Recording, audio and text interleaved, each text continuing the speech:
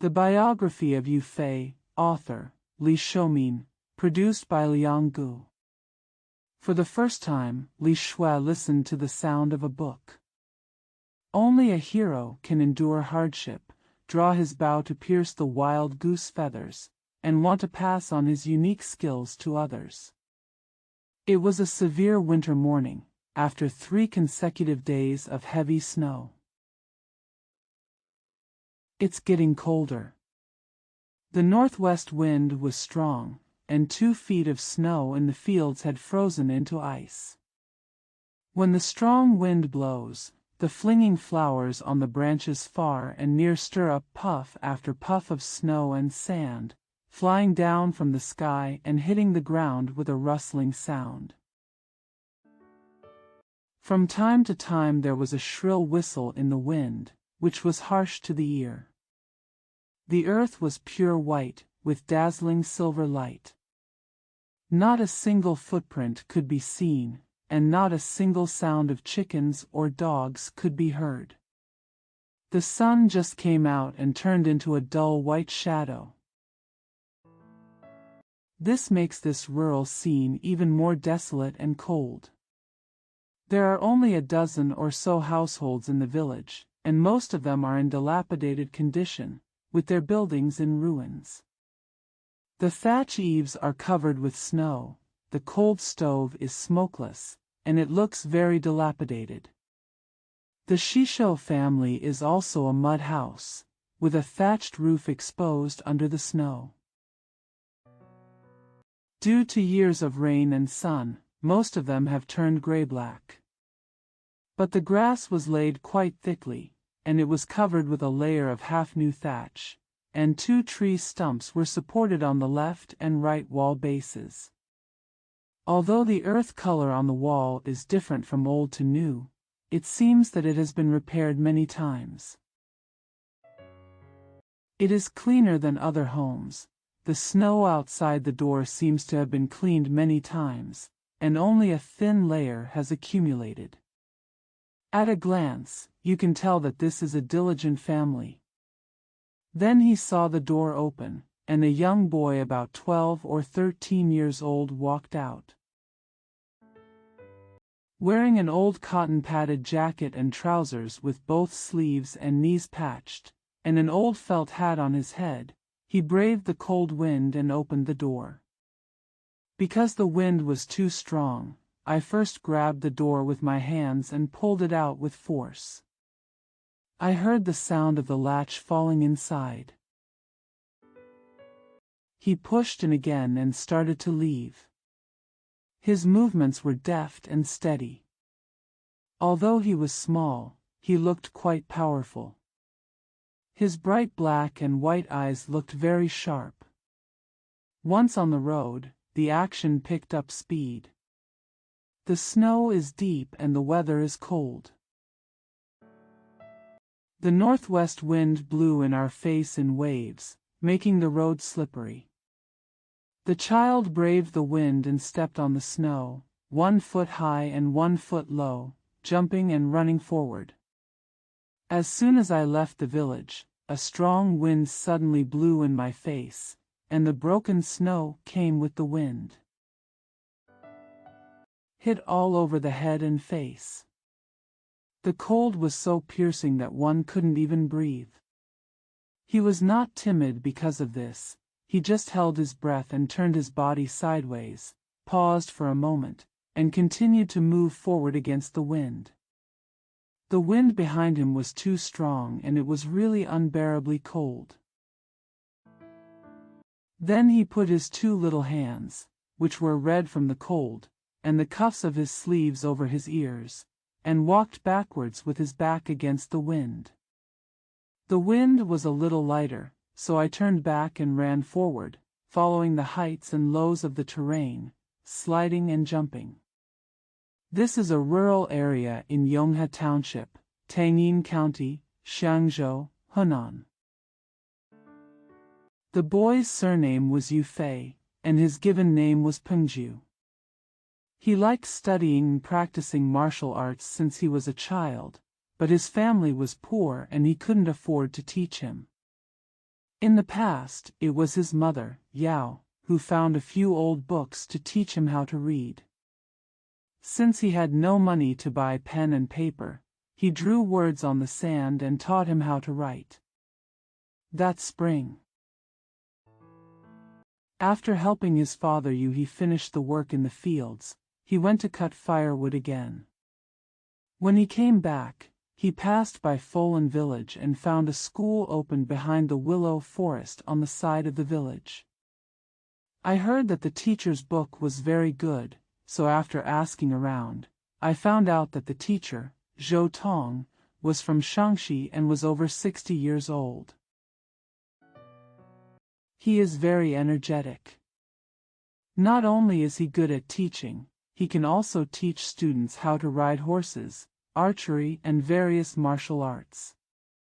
Zhou Tong's teaching methods are also different from ordinary ones. The most important thing is to explain and ask each other's questions between master and disciple. Especially for the art of war and the study of marching and fighting. It is told in a lively and colorful way, making people forget to get tired of listening. At this time, Zhao Jia, Huizong of the Song dynasty, was trusting the 6 thieves, Tong Guan, Kai Jing, Liang Xicheng, Li Yan, Wang Fu, and Zhu Meng, to plunder the wealth of the country for the debauchery of his monarchs and ministers. The fields were left desolate, the people were in dire straits, and floods and droughts occurred frequently. There were complaints. Due to the serious disasters suffered by the people, foreign invasion was inevitable. The suffering of the common people under this double attack of violence is truly indescribable. Yue Fei was born exactly in this era. Yue Fei was born on February 15th, the 2nd year of Chongming, Emperor Huizong of the Song dynasty. Since he was a child, he heard his father and fellow villagers talk about the immorality of the court, the deepening foreign invasion, and the cruelty of the enemy. His family was so poor, and he unconsciously aroused his patriotism and love for the people. Ambition and hatred towards the enemy. The desire to study and practice martial arts has become increasingly urgent. Unfortunately, this teacher Zhou was hired by several local wealthy people who spent a lot of effort. The tuition fee was second, and the most important thing was that the teacher had a very weird temper and all the students he accepted had to be selected by him. If you don't like it, no matter how wealthy the student's parents are or how many bundles they give him, they will definitely not accept it if they say they won't, and it's useless to ask anyone. As soon as Yue Fei wanted to read it, he was ridiculed by others, saying that he did not know how to judge himself, his family was poor, and he could not afford to study. Most of the students in school are children from rich families. They are well-dressed, well-fed, and have people to pick them up when they come and go. How can they get along with each other when there is such a huge disparity between rich and poor? Although the idea of additional study was abandoned, after eavesdropping on the lectures several times outside the door, the more I listened, the more I fell in love with it, and I couldn't put it down and would not go there for a day. Restless sleep and eating. Children in rural areas have to help their father and brothers work in the fields. Yue Fei is well aware of the difficulties in his family. He works hard and has many things to do, and he cannot take care of them all. Thanks to my cleverness and calculation, I have been there several times. I heard that Zhou Tong lectured in the early morning and before dusk. He practiced prose on 1 day and martial arts on 2 days. Within Lulin is a martial arts arena, where you can also peek in and learn some martial arts. Then I carefully calculated the time I spent listening to reading and chopping firewood and doing chores in the fields. Adjusted it a bit. Make a promise to your mother-in-law and go there on time. From the beginning of March that year, he became an auditor outside the Zhou Family Academy. The school is located near a willow forest and has more than 10 rooms and a large courtyard. The location is very quiet. The study has windows on both sides, no external walls, and a small door next to it. This is where the student department comes in and out. Outside the window, there are sparse flowers and trees, including pines and stones, hiding on the side, and the sound is very real. Every afternoon on even days, students would go to the willow forest to practice martial arts and archery. Yue Fei would hide behind a tree and peek, practicing in secret. Xian saw that all the students studied by themselves on time, and the teacher was never around to teach, which made him feel strange. Later I heard that Zhou Tong taught martial arts in the yard behind the study early in the morning, and he refused to go out easily. The teacher's seat is near the inner window. On weekdays I can only hear his voice but cannot see anyone. The window sill outside is high, making it difficult to climb up and take a peek. I waited several times to see what kind of person Zhou Tong was, but failed. In the first 10 days or so, I was often scolded by slaves from various families. That day, while I was arguing with the other party, a young man suddenly called 2 wealthy slaves in from the window, and they never suffered from idleness again. Autumn turns to winter like this, and before I know it, at the end of the year, it suddenly snows heavily for 3 days in a row. Yue Fei first wanted to go and listen to the reading. Because of the cold weather, He and his wife recalled the blazing fire in the Zhou Family Academy, which was as warm as spring, and the servants and book boys who came there to bring meals and clothes to the students and served them attentively. My children can only be outside in the biting cold wind. My hands and feet were trembling with cold, and I eavesdropped on people reading, and I couldn't even enter the door. Separated by this door, the warmth and cold are far apart. If you don't pay attention, this poor child will be scolded by others. They are all children raised by their parents, just because their families are poor. There is such a big boundary. Feeling sad, he repeatedly comforted him with gentle words and refused to let him go. Yue Fei appealed hard at first, but later he had no choice but to give up because he was afraid that his parents would be sad. On the 3rd night, he braved the cold wind and went outside to sweep the snow. He was so happy when he saw that the snow had stopped falling.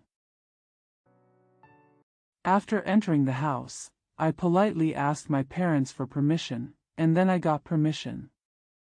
Early the next morning, I ate half a piece of the overnight cold wheat cake and rushed to the Zhou family school. Even though it was cold after the snowy wind blowing in my face was like a knife blowing on my face. It stung and hurt, and the road was slippery due to the deep snow. It was extremely difficult to walk, but it did not stop his courage to study. We were rushing along the wind and we were about to arrive, when our eyes suddenly lit up. It turns out that all the clouds around the sun have disappeared, and the sky is clear.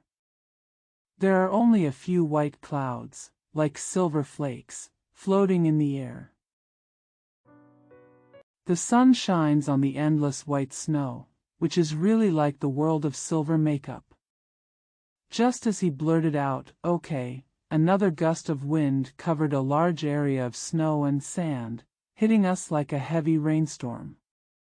At that time, I felt the cold air attacking my heart, and the blood vessels all over my body seemed to be frozen. He was forced to take 2 steps back. He hurriedly folded his body, shielded his back from the wind, slowed down, gathered strength, covered his face with his hands, and ran forward again. On the way, Yue Fei remembered the day when it was about to snow, and listened to teacher Zhou's lecture on the art of military use, and what he talked about was tenfold encirclement. Attack with 5 times the force, fight when you are sure to win, and take full advantage of the battle. When you see that you cannot win, retreat, and when you retreat, you will protect the entire army. He linked Sun Tzu's art of war with his years of painstaking research and explained it lucidly. Later, he talked about the strategy of defeating more with less. Before he finished speaking, it became dark. As the wind and snow hit, the students went home after school. I didn't come for 3 or 4 days in a row, so I thought I'd already talked about it. It is a pity that the most important part of the art of war has been missed. I wonder if it will be discussed again in the future. The heart is rightly calculated. Unconsciously, we arrived outside Zhou's house. Yue Fei saw that the doors and windows of the academy were closed, and there was no sound at all. Afraid of misunderstanding, I didn't dare go to the window to peep, so I stood in the cold wind for a while. Just when I realized that there was no one inside, I suddenly noticed that it started from the small door next to it. There was a line of footprints, which seemed to be heading towards the willow forest. The 2 roads that the students usually used were deserted. The further back they went, the colder and colder they felt, and it was inconvenient to knock on the door to inquire. Feeling bored and helpless, they walked towards the willow forest. Lulin is near Zhou's house. There is a small stream outside the forest. The water has long been frozen and covered with snow. Along the stream are ancient willows and tall locust trees. Originally, the cold forest was tall and beautiful, with only empty branches left. After this heavy snowfall, they all turned into jade trees and silver flowers, colorful and dazzling. In the morning sun, they were unparalleledly beautiful. Yue Fei walked forward leisurely while admiring the snow scenery. He first thought that no one would be practicing martial arts in the forest at this time, but he just wanted to give it a try. As I walked, I suddenly heard the sound of clanking ground and metal and iron. I hurriedly hid myself behind the tree and took a look. It turned out that there was an acres of open space in the forest. There were 2 people competing in martial arts, and one of them was Zhou Yi, the son of Zhou Dong. The other young man has a handsome appearance and a Guangzhou accent, which I have never seen before. The 2 used both guns at the same time, and the fight was inextricable. Just when he saw the benefit, he suddenly heard a clang. A silhouette of a figure had already reached a distance of about 10 feet, and he laughed and said, "After all, I am still my younger brother. I follow my old uncle all day long, and I have made much progress. If we continue to fight, I will no longer be my opponent." Zhou Yi said with a smile, "Brother Yang, if not. I just learned this marksmanship not long ago. How can I compare with you? It's rare that all my classmates have gone home to celebrate the new year. How can I compare with you? It's rare that all my classmates have gone home to celebrate the new year." Today I have to practice again with my elder brother. He then looked at the sky and said, "It turns out it's getting late." No wonder the eldest brother doesn't want to practice anymore. The two put away their weapons, laughed at each other and walked back. When Yue Fei saw the two of them talking and laughing and being very affectionate, he thought, "Look at how nice they are, but I don't have such friends." Zhou Yi and the young man named Yang had already passed by the tree. Yue Fei was thinking about something and forgot to move away. They happened to be opposite and looked at each other. Later, I saw the two of them walking on the road, whispering to each other, as if they were talking about themselves. The man surnamed Yang suddenly stopped, tilted his head, and looked like he was about to turn around. Zhou Yi pulled him back, looked back, and then walked away together. I remembered that I was eavesdropping on reading outside the school gate.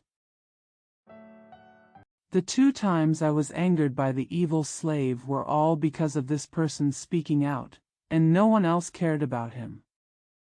I was grateful and wanted to talk to him, but he pretended not to see her and looked very proud.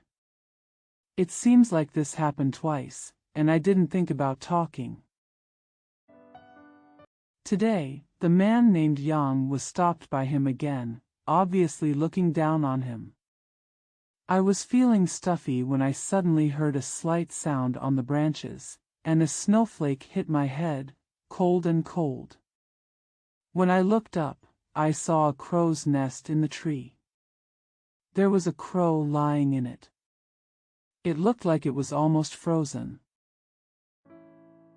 I thought to myself, "You are just like me right now, but when the weather warms up, your feathers will be plump, and the sea and sky will be vast for you to fly." What about me?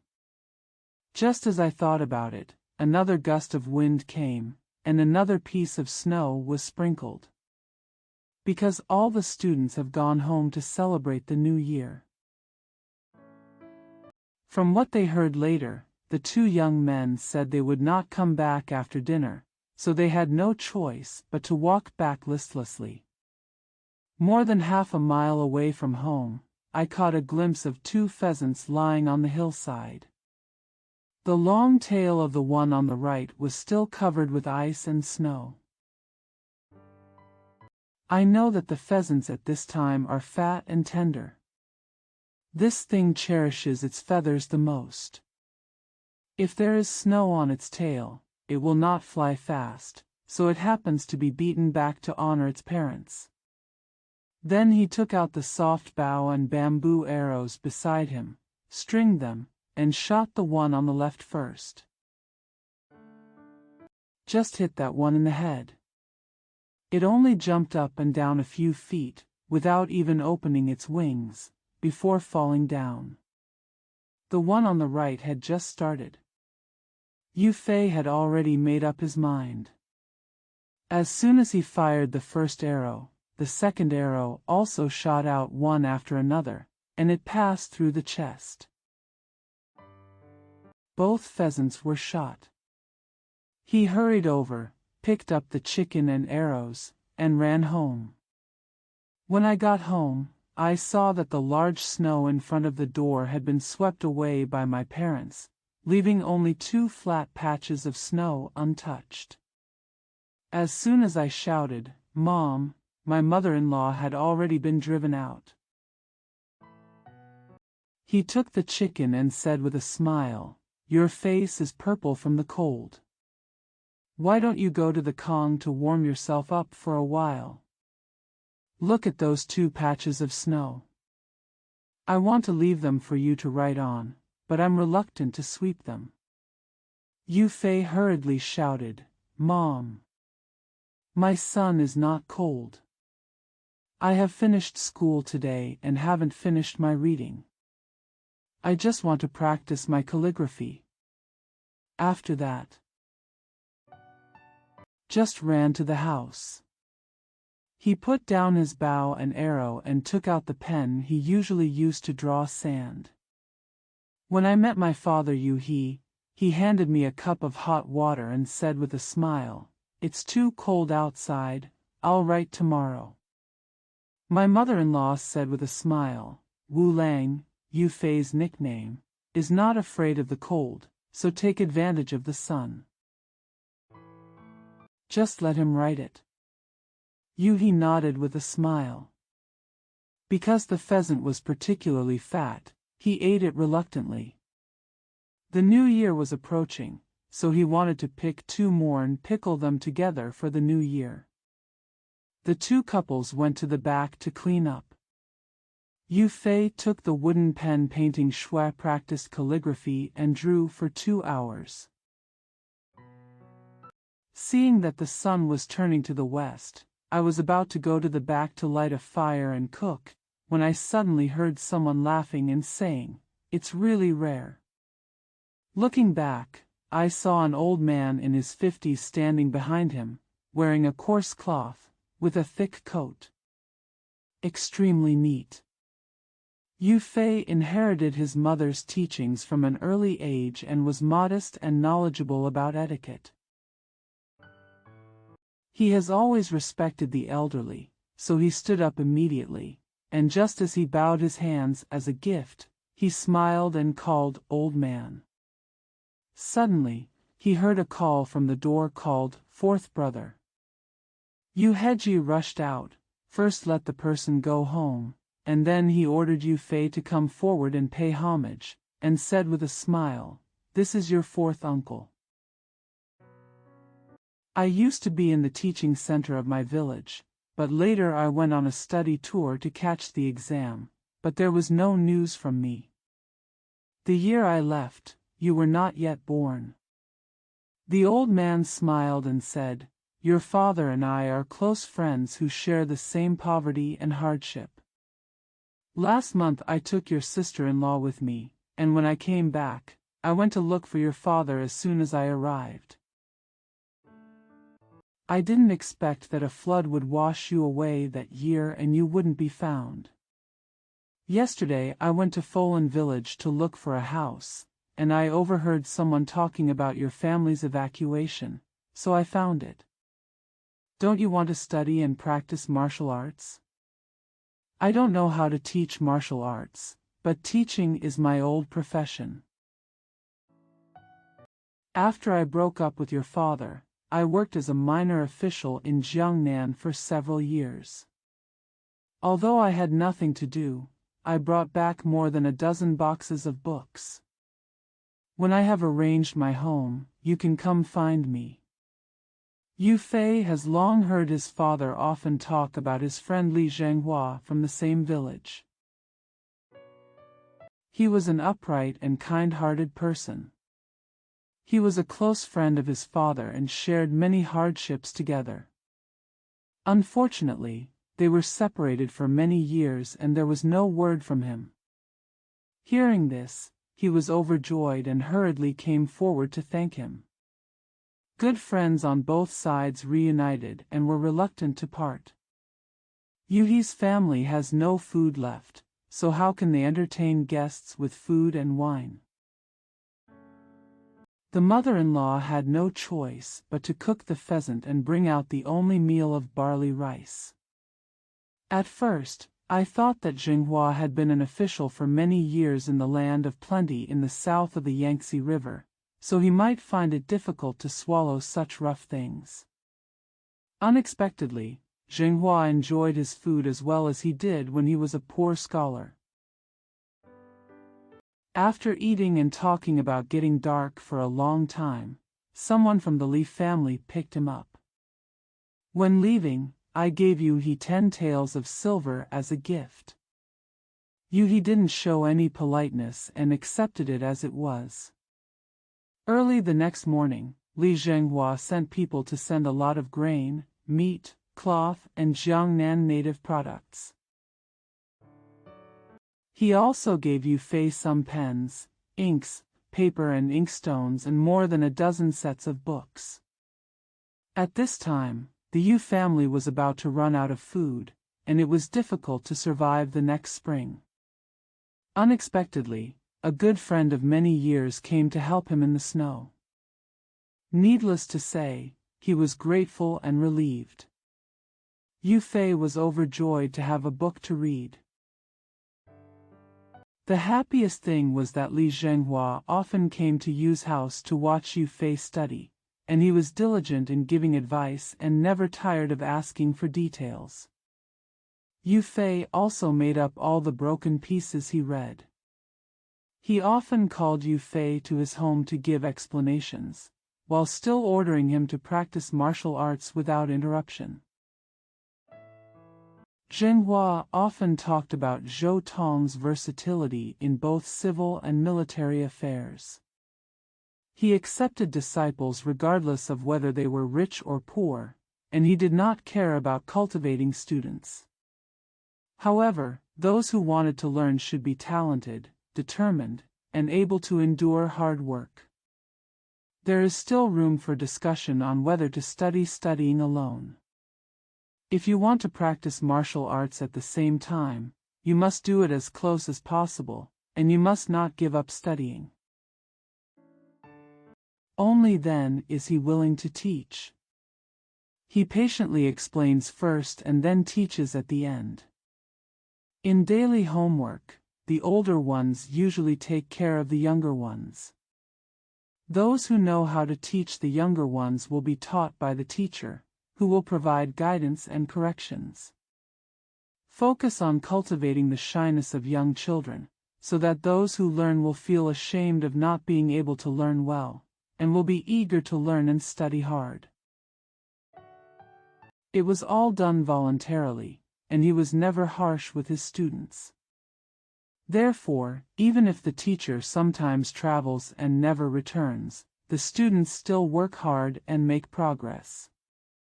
The relationship between master and disciple is really closer than that of family members and father and son. Yue Fei asked Zhenghua several times to become his disciple Zhou Tong. Zhenghua always smiles and nods. He replied that he had left and would talk about it some time later. Judging from his tone, Li Zhou seemed familiar with the person, but when he pressed the question again, his answer became vague again. The boss in his heart was puzzled. Zhenghua has only one daughter, named Li Shu. She read her father's books when she was young and is smart and capable. Both parties are well connected. Even though he was young, Yue Fei had seen him sometimes and didn't shy away from him. Yue Fei still went to Lulin every weekend to practice martial arts, but from the beginning, all he saw were a group of students, and he had never seen the Zhou Tong he expected. I mentioned Zhou Tong every weekday. Zhenghua diverted the conversation, wondering if he was back. In the spring of the next year, Zhenghua was going out to visit friends, so he gave Yue Fei some life lessons and then left. Yue Fei still went to Lulin every other day. At this time, the lives of the people in the village became increasingly poor. The Yue family relies on Li Zhenghua's constant charity and hard work to survive.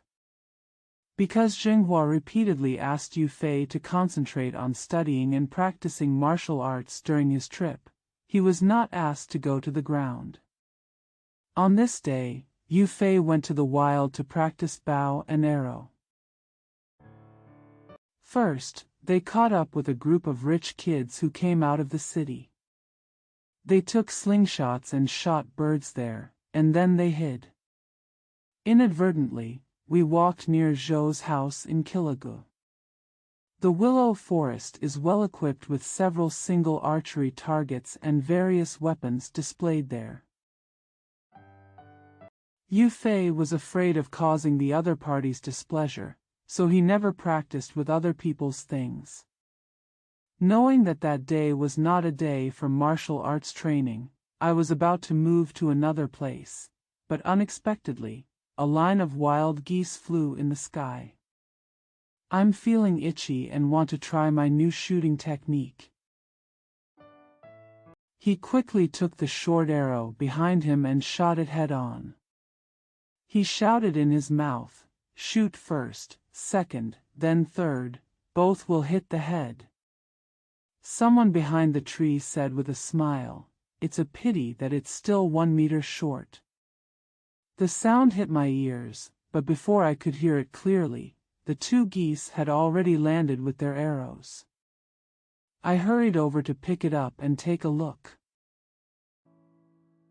The arrows all hit the goose's head and neck. He was overjoyed when he caught a glimpse of a person emerging from behind the peach blossom tree, smiling and nodding towards him. Just when I was shooting geese, I heard someone answer me. I wonder who it was? The man was already walking slowly. Yue Fei saw that the man was an old man. He has kind eyebrows and kind eyes, a calm demeanor, and simple clothes. I have never seen him before. Suspecting that something was wrong, he went forward to greet him. Before he could speak, the visitor smiled and asked, "Who taught you how to make arrows, kid?" Yue Feifang hesitated, and the old man continued, "It's okay for you to shoot an arrow in the head. The second arrow is much worse. If the geese hadn't flown to the side of the flock and caught up with them to die, and you shot head-on with the wind, you would have missed. Don't believe it? You see, the first goose, you hit it right at the throat, and you shot it quite accurately. The second goose, you go up from the left shoulder and come out diagonally through the head and neck. This can only be regarded as a chance encounter, not a hit, you know?" Yue Fei replied, "Yes," with a smile, and hurriedly picked up the dead geese to take a look. Sure enough, he was right. He thought to himself, this group of geese flew very high. When I first shot, the old man stood by and said that I missed it by 1 meter. His eyesight was amazing and he must be a master in this. He quickly came forward respectfully and asked for advice, and asked, "What's your surname, senior?" The old man smiled and said, "You don't have to ask me my last name first. I'm not talking about anything else. I'm just asking if you have perseverance and can you endure hardship?" Yue Feigong replied, "Young man is not afraid of hardship and is patient." The old man smiled and said, "Okay. Starting from tomorrow, get up before dawn and go to a deserted place on the hillside of Kilagu, within 100 steps of each other. Hang a bamboo pole with 3 large and small bamboo circles with wind leaves hanging on it. You look at the rising sun and look at the bamboo circle to see how many times it rotates in the wind. Count each circle until 300. The bamboo circles vary in size and are blown by the wind. When it turns, it may be fast or slow. Except for strong winds, all 3 revolutions must be recorded simultaneously. If it's a little vague, you have to count again. When the sun hits your face and you can no longer open your eyes, close your eyes and rest. Go home later and come back tomorrow morning. Every 4 or 5 days. You move the bamboo pole 2 or 3 steps further until it is about 300 steps away. It is not surprising to say this, but it requires perseverance and perseverance. After practicing for 100 days, no matter how the wind blows, you will be able to move 300 steps near or far. Only by memorizing the number of rotations of these 3 large and small bamboo circles can you have a foundation. If you continue to practice, you will be able to hit the target with every shot. Your bow and arrows are not suitable for use yet. I will give you some ideas then. Yue Fei was overjoyed when he heard this and was about to bow to his master. The old man held up his hand and said with a smile, I may not teach you yet. What are you busy with? Just learning archery is not very useful. As long as you work hard, there is nothing you can't learn. It is not easy to accept me as a disciple, and it is not easy to accept you as a master. Yue Fei felt that the old man's words were gentle on the surface. He is amiable, but secretly seems to have a unique kind of majesty, which makes people respect him. I didn't dare to say more, so I could only thank Nuonuo respectfully.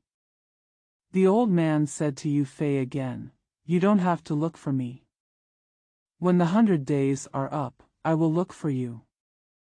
After that, he turned around and walked away. From here on, Yue Fei practiced as the old man said. He got up before dawn, found the place, inserted the bamboo pole horizontally on the tree, hung 3 large and small bamboo rings, faced the sun, and stared at it intently, and he never stopped for a day. In the first month or so, I felt very intolerable. The number of rotations of those 3 bamboo circles is beyond counting at first. For a moment, I feel like I haven't counted correctly, so I have to count again. If I don't get it right once, I get to the point where I can't open my eyes. It's especially troublesome when the wind is strong. The sunshine in April and May. It became more and more intense day by day. Yue Fei worked hard and refused to leave without being blinded by the sun every day. It seemed to progress gradually like this, and for more than 2 months, the old man never saw him again, but his eyes were red and swollen from the sunlight. The practice time has more than doubled compared to the first practice. I'm glad my parents didn't dissuade me and still persisted. By the end of the 3rd month, my mind became more and more calm, and I could actually count the number of turns of the bamboo circle I had set. The redness and swelling in both eyes gradually subsided. The sun is not as dazzling as before. Just as the 100-day appointment was approaching, Li Zhenghua suddenly came home and called Yue Fei to ask about the past. He smiled and said, Don't you want to become Zhou Tong's disciple in 10 more days? God, I will take you there.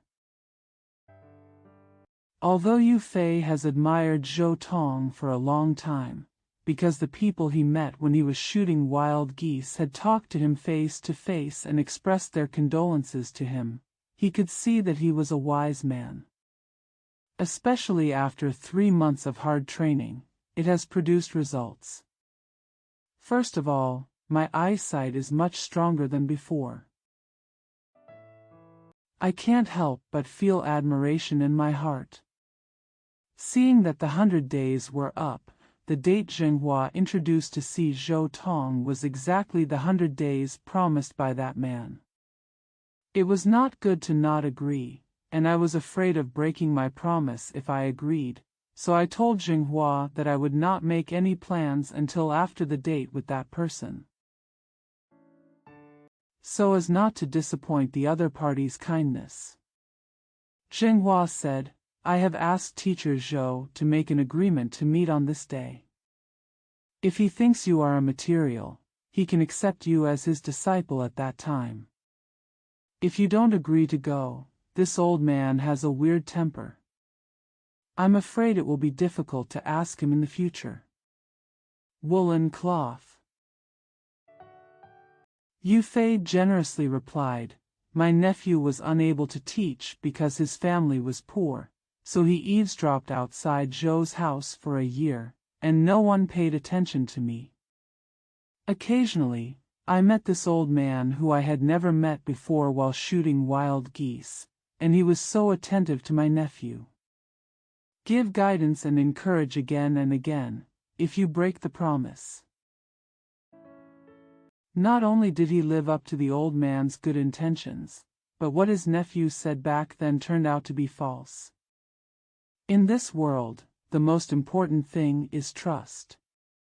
My nephew didn't know about the date between his uncle and teacher Zhou, and he didn't intentionally break the appointment. Teacher Zhou knows this. I will also forgive my nephew for studying so hard, and he may not be offended. I also hope that my uncle will fulfill his wish and tell teacher Zhou politely that he can wait until his nephew learns the shooting skills from the old man before he goes to see him and become his disciple. Zhenghua added, "This teacher Zhou is a wonderful person today, famous throughout Guangzhou. It is not easy to become his teacher, so don't miss the opportunity." Yue Fei resolutely replied, "Teacher Zhou is a versatile scholar in both arts and martial arts, and my nephew has been admiring him for a long time. However, my nephew feels that where there is a will, there is a way. As long as you are willing to work hard, you will eventually succeed.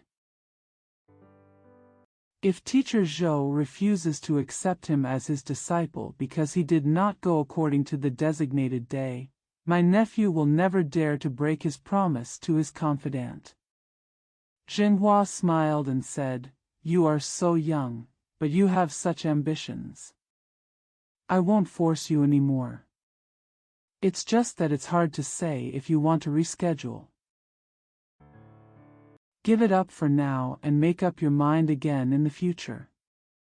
Hearing Zhenghua's tone, Yue Fei thought that it would never be easy to become a disciple in the future. He thought to himself, although teacher Zhou is very capable, if he is so narrow-minded, he cannot be regarded as a truly wise person. At that moment, I talked with Li and his daughter about the books they had read after parting, and then left. After arriving home, I wanted to surpass Zhou Tong's skills, but I couldn't bear it. I was so confused that I couldn't read even while holding the book.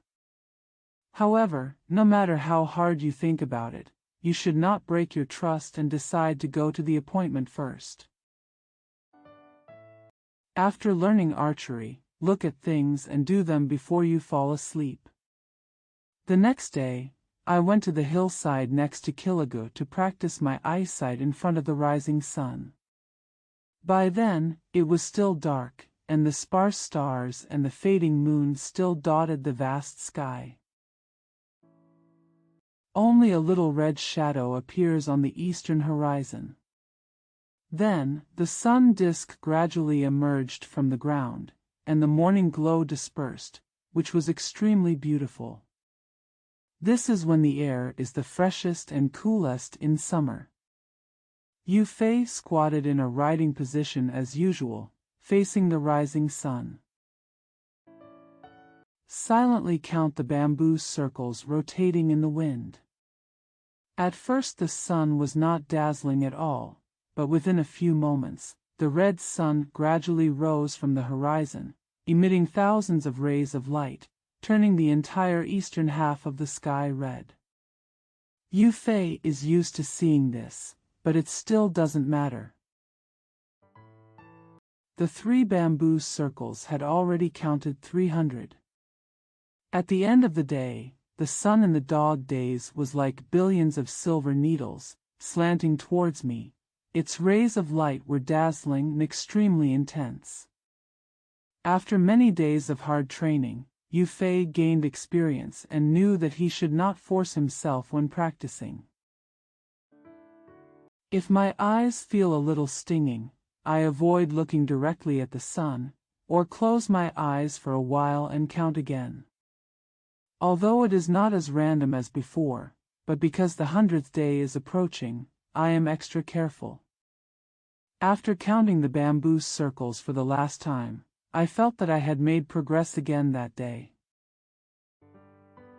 I planned to stop less and try again.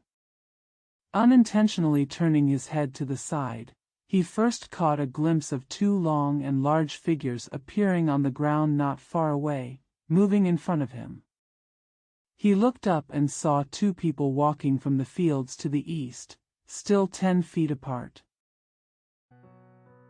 Because he was walking towards the opposite side with the sun on his back. The sun had just risen not long ago, and before people arrived, their shadows had already been cast on the ground. Looking everywhere, he first recognized one of them as Li Zhenghua, and the other one seemed to have been seen before. He rubbed his eyes and took a closer look, and couldn't help but be overjoyed. It turned out that the other person was the old man he met when he was shooting geese. He immediately stood up and was about to greet him. Suddenly, he caught a glimpse of a figure on the left, and a young man wearing a yellow gaboo jacket fell down the cliff next to him and flew towards the person.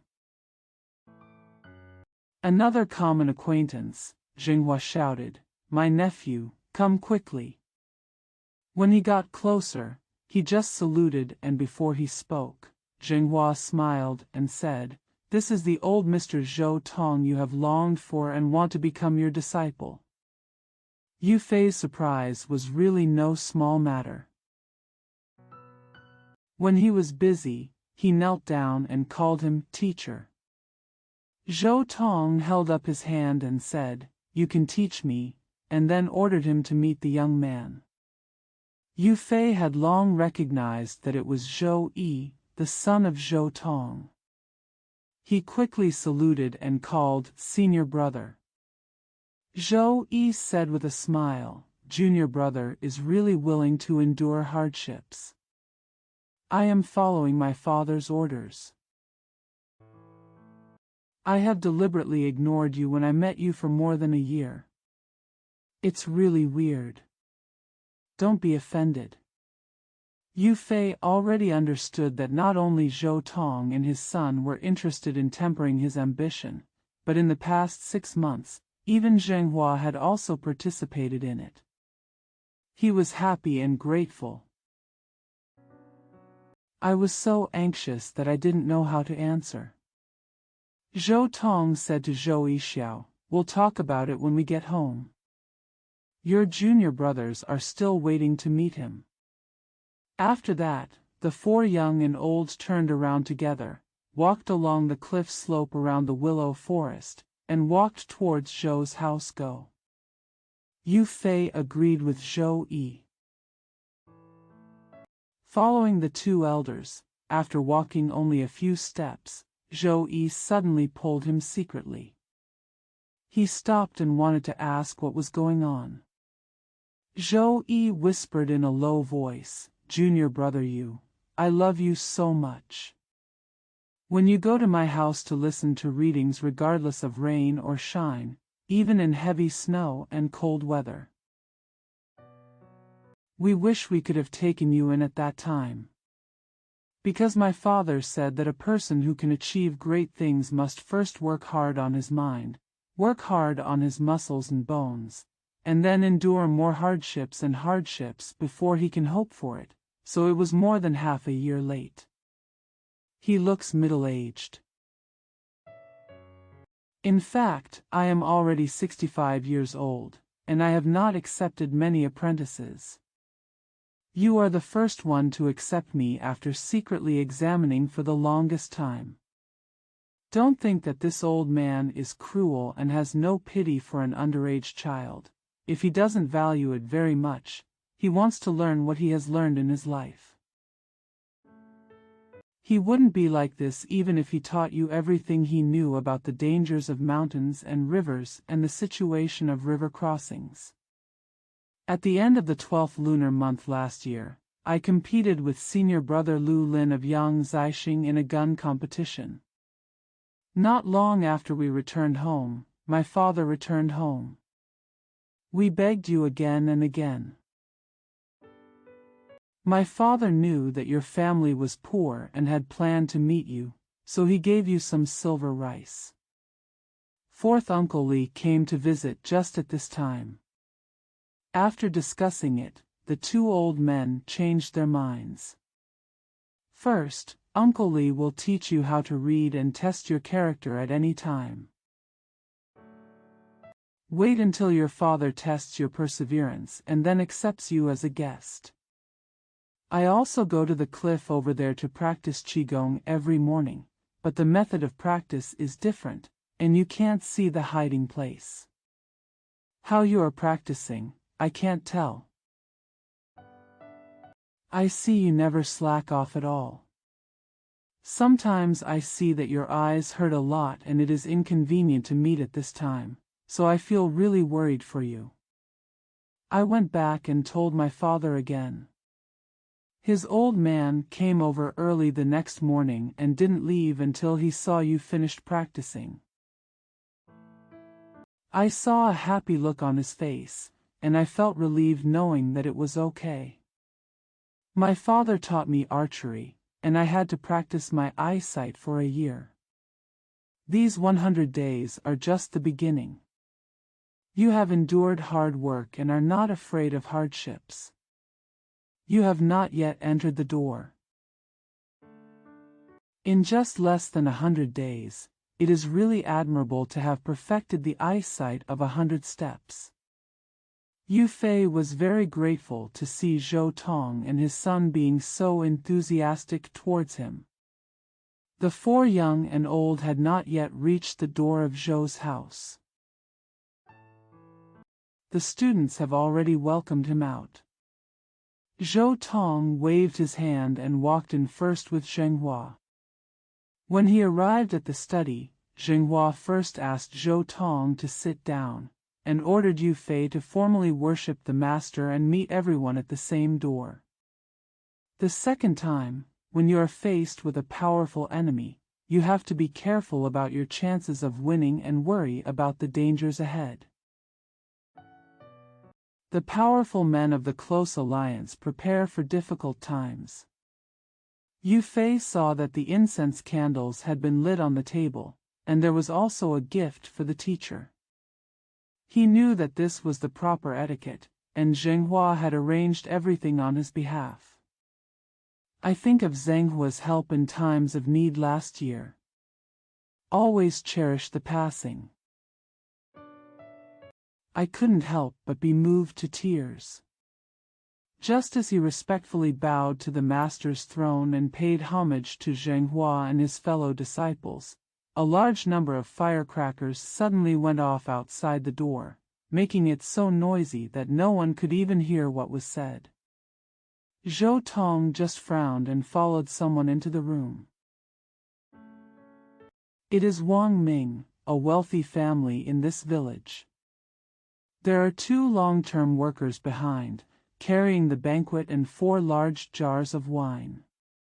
Before Wang Mingren entered the door, he raised his hands and said with a smile, "Last night, when my son Wang Gui came home, he mentioned that the teacher had accepted a good student.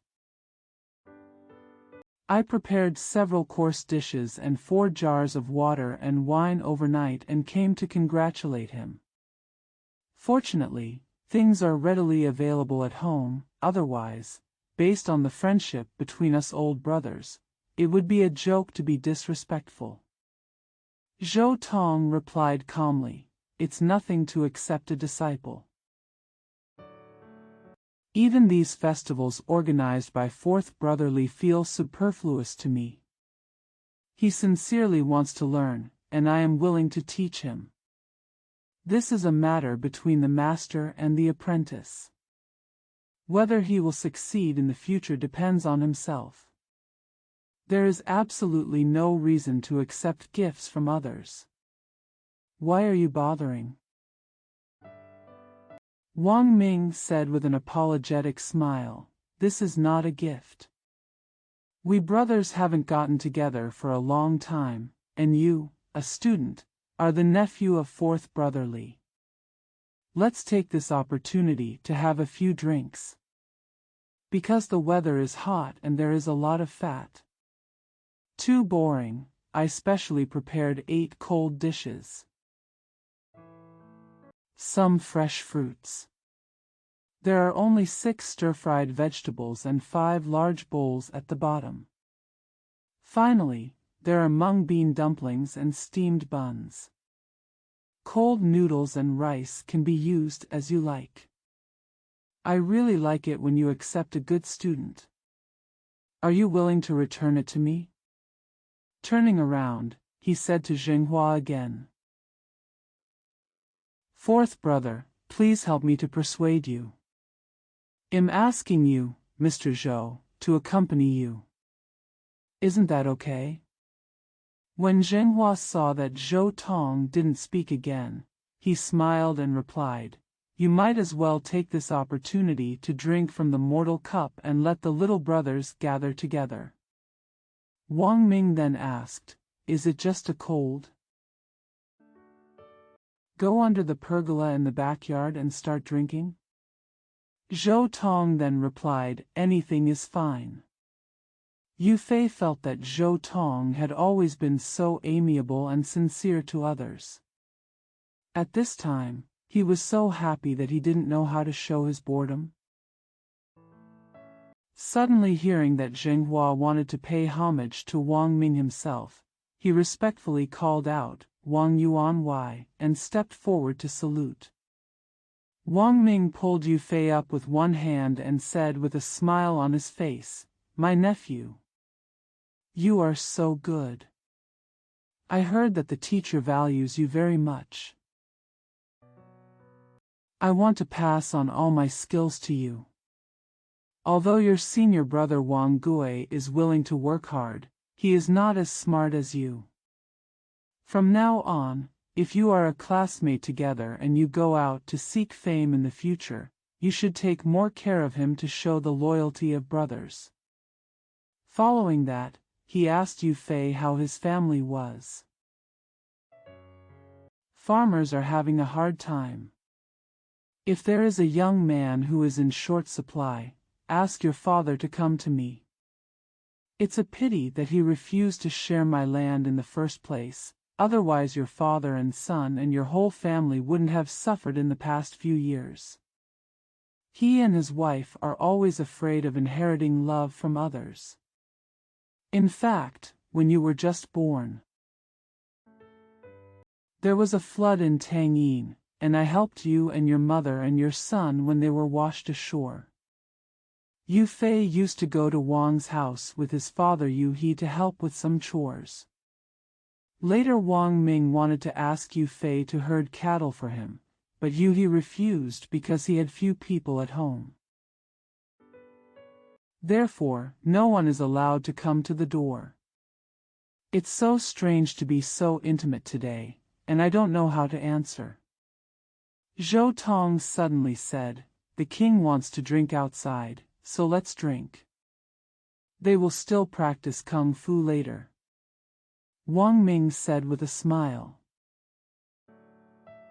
I think Yue Fei's father was also invited, which made it more lively. Zhenghua knew that Wang Ming liked to offer favors and favors the most, and he always treated Yu He as a servant of the long-term worker. Yu He was in trouble because of the flood that year, and his wife had escaped the flood at Wang's house. I couldn't help but go there and think of this unending favor, but I felt sad and refused to share his land, which was why I couldn't help but interjected, His father is busy in the fields. He met the teacher yesterday and the day before and agreed not to come today. Sit with you. It's even more restrained. Don't make honest people suffer. Zhou Tong smiled and said nothing, and Wang Ming invited him to sit down without giving in. Yue Fei went to the back and took a look. The backyard was spacious, with houses on 3 sides, all with clear windows and neat furnishings. Much better than the study outside. There is also a pavilion on the slope in the northwest corner, where you can see far away. I thought to myself, the teacher's family does not have many people, and most of these rooms are empty. Why do I teach in only one room near the door? I was puzzled. Wang Ming is already giving up his seat. At the same time, he called Yue Fei to come over. There are 2 tables for banquets displayed in the courtyard. Each table has 6 people, leaving the front empty. At the table at the top were the teacher, Zhenghua, and Zhou Yi. Yue Fei and Wang Ming are here. At the next table, Yang Zixing is sitting. Su Qing, Hua Rui, Tang Huai. Senior brothers such as Zhang Xian and Ji Qing. Yue Fei was just thinking about watching the martial arts competition between Zixing and Zhou Yi that day. Zhou Tong suddenly ordered Zhou Yi to come to the next table. He called Zixing over and said to Yue Fei, "This is my nephew. He left Guangzhou, my hometown, last winter. Looking for this. I have lived here for half a year. His family has a very good set of Liuhe guns, so you can just learn from him in the past few days. He's leaving soon." Yue Fei just stood up and said, "Yes," respectfully, and then he stood up and answered respectfully, "My nephew will get up the day after tomorrow, and the marksmanship he has learned is very different. I'm afraid it's too late. It's best to teach with your second brother, junior brother Yu, and let Uncle Shi give you guidance." Zhou Tong laughed and said, "Do you think this kid is a layman? Before you came to the future, he had already stolen lessons from your younger brothers. Only your families, Chaos Peach Blossoms and I have never seen the trick of shocking the dragon looking back before." Zixing Nuonuo kept saying. Wang Ming couldn't help but toast Zhou and Li, and he was also very attentive to Yu and Yang. After a while, he ordered Wang Gui to propose a toast. Zhou Tong said, "We still drink by ourselves, more or less casually. It's quite refreshing.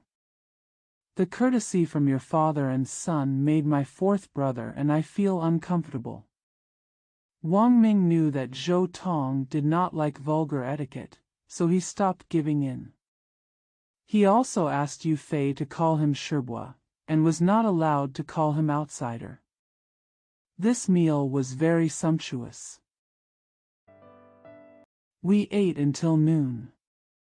The long-term workers also presented many fruits. Zhenghua wanted the young brothers to be free from restraints and talk freely for a while, so he took Wang Ming and Zhou Tong to the upper room to chat. As soon as the 3 adults left, Zhou Yi hurriedly said, "The sun is at the top at this time. There are still some people roasting under the pergola. Let's go to the pavilion behind the house, where we can talk and laugh casually and cool down." After that, he took the lead and left. The pavilion is on a 2-acre earth hill, only 3 or 4 feet above the ground. It is surrounded by many big trees. There are bamboo tables and chairs inside and outside the pavilion. The little brothers sat there talking and laughing, very affectionate. Yue Fei saw cicadas chirping in the tall willows in the local area. The breeze was blowing on his sleeves, and the large shades were blown by the wind, just like blue clouds all over the ground, flowing back and forth. The shadow of the sun filtered through the gaps between the branches and leaves was blown by the wind. The silver scales are also like this, constantly flashing. The heat of summer just now disappeared without realizing it. He said with a smile, "When did this pavilion be built?" "I often walk around outside the door, but I didn't even notice it." Yang Zixing said with a smile, "The location of this pavilion is really good. You can look out from here. You can see the distance from any side. Looking in from the outside, everything is blocked by trees and houses. Not to mention looking from a distance, you can't even see it in the yard. If you usually just stand outside the door, you will naturally be invisible." Yue Fei had a good impression of Yang Zixing. We also know that the two parties only get together for 3 days, and they have to learn the Liuhe gun from others when they are young, so they can't help but be more affectionate. Wang Gui, Tang Hui, and Zhang Xian had been under the clan of Zhou Dong for a long time, although they still had some habits of children from rich families. But they all valued Yue Fei and talked very speculatively. Ji Qing's father, Yongxiang, was a poor farmer. Because it was difficult to make ends meet in the countryside and he was unwilling to rely on relatives, he went to the Jianghuai area to transport rice for others 3 years ago. When he met the officer who was escorting Hua Shigang, he was captured by force. He was tortured, starved and died in the wild, and even his body's whereabouts are unknown. Last spring, Zhou Tong came back from abroad and saw Ji Qing crying and cursing on the bank of the field. When he stepped forward and asked, he learned that Ji Qing worked with others to herd cattle every day and suffered from hunger and cold. He was also beaten by his master because of his minor faults. Escaped.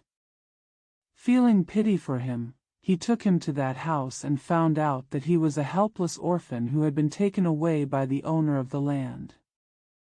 He tended cattle and sheep for him, and no contract of sale was made. Then he said a few words to the master and took Ji Qing home. "First I want to teach him to read and practice martial arts." Later I saw that Ji Qing didn't like studying, but he was very willing to work hard when practicing martial arts.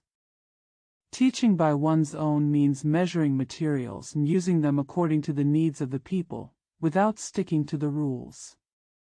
Knowing that he was brave and powerful, he gave him a pair of maces. Su Qing and He Rui are both sons of local farmers, and they study and practice martial arts on weekdays. They are all willing to work hard, and they are also good at shooting crossbows. Yang Zixing was the queen of the generals. His fathers, Yang Long and Zhou Tong, were close friends and had repeatedly made military exploits. However, they were framed by treacherous officials and almost died. It was finally released into the field, but within a year, it died of anger. After 3 days in Zixing, he was going home and preparing to join the army. Seeing that Yue Fei was the youngest and so smart and studious, he valued him a lot. He felt that Zhou Tong loved Yue Fei too much. Zhou Yi is smart and alert, and has a family background in both civil and martial arts. Because Zhou Tong could not easily go to the willow forest, he sometimes called his students inside to teach him the key points of martial arts. When it comes to studying and practicing martial arts on weekdays, Zhou Yi usually takes the lead in learning, and the younger brothers all admire him. Everyone chatted for a while, but they didn't realize that the sun was setting to the west. Zhou Yi said, "The guest has left at this time. Today is a martial arts training day. My father wants junior brother Yu to practice the Liuhe spear for everyone to see." Wang Gui said with a smile, junior brother Yu just became a disciple the day before and has not received the teaching yet. He has only been peeking outside the forest for a few months. Is that okay? Zhou Yi had already noticed that Wang Gui was a little jealous, so he smiled and replied, "My father has never seen the wrong person. I don't know if he has learned marksmanship. We will see when the time comes. I heard that Brother Yang will be asked to compete with him." Woolen cloth. Wang Gui didn't speak again. When everyone arrived at Lulin, they saw that Zhou Tong and Zheng Hua had arrived first, so they asked Yue Fei to practice the marksmanship he had memorized on weekdays. Yue Fei knew that he had no teacher. He didn't even know the name of the marksmanship before. He was a little panicked and his face turned red. Zhou Tong laughed and said, "Don't be afraid. I followed the same method of marksmanship as the Yang family behind the mountain. When you were practicing behind my back, I secretly watched it. Not only did you learn everything you saw, you also added some changes. Yang Xian's nephew inherited the family training. Maybe better than you, Zhou Yi is better than others. If the Liuhe gun has not used its power, it may not be your opponent." Zhou Yi and Yang Zixing were then ordered to have a shot at each other with Yue Fei. Zixing asked Zhou Yi to compete with Yue Fei first, but Zhou Yi refused and said with a smile, "According to what my father said. Not only am I no match for junior brother Yu, but you also have to be careful, eldest brother. Compared with others, I will just stick with you. I am really bad at this set of Liuhe guns. I am better than my eldest brother compared to junior brother Yu. Don't ask me to show my shame." Zixing didn't have time to answer.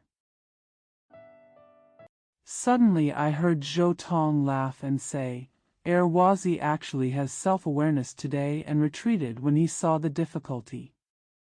Zixing and Zhou Yishe were close friends and had the best relationship. He was a little dissatisfied when he heard this, so he replied, "I'll show my shame first." Then he took 2 spears without sharp edges and handed one over. Ji and Yue Fei. He went to Zhou and Li together, bowed, said "please" to Yue Fei, and walked to the center of the field. Yue Fei had just heard about the power of Yang's Liuhe spear and decided that he would not challenge him again, but he did not dare to disobey his master's orders. He had no choice but to walk to the opposite side, bowed and said with a smile, "I really have no teacher to teach me, and I have never fought against anyone. I hope Brother Yang can give me some advice and be merciful. If you can learn this set of marksmanship, I will be very grateful." When I saw him again, he was courteous and courteous. He replied with a smile, "Don't worry, brother, just do your best, I won't hurt you." Yue Fei thanked him repeatedly, then stood 10 steps away, holding the gun with his eyebrows in both hands, raised his hand slightly, and took 2 steps forward. Zixing saw that he was looking at me intently and refused to attack. He didn't look very nervous. Even if he tried to make a move, he would say, "I don't dare."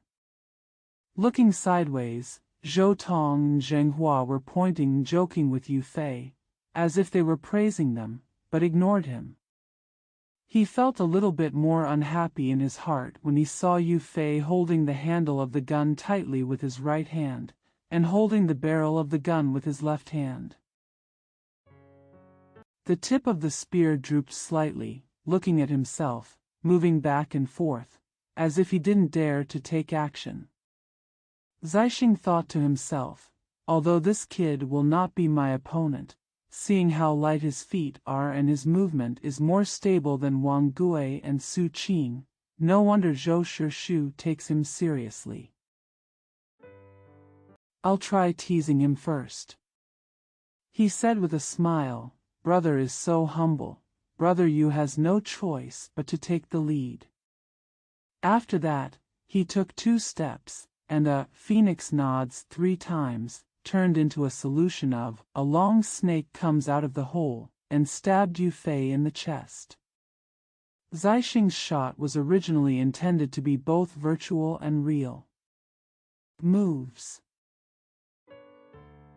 At first, he planned to be merciful, make a weak point, and then act according to the situation. After a while, he would use it again, and then he would stop if he had a slight advantage. Unexpectedly, something unexpected happened. Seeing that the tip of the spear was only 3 or 4 feet away from Yue Fei's left shoulder, it was necessary to stab Yue Fei in an instant. I didn't want to hurt him, and I didn't have time to stop the situation. With this thought in his mind, he suddenly caught a glimpse of Yue Fei's black and white eyes flashing brightly, as if he had a kind of power, and he was armed with a gun. Already under the gaze of others. Zixing remembered what Zhou Tong had said on weekdays, and was busy trying to stop his momentum, when a large circle of gun flowers was flying towards him. Just when he secretly said, "No," his hand shook and there was a snap. The gun in his hand had been chopped into 2 feet by Yue Fei's gun, and the tiger's mouth was so shocked that it hurt. Zhou Tong then laughed and said, "That's not all. Let's compete again. Second brother, please change the guns for them." Zhou Yi hurriedly took 2 guns and gave them to Yu and Yang.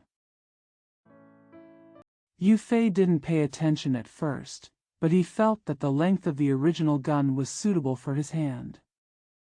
After Zhou Yi pointed it out, he realized that although the Zixing gun was minced, the end of the gun in his hand was almost broken.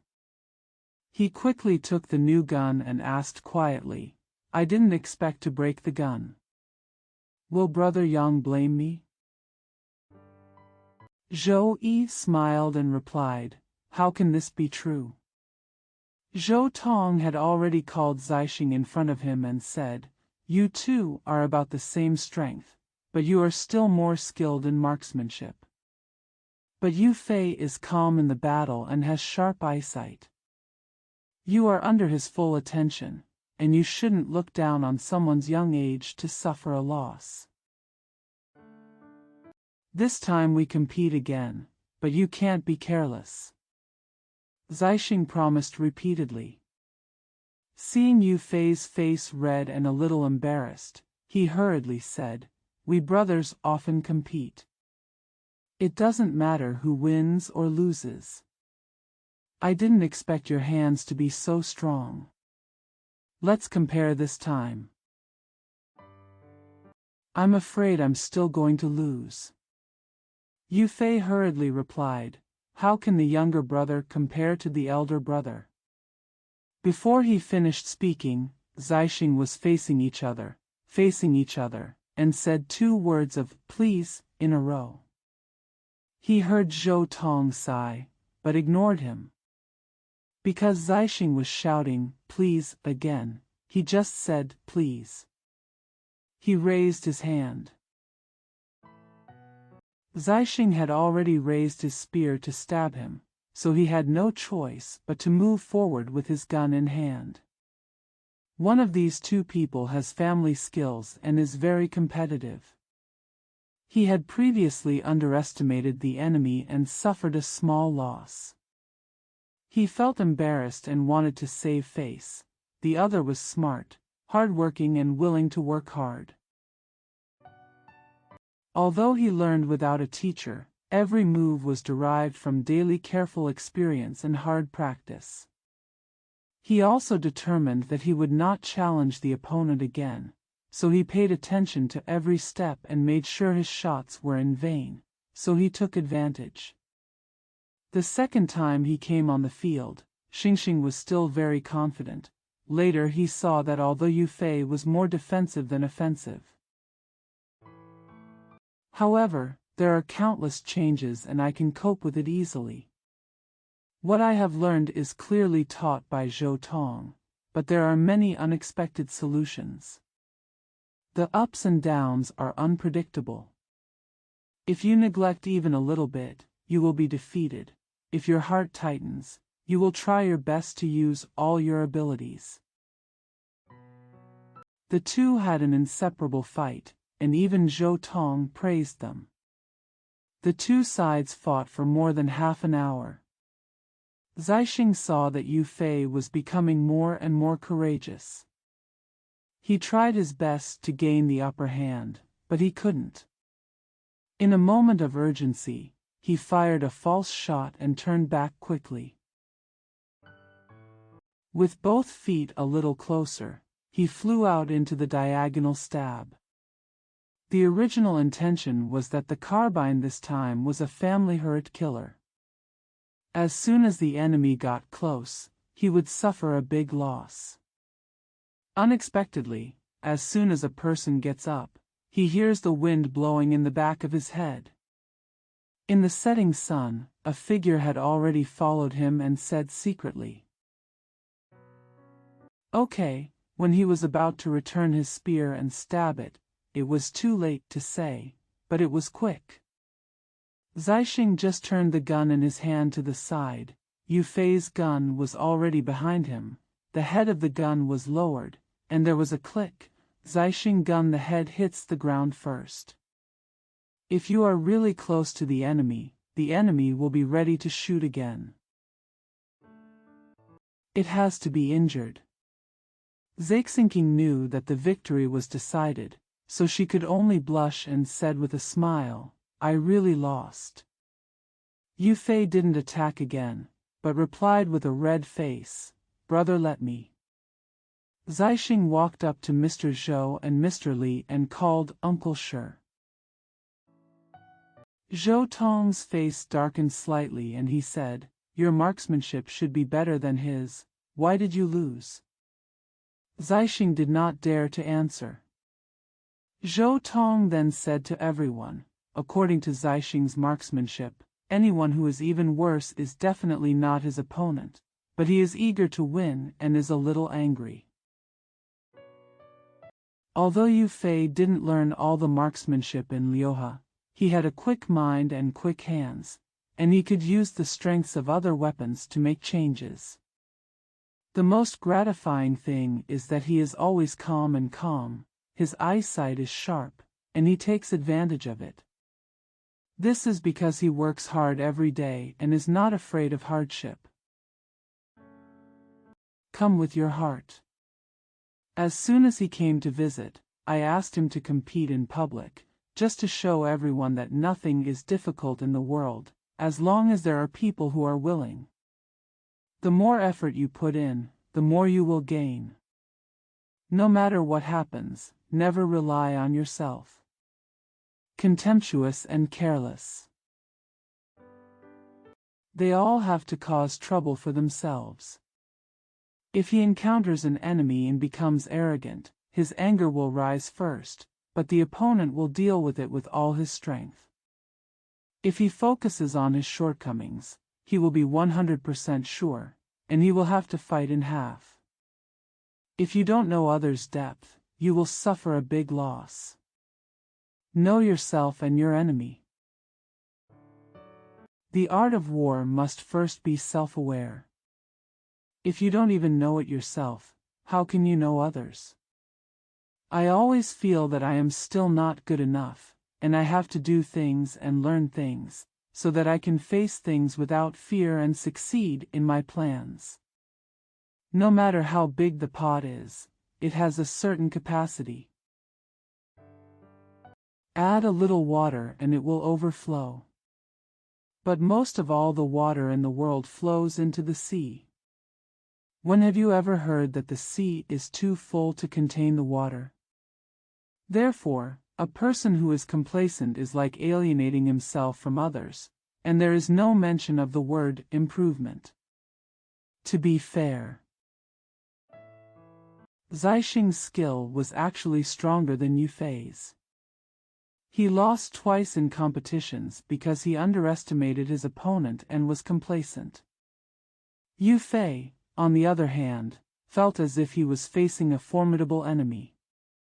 He was afraid of making a mistake, so he concentrated on the opponent, and had no intention of winning by chance.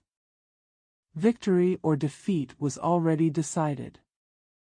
It's a bit more careless when I try to revive it. If you don't see what kind of weapons Yue Fei's tricks are derived from, of course you can't even think of winning. Zixing answered respectfully, Brother Yu Xian is really a genius. His mind, eyes, hands, body, method, and steps are all fast and stable. No matter how much you compare, you are still no match. My nephew is willing to admit defeat and just teach him the Liuhe gun. Zhou Tong saw Yue Fei Gong standing nearby, obedient attentively. He had defeated Yang Zixing twice at a young age. Instead of showing any arrogance, he had an air of vigilance. Hearing Zixing's words again, he smiled and nodded and said, Winning and losing are common, not to mention your own brothers. You'd better compete with him again and then teach him. Both of you will make progress. Zixing did not dare to disobey, so he could only smile and said to Yue Fei, I will accompany my brother for another walk. Yue Fei quickly replied. The younger brother obeyed. The two opponents this time were different from before. Both sides were wary and walked side by side to the field. Each raised their hands, opened a door, said, Please, again, and started to move their hands. On the surface, it seems to be faster than the first two times, and there are no such polite things. In fact, after listening to Zhou Tong's words, Zixing already knew his own shortcomings and was much more attentive to the enemy than usual. Yue Fei was also more cautious and did not mess up anything. The two sides fought faster and faster, and when they reached the critical point, they became two figures wrapped in two balls of gunfire. Flying up and down in the field, flying back and forth, it was really tense. At the end, when Yue Fei saw that Zixing had just let him take a shot, he suddenly turned over like a kite, and was met with a shot, as if he was in a hurry. Because we have won 2 battles in a row. Unwilling to gain the upper hand, and unwilling to deliberately fake defeat, he quickly started a fight. Unexpectedly, Zixing saw that he was well defended and difficult to attack, so he deliberately swung the gun down hard. When Yue Fei made a move, he turned the gun handle upside down and lifted it upwards. His technique was extremely fast. Yue Fei never expected to have this skill again. In the midst of his busy schedule, he felt his spear was slightly weak, knowing that the strength had been taken away. Just when he secretly said no and wanted to retreat back, his feet had not touched the ground in the blink of an eye. With a huge force, he pressed the barrel of his gun upwards. Following the couple, they flew up and were thrown many feet high.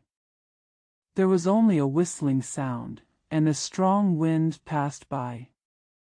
In the slanting sunlight, a figure suddenly flew from behind. Before he could look back, he was gently hugged by someone. Fall to the ground. Looking back, it was Zixing who smiled and said, "Thank you, brother."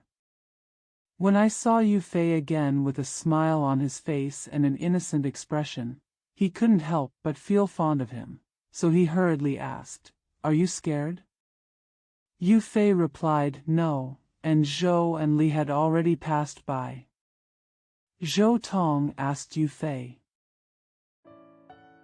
"Why don't you let go and throw the gun away, but instead be picked up by the gun?"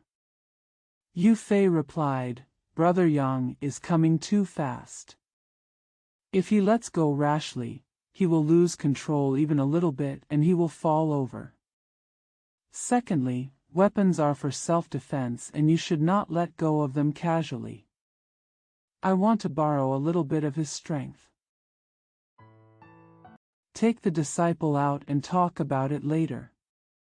I didn't expect Brother Yang's movement to be so fast.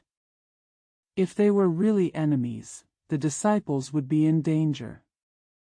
Zhou Tong nodded his head slightly, then ordered Yu and Yang to pause, and ordered Zhou Yi and Su Qing to take the lead in practicing bows and arrows and the Zhupa method. Writing. While giving instructions to Yue Fei, he said to Zixing, "You have been here for half a year, and today is the only time you have made progress. It is not surprising that young people are eager to win. If you are as complacent as you were just now, you will never be able to do so in the future."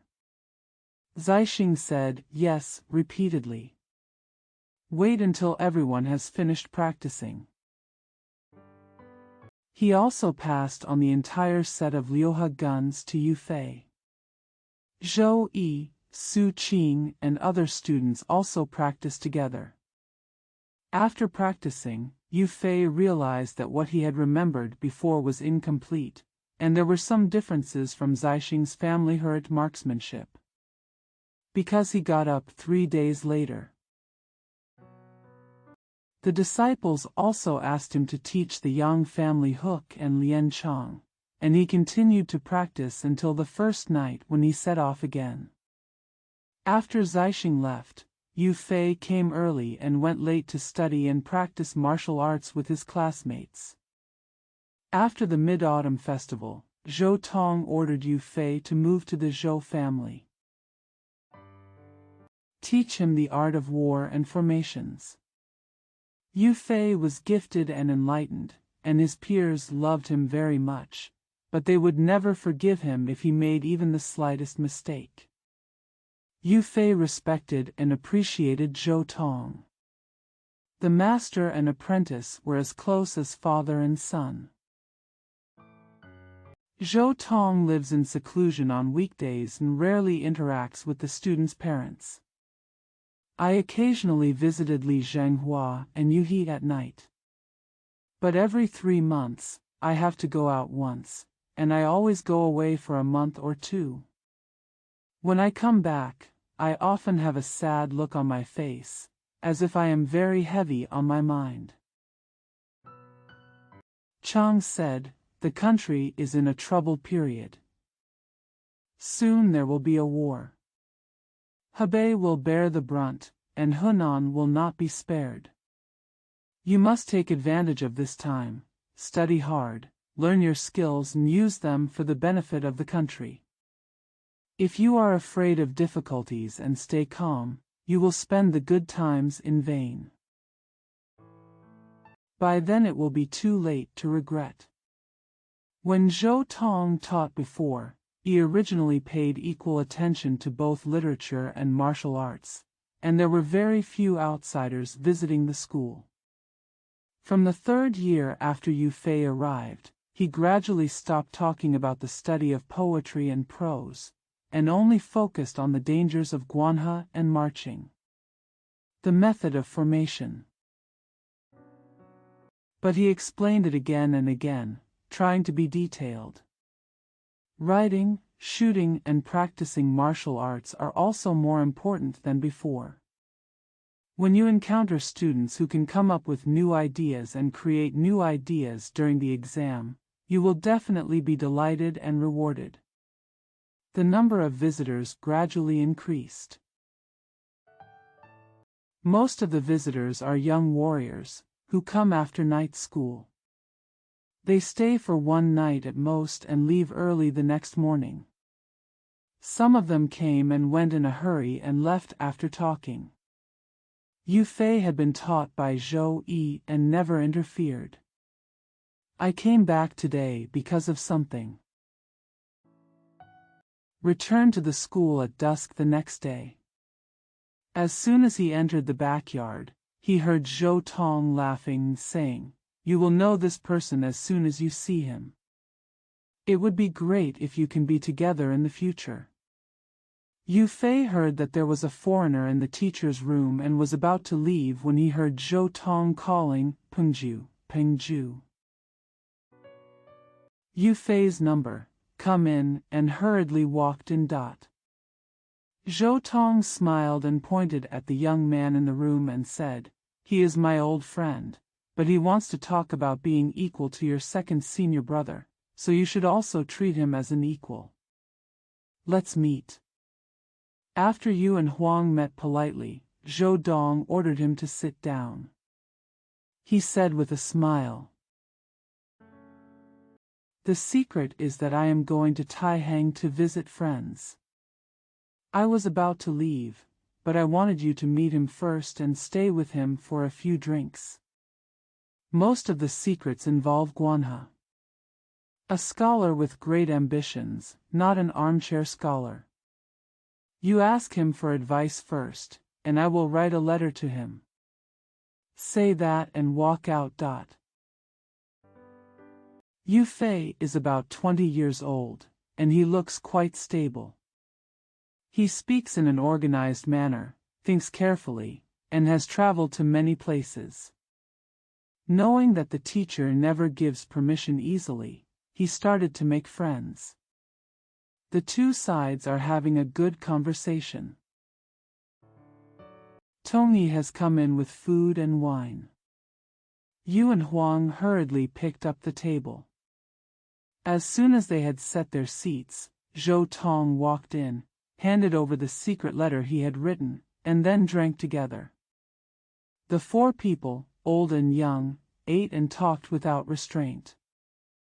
Zhou Tong also advised the secret to leave early tomorrow morning.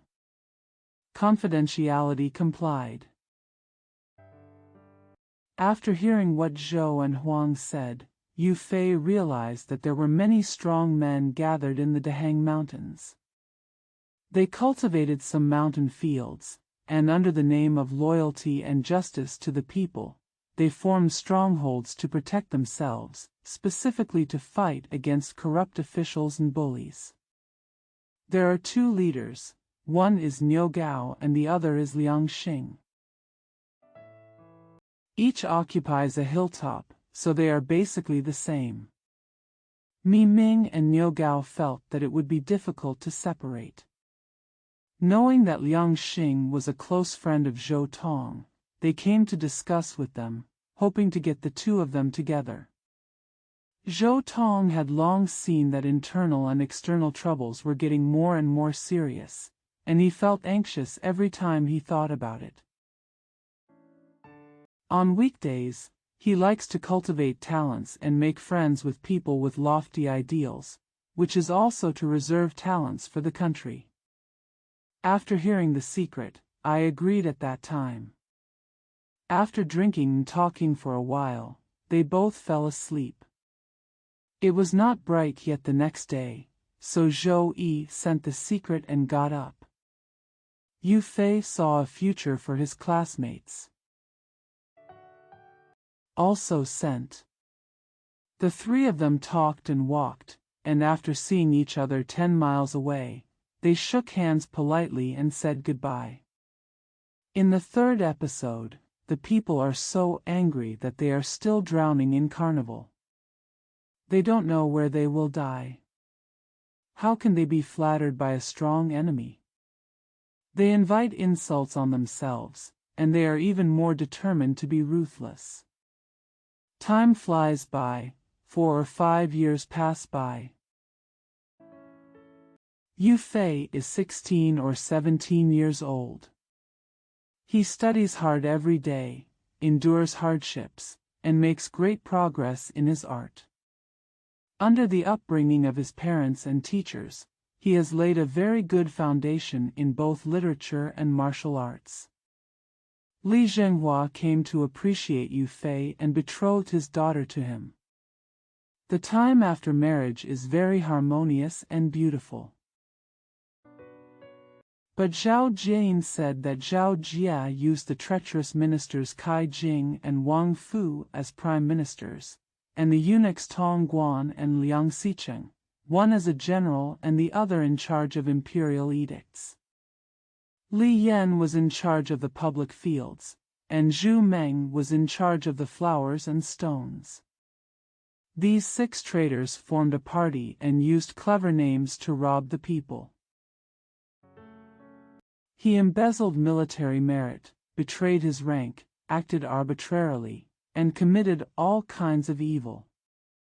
The most despicable thing is that if the fields cultivated by ordinary people are slightly better, they are regarded as wasteland and confiscated at will, called quota. On the one hand, many civilians were forcibly recruited and sent to the deep mountains and poor valleys in Jiangsu and Zhejiang. Search for strange peaks and rocks and various flowers, plants and trees to build rockeries and embellish the scenery in the imperial garden. These things are bulky and heavy, and come in many colors, especially those rockery stones, which often weigh tens of thousands of kilograms. In those days when transportation was inconvenient, it was so troublesome and difficult to transport goods from the Jiangsu and Zhejiang areas to Beijing by rickshaws and boats, which were 2,000 to 3,000 miles away from Bianjing, Kaifeng. The number of civilians recruited each time was often more than 10,000. And the number of people who were bribed, sold out, and forced to flee was 10 times more, not counting them. The officials and servants who escorted Hua Shi gang were greedy, brutal, and committed all kinds of evil.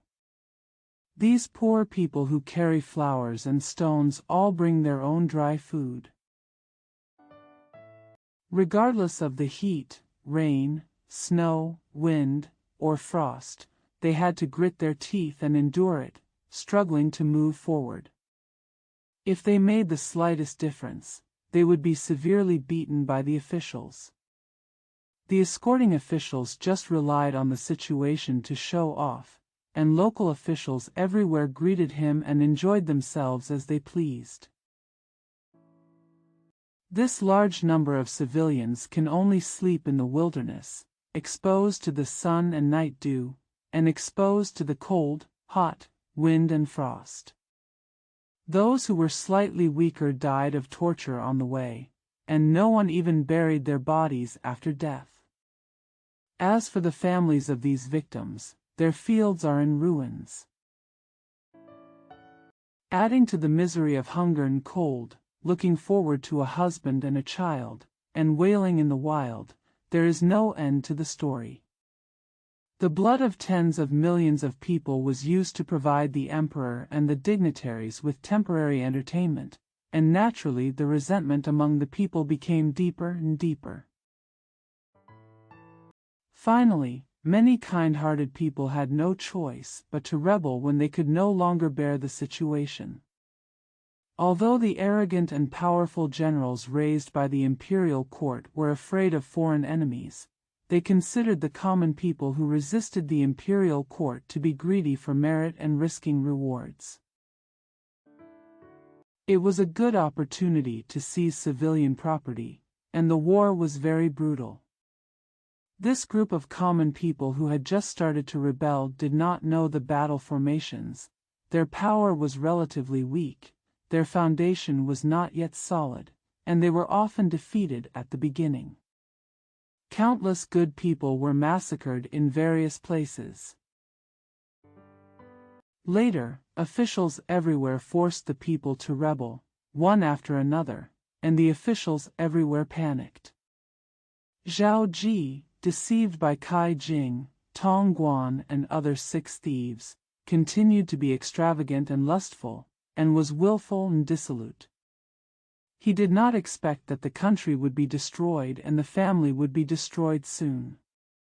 Xuanhe, the first year of Zhao Jiji. From now on, because the 6 thieves are in power, the people are in dire straits. Not to mention the distant states and counties, even the villagers outside Kaifeng City are mostly without smoke and food for shelter. However, starting from the end of the 12th lunar month of the previous year, there were several heavy snowfalls. It's so easy to hope for sunny weather.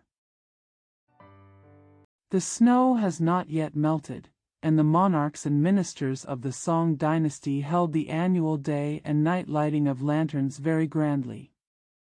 As usual, preparations for this extravagant royal garden lantern festival start in September or October of the first year, and the lanterns start to be put up before New Year's Eve. On the 15th day of the first lunar month, the lantern festival is called its peak. In history, on the eve of the collapse of many feudal dynasties, due to the increasing oppression of the people, the seriousness of the disasters caused has become a fact that cannot be concealed.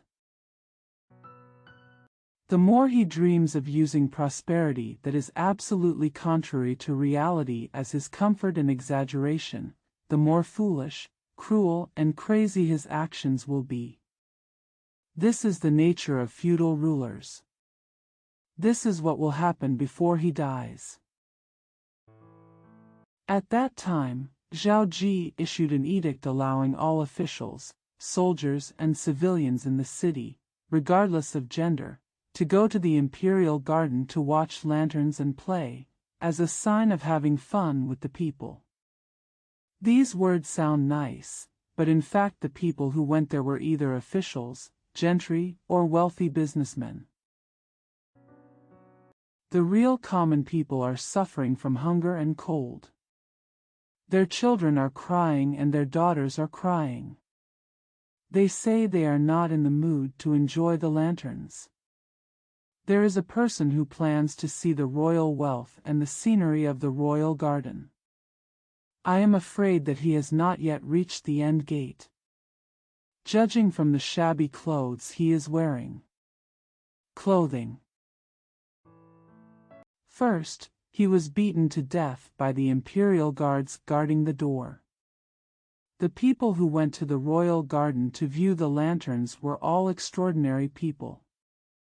If they were not neatly dressed and gorgeously dressed, they would not be able to enter. Although the records are written in a colorful way, if you think about it carefully, they are all lies. It is really difficult for people without fame or wealth to go in and open their eyes. A few city residents, envious of the royal wealth, dressed up in gorgeous clothes, and because they had lived in the capital for a long time, they knew some royal etiquette, so they sneaked into the imperial garden to enjoy the show all night. Not without it, but definitely not the ordinary people who are suffering. On the 15th day, a full moon had just risen, and the city of Bianjing was already filled with thousands of lights and music everywhere. Along with the royal family and outside, the torches and candles were empty, the orchestras were everywhere, and the lanterns were thousands of lights, shining like stars. The area around Duanmen is as bright as day. The clouds near dusk were all reflected in red. The bright moon was hanging in the sky, with only a few sparse stars and drifting clouds in the distance. It seemed lonelier than usual, compared with the bustling scene below.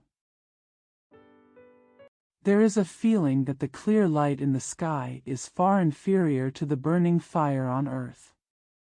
After a while, the forbidden door opened, and under the bright moonlight, there were numerous figures and thousands of people moving in. The ladies and gentlemen who could watch the lanterns poured in like a tide. The tourists who participated in the Lantern Festival on Yuan Night included civil and military officials and their relatives and friends, and the women were the destined ladies and their clever maids. They were all dressed in gorgeous clothes, with their heads full of pearls, smiling like pearls, and walking calmly and elegantly. Within the imperial garden, golden turtles sprayed snow everywhere. Jade dragons hang down the rainbow, fiery trees and silver flowers bloom, and the city blooms all night long. It is truly a magnificent place, full of scenery, singing and dancing, going up and down like crazy. But the common people outside the city are all in ruins. Their houses are covered with snow. They are groaning in pain, and there is no spark of fire. This city is separated. It's like two worlds. These many tourists, big and small, all have different origins. Among them is only the secret of Zhou Tong's old acquaintance. Because his parents were old and ill in Beijing, and knowing that the world was about to be in chaos, his wife Zhang Rulan came from Zhejiang to welcome her back home. I heard that the imperial garden was lit up with lanterns. He blended in among the crowd. When I saw that luxurious scene, I thought of the tragic situation of many people living homeless and dead with their bones lying in the wild along the way. I couldn't help but get excited and angry, and wanted to go back. Roland smiled and said, "Since you agreed to come with me, I should have watched the lanterns before leaving. Although these are the blessings of the people, wouldn't it be good for us to see how debauched and unprincipled the king is?" Huang Mimi said, "I think of the dead bodies and suffering people I saw along the way. I was so angry that I really had no intention of reading any more.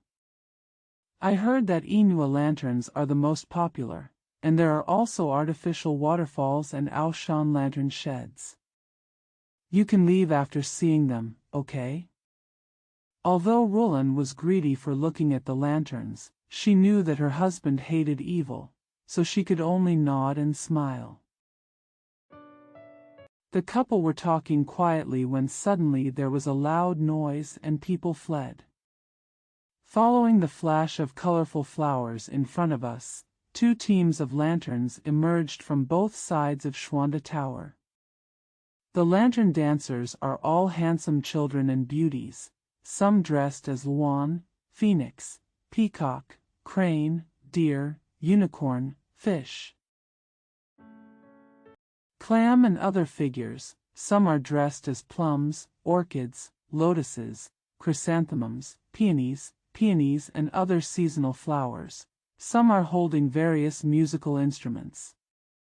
All of them were wearing pink makeup, beautiful looks, and dressed in brocade-like outfits. They were singing and dancing under the light of the lights and the moon. The truth is like a golden boy and a beautiful girl. People's eyes are confused by 5 colors, their ears are confused by 8 sounds, they focus on one thing and miss another, and they are overwhelmed. When has Roland ever seen such a bustling lantern? Just when I was enjoying watching it, the team of lanterns suddenly danced more and more urgently, and they sang and sang in detail just now. It has also become a complex pronunciation. Listen to bang bang bang. First, there are dozens of shooting stars, in succession, soaring into the sky and showering the sky with flowers. People were already taken aback by the sudden surprise, followed by a chaos, the lantern team below. Suddenly dozens of tigers and leopards and other beasts rushed in, baring their teeth and claws, and pounced on anyone they saw. The handsome men and beauties dancing with the lanterns were screaming and running in all directions. In this very chaos, I suddenly heard the deafening sound of golden drums, and the hundreds of beasts. In the field, they were shaking their heads, swaying their tails, flying and jumping to the sound of drums. Roland realized that those beasts were also in the shape of lamps. Because the people pretending to be are all warriors in front of the palace, they are good at jumping and chasing, and they use real animal skins. At first glance, they look like warriors. Already the same as alive. Coupled with the artificial refinement, some are spitting fire from their mouths, grinding their teeth to suck blood, and smoke is emitting from their 7 orifices, making them even more ferocious and terrifying. The 200 to 300 handsome boys and beauties screamed for help again and ran in all directions. It seemed as if a large group of wild beasts were coming towards me.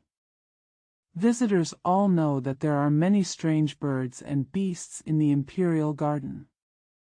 People who don't see clearly think that the beasts are out of their cages, and of course they are afraid.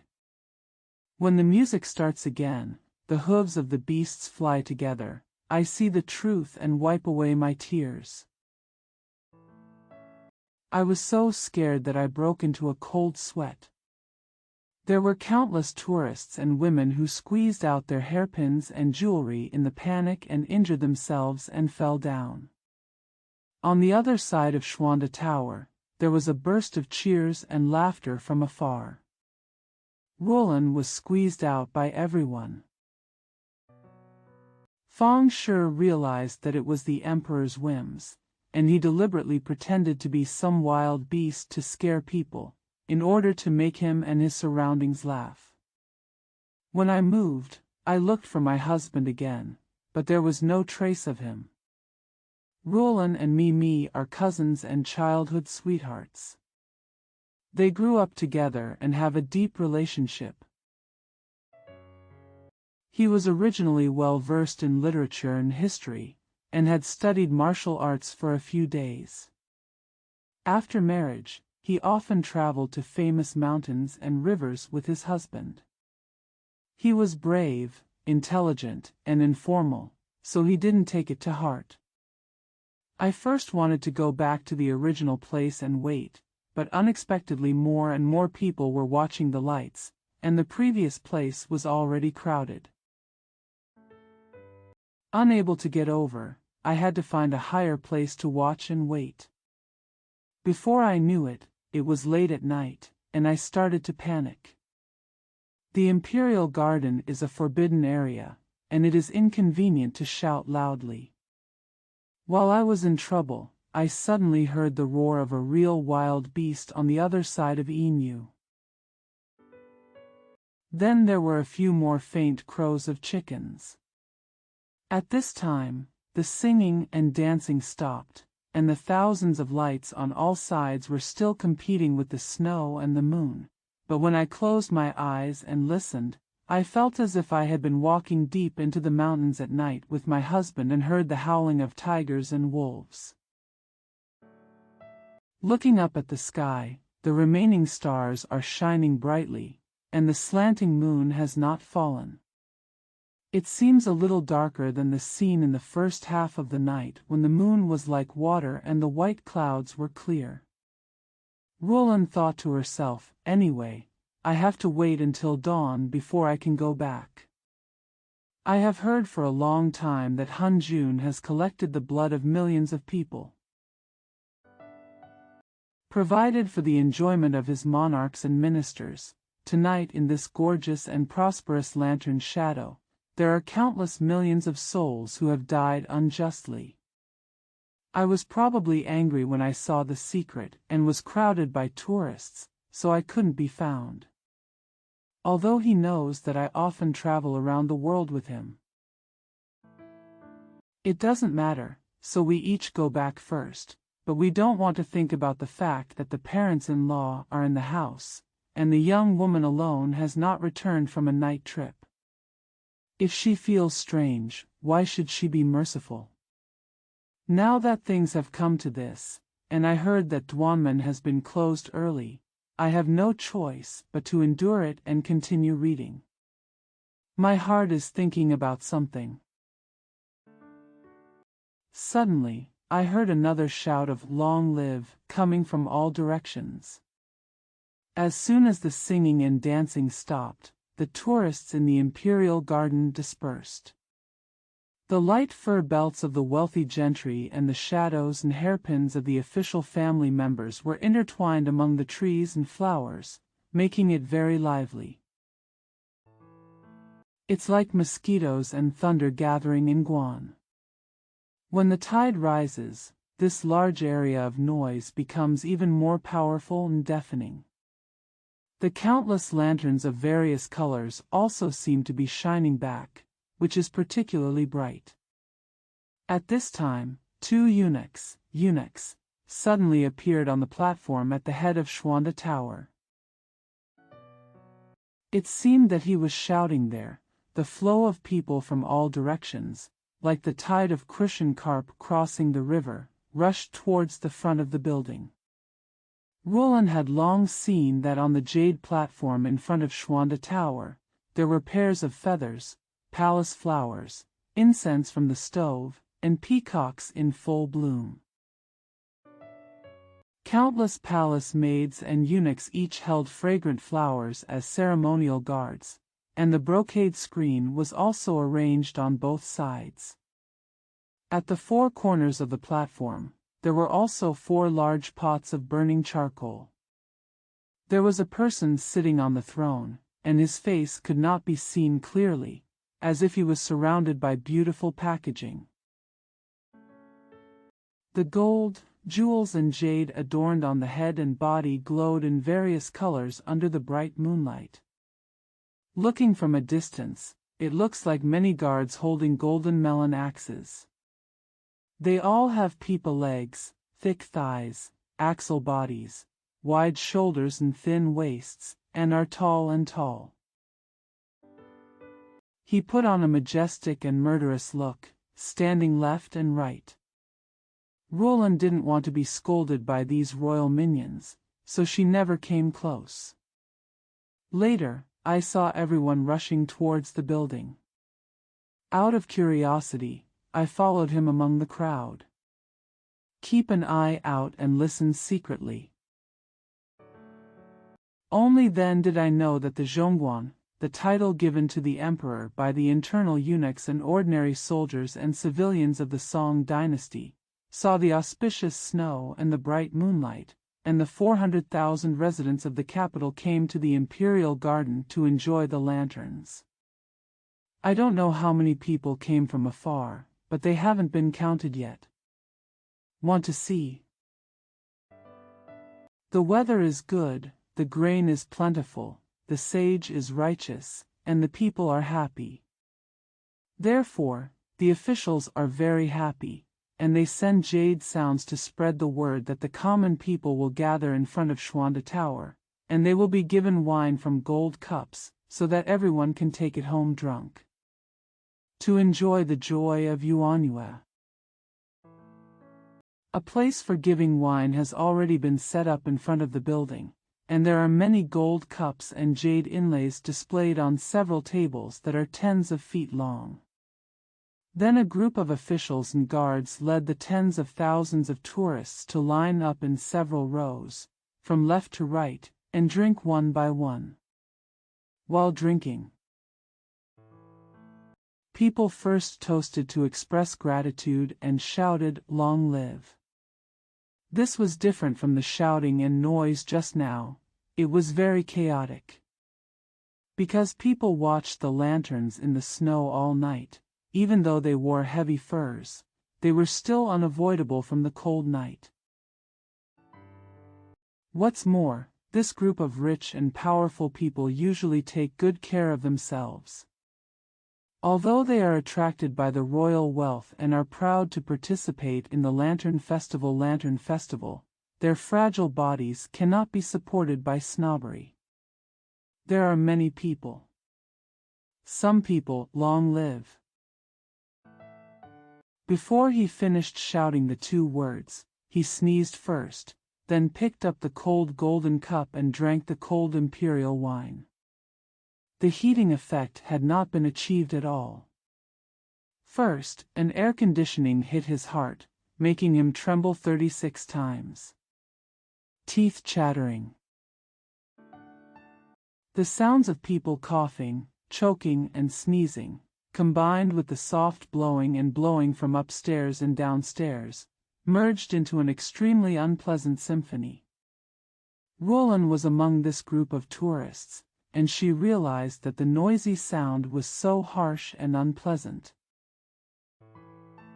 The person has walked up to the wine case. As soon as I picked up the wine glass, I suddenly smelled the fragrance of flowers and couldn't help but take a sip. It felt cool and shook my teeth, but there was no smell of wine, as if a glass of cold water had a few drops of floral dew on it, making it cold.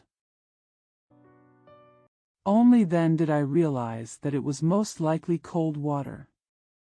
It was too late to vomit, so I had already swallowed it. At that time, my heart felt cold, and I had a cold war. His hand loosened slightly, and the glass and wine fell to the ground. I was panicking and bent down to pick it up, when I suddenly heard another ding. Another golden cup fell to the ground. It turns out that the person standing next to Roland is a woman of great power.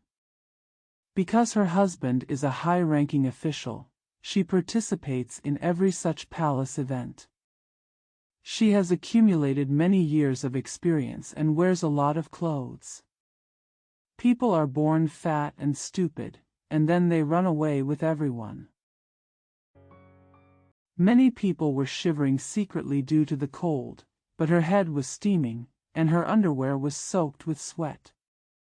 The fat woman was so thirsty that she felt extremely thirsty. She knew that this kind of royal wine had been diluted several times by the people who handled it.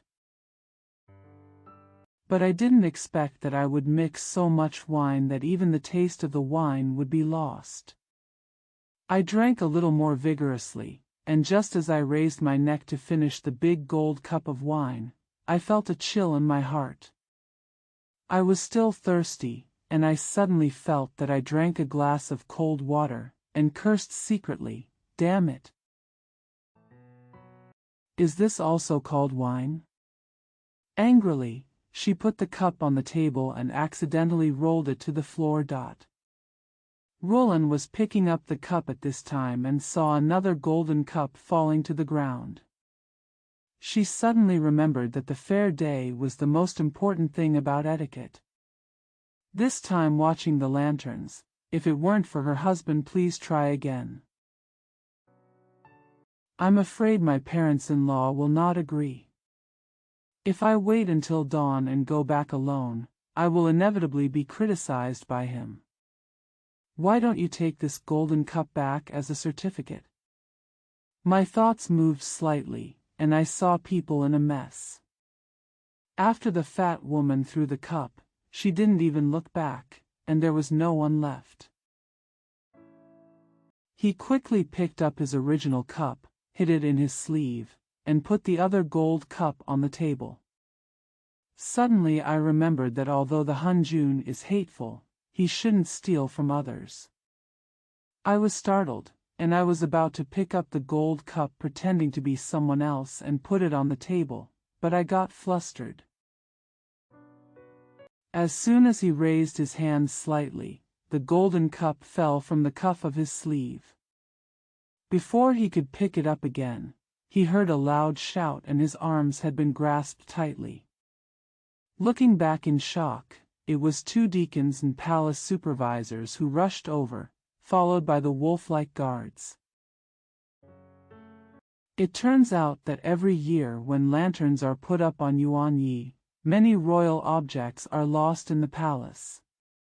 The palace guards were stealing by themselves, but they wanted to prevent tourists from stealing too. It was best to catch two thieves to clean themselves up, so they looked after them very carefully, and there were people hiding everywhere. Roland was dressed in ordinary clothes and was a foreigner. It was her first time to see such a big scene. She looked around among the crowd, looking for her husband. This had already aroused the suspicion of these minions.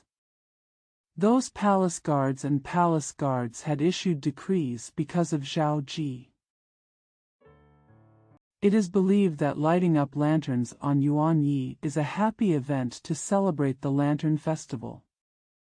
If there is a drunken person who behaves inappropriately, do not argue with him. The more people cheer and drink, the more interesting it is. If the orchid gold cup falls to the ground, if you don't care about it, it will not be related to you. If you pick it up, it will be a taboo. What's more, I picked up another one, so it's naturally hard to tell them apart. At that time, the crowd became noisy and shouted, "Catch a female thief."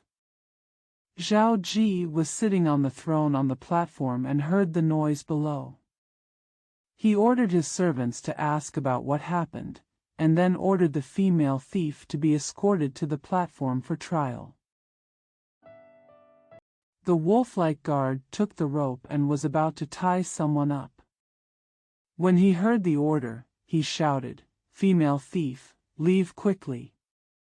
Although Roland was timid and frightened, she felt extremely regretful, so she had no choice but to bite the bullet and be escorted to the platform by the guards to kneel down. Thought. Anyway, there is more danger than good. Let's first take a look at what kind of person this emperor is. Reluctantly calming down, I peeked up. The middle-aged man who was called the emperor was not outstanding in appearance, with a thin face and a few sparse beards hanging around his mouth. His face was gray and his eyes were dim, as if he was drunk.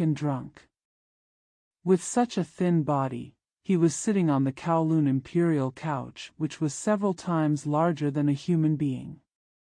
The brocade-embroidered mattress on the couch is thick and abundant, and there are also cushions made of various precious animal skins.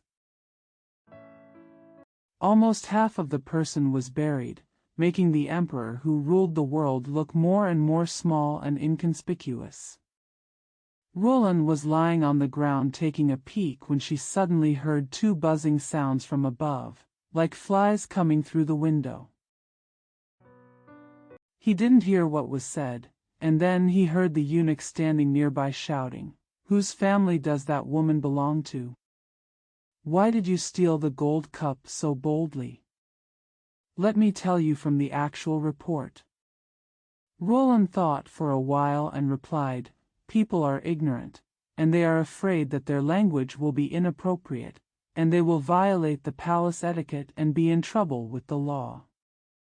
Please give me a pen and paper. Write a confession." Zhao Ji saw that the person who had stolen the cup was a young woman with a very beautiful appearance, and his anger had long since dissipated. When he saw her again, she had a clear voice and calm demeanor. When she saw Her Majesty, she did not have the disgusting look of being lost and shaking all over. The thoughts of pity arose more and more. Without waiting for the chamberlain to start playing, he tilted his head slightly and glanced at the chamberlain standing next to him. His whiskers moved, and there seemed to be two more snorts in his nostrils. The chamberlain who stood nearby quickly replied respectfully, "I accept the order." Because Zhao Ji liked calligraphy very much and often wanted to write poems and chants, all the 4 treasures of the study were ready. The waiter turned around and took it out, handed it to Roland, and placed a small note in front of her. Roland knew that the good and bad luck of that night all depended on this pen. With her quick thinking, she had already prepared the manuscript and started writing as soon as she picked up the pen. After writing it, a servant will present it on your behalf. Zhao Ji became happy when he saw that the confession she wrote was a song called Partridge Sky. The calligraphy was very graceful and she submitted it quickly. The words of this poem are: when the moon is full, the pots and lanterns shine brightly, and I go to Duanmen hand in hand with the man. Agreed to watch the crane formation and the music and singing. Unconsciously, the mandarin ducks have lost their flock. It's getting dawn, I'm grateful for the emperor's kindness. Propaganda is given to drink cups of wine.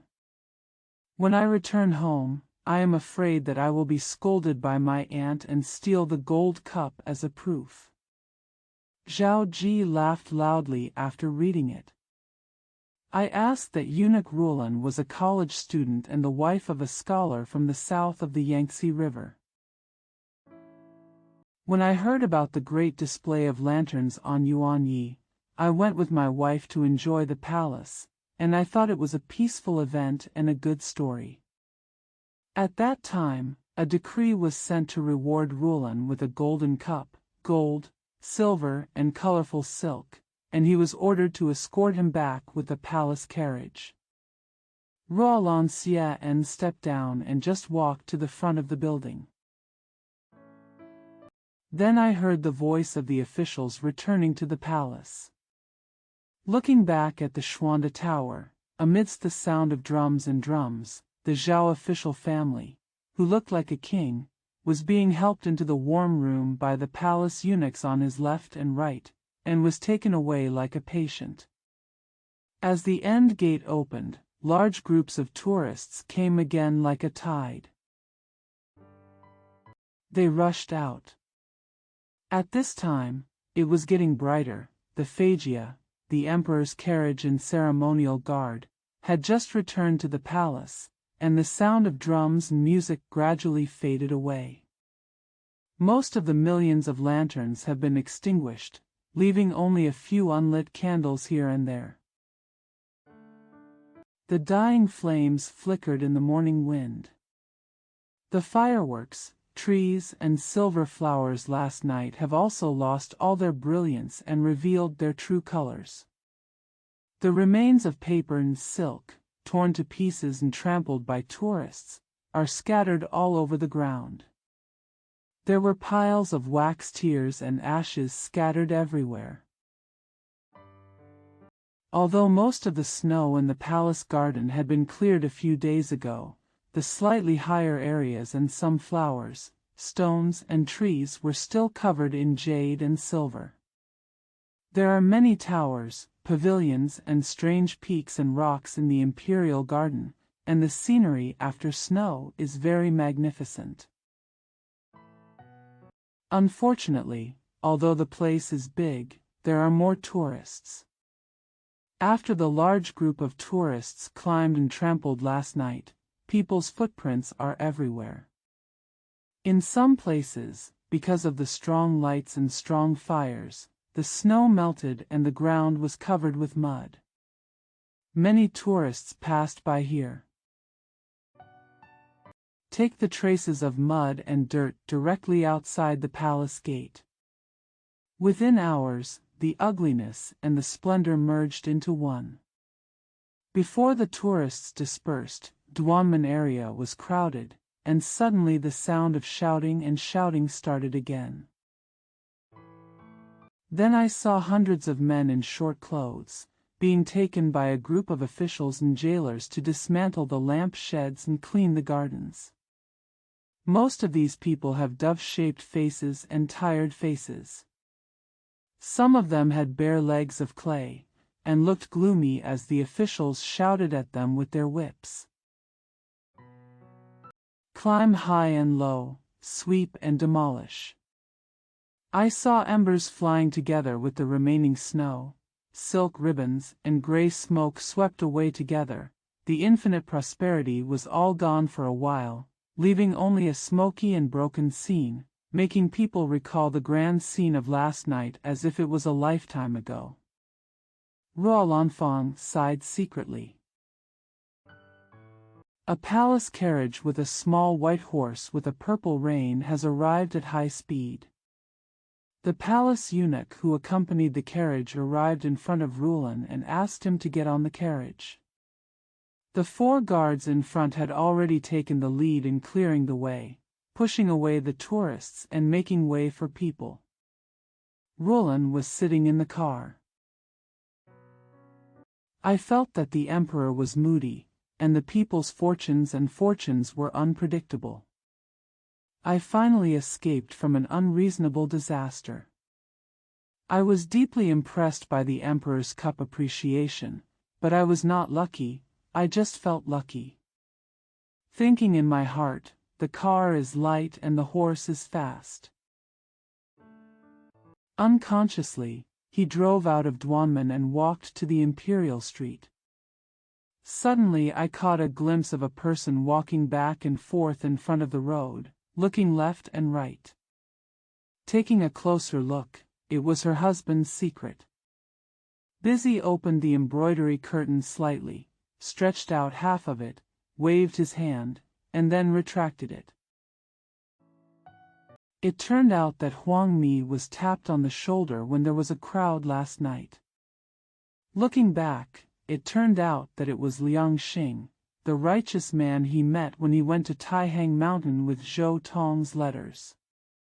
As soon as my heart moves, my busyness will lead me to a place where there is no one. When asked why he came, he couldn't help but cursed and said hurriedly. As soon as I came in, I saw that everything here was heavily guarded and the nets were thick. Moreover, the people who visited the garden to watch the lanterns were all relatives of the court and wealthy families. I couldn't find people like you here. It's easy for others to see through you just by acting like this. If you continue to rely on a moment of bloody anger and assassinate with bare hands, you will never accomplish the thing, lose your life in vain, and implicate good people. Why bother? Liang Xing was extremely angry when he saw that the traitor were too debauched. He thought of the suffering that the people suffered in daily life. He refused to listen at first. After repeated persuasion from the secret, he finally nodded. Not trusting the secret, he forced Liang Xing to walk out while the door was still open. When they arrived at a quiet place, they talked for a while, and then arranged a date for each other to meet later. Then they parted ways and went to pick up Rulan. Unexpectedly, the end door has been closed tightly. He had no choice but to find Liang Xing's residence again, talked about the day getting dark, and then rushed to Yujie to wait. Unexpectedly, my beloved wife would come out in the palace carriage. Their eyes met, and they understood immediately, so they followed. I met my parents when I got home and talked about the past. Knowing that the national cause is in danger. After staying in Bianjing for only a few days, he moved his family to Jiangnan.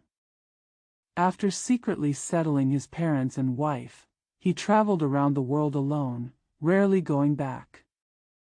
After that, 1038 to -267, my country's Han Tongjiang, Heilongjiang. In the Changbai Mountains, there is a race named Jurchen, whose original name was Wuji. The whole race is divided into 7 tribes. There is a black water department in it. The place where it lives is close to the Bohai Sea in the east and Goryeo in the south. During the 5 dynasties, it was divided into 2 parts, with the southern half attached to Khitan. It is called mature Jurchen. Only the northern half lives in the Changbai mountain area and is not under the control of Khitan. It is called raw Jurchen.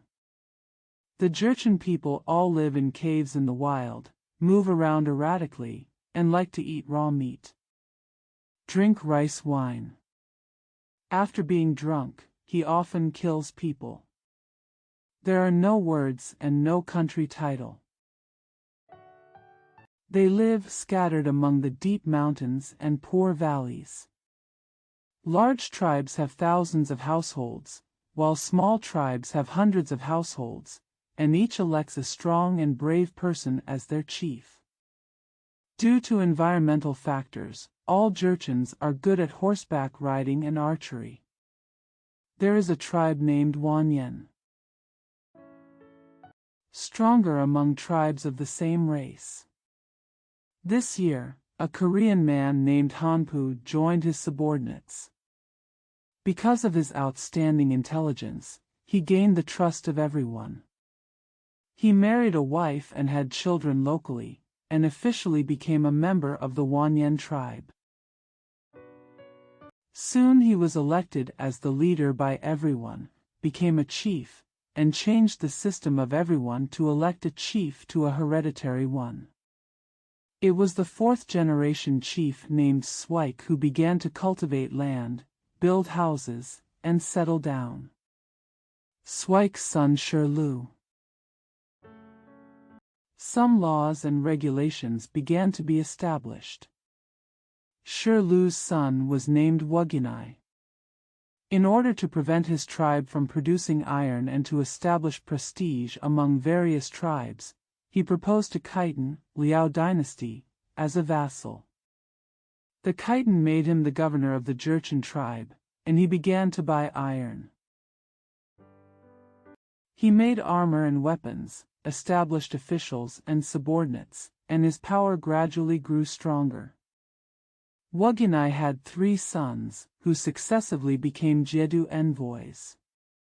Finally, the throne passed to Wuginai's eldest grandson Aguda, who was the 8th generation of Hanpu. He was established as chief in the first year of Jinggua's reign in Zhao Ji's reign.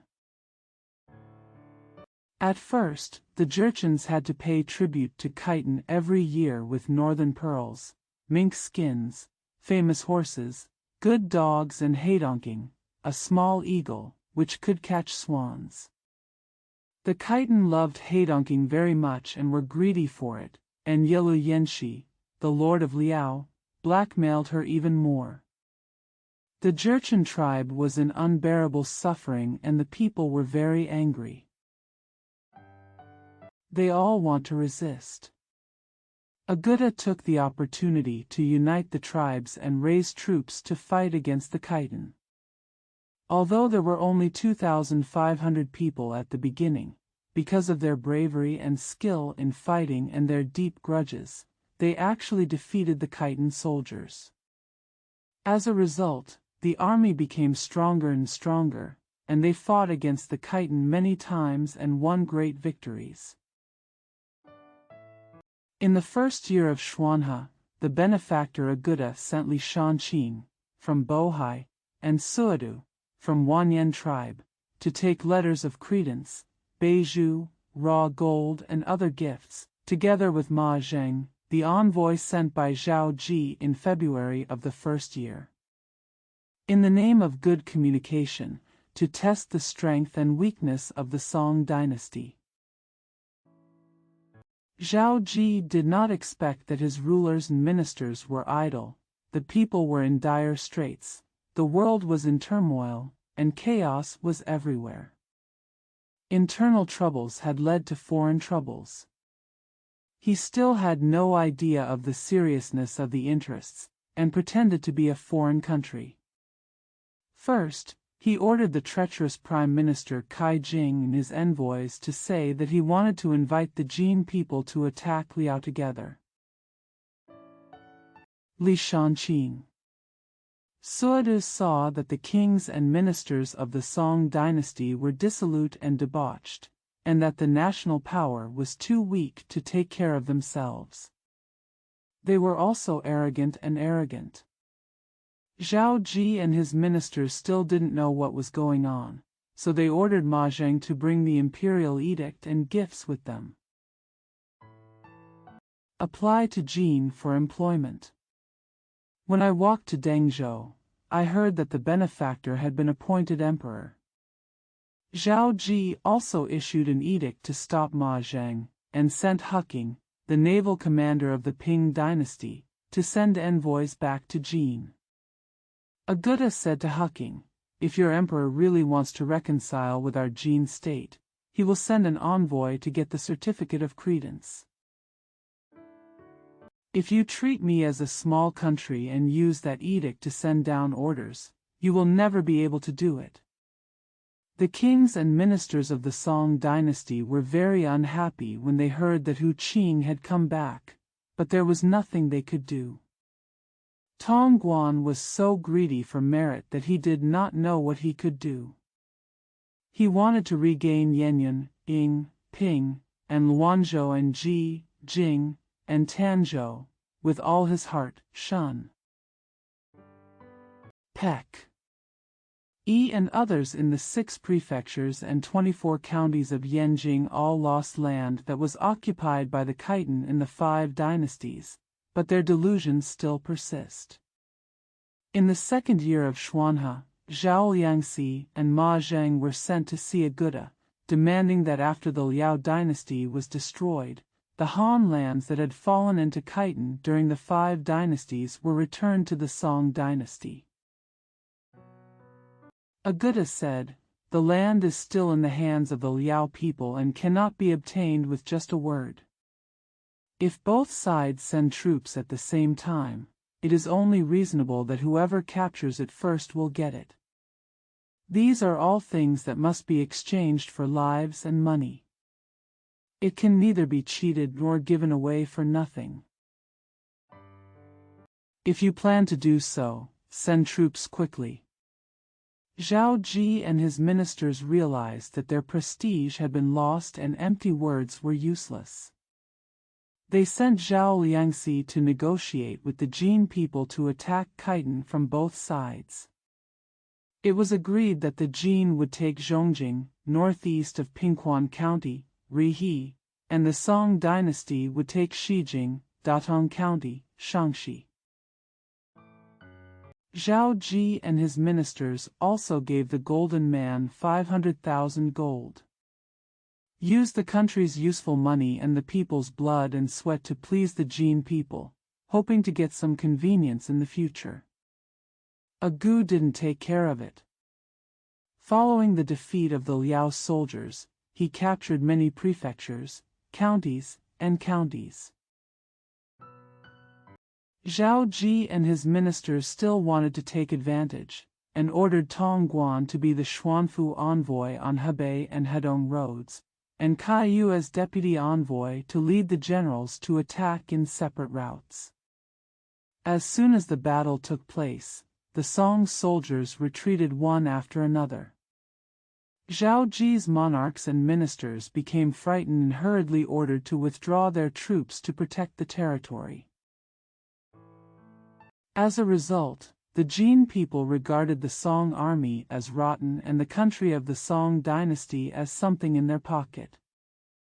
From country to country, it all depends on its own strength to determine its strength, and there is no room for opportunism. The most important thing is the hearts and morale of the country. Like Zhao Ji, the emperor and his ministers were so debauched and cruel, and the people's hearts were lost early. The generals in charge of the army are traitors such as Tong Guan and their minions who are responsible for food and salary. They only know how to take advantage of others and steal the people's wealth. The soldiers are undisciplined and rely on their power to run rampant. When they go into battle, they are all greedy for life and afraid of death, and do not listen to orders.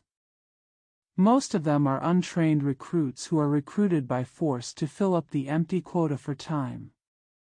They include both the old and the young. Such a strength, how can morale be an enemy to the newly powerful Jin people? It was not accidental that it caused the fall of the Central Plains, the fall of the 2 emperors, the shattering of rivers and mountains, and the displacement of all people. Chapter 4. You should be aware of the opportunity. At midnight, you are still an evil spy. You only care about it later. When you are dying, you still ask about the 9-shot gun. Less than 3 years after Yue Fei got married, he gave birth to a son named Yu Yun. Li Zhenghua died soon after feeling cold after being drunk. Yu He and Zhenghua were confidants in times of need and relatives of their children. Thinking of how they had given help in times of need and their deep kindness to their beloved son Yue Fei, they couldn't help but feel extremely sad. The mother-in-law was also very sad when she thought of Zhenghua's kindness to his family. Yue Fei and his wife served as Zhenghua's personal attendants before his death, not to mention the mourning ceremony after Zhenghua's death. Zhou Tong and Zhenghua had a close friendship. After Zhenghua's death, the mood was already sad. It happened that it rained heavily for several days, which made me even more depressed. It finally cleared up after the rain, and all the students saw that teacher Zhou Tong missed his deceased friend and couldn't bear it. They all say, there is no resurrection after death, and they are trying to persuade him politely. Yue Fei's eyes were red. Holding old shoes in hand, he walked in barefoot from the outside. Zhou Tong remembered that yesterday was the 100th anniversary of Zhenghua's death. Yue Fei had asked for leave to go home and go to hold a memorial ceremony. He was originally going to go, but the students saw that he had not been feeling well recently and tried to dissuade him again and again before giving up.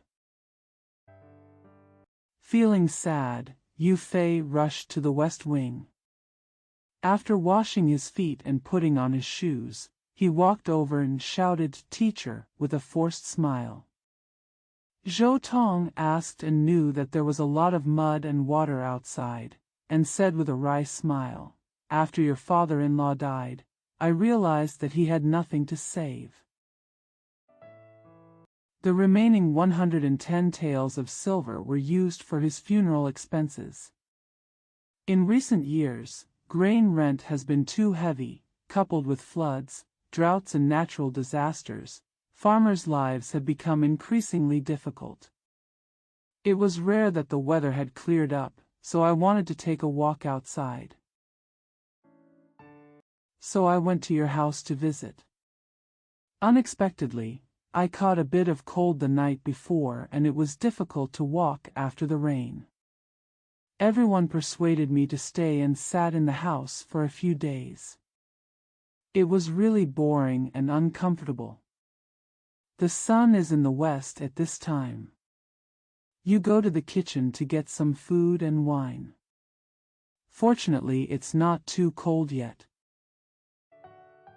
Master and apprentice, I went to the pavilion on the hill behind to have a few drinks.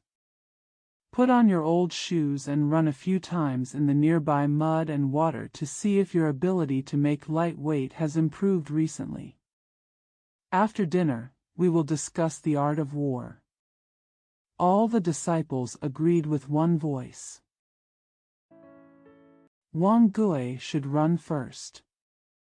Zhou Yi, Ji Qing, Su Qing, Hua Rui, Tang Huai, Zhang Xian and other 6 people wanted to settle their troubles with their master, so they all ran out, and Yue Fei also wanted to follow. Seeing that his eyes were red and swollen, Zhou Tong stretched out his hand to block his eyes and said, "Don't be too busy yet. I have something else to ask you." Yue Fei quickly stood up in response. Zhou Tong asked, "How is your father, Ling Tang?" "He cultivates several acres of thin farmland, and the rent is getting heavier and heavier." "You are married again. I'm afraid this life will be difficult, right?" Yue Fei replied, "My father and mother are in good spirits. Rely on daily hard work and frugality." After the disciple's daughter-in-law came through, there was an extra pair of hands. "The money my father-in-law gave me during his lifetime, apart from paying rent and food, there is still some money left, which is enough to survive this winter. Thank you very much, my mentor, for thinking about me." Zhou Tong smiled and said, "You and I, master and apprentice, are like father and son. Don't let me fall apart. I don't have much money around me. Thanks to the large amount of love money sent by those wealthy families, I can still supplement your family for a while. If you treat me as an outsider, it will be the same as the autumn of the second year of apprenticeship. There is no food for the whole family at home, and Zhenghua only gave me a few taels of silver. But they were forced to go there again by the officials. You and your son were willing to bite the bullet and endure it, but you were unwilling to tell me, but I didn't agree to it." Yue Fei replied, "If my disciple's family situation is really in trouble, I will definitely ask the master for help." Zhou Tong took Yue Fei's hand and said with a smile, "Since your father-in-law passed away, I've been in a bad mood and haven't carefully questioned you on your homework for more than 3 months. Have you learned all the Qigong I taught you?" Yue Fei hurriedly replied, "My father-in-law is my disciple's benefactor. If he hadn't been cultivated like his old man, how could he be here today? After death." The disciple's heart felt like a knife piercing his heart. Especially during the days when the old man was ill and buried, he was busy every day and didn't study much, so he probably didn't make any progress. Zhou Tong said, "If I hadn't just noticed that you have a lot of effort under your feet, I wouldn't have asked. I also want to see if your qi is lifted evenly. How far can you go with qi? When you were young, you put on your rattan shoes, walked through the pine forest slope behind the willow forest, and went around to the back of the mountain to see me again. This road is usually untraveled, and there are 2 ponds in the middle. A stream, after heavy rain. There are more mud pits and Qigong almost makes it impossible to get through.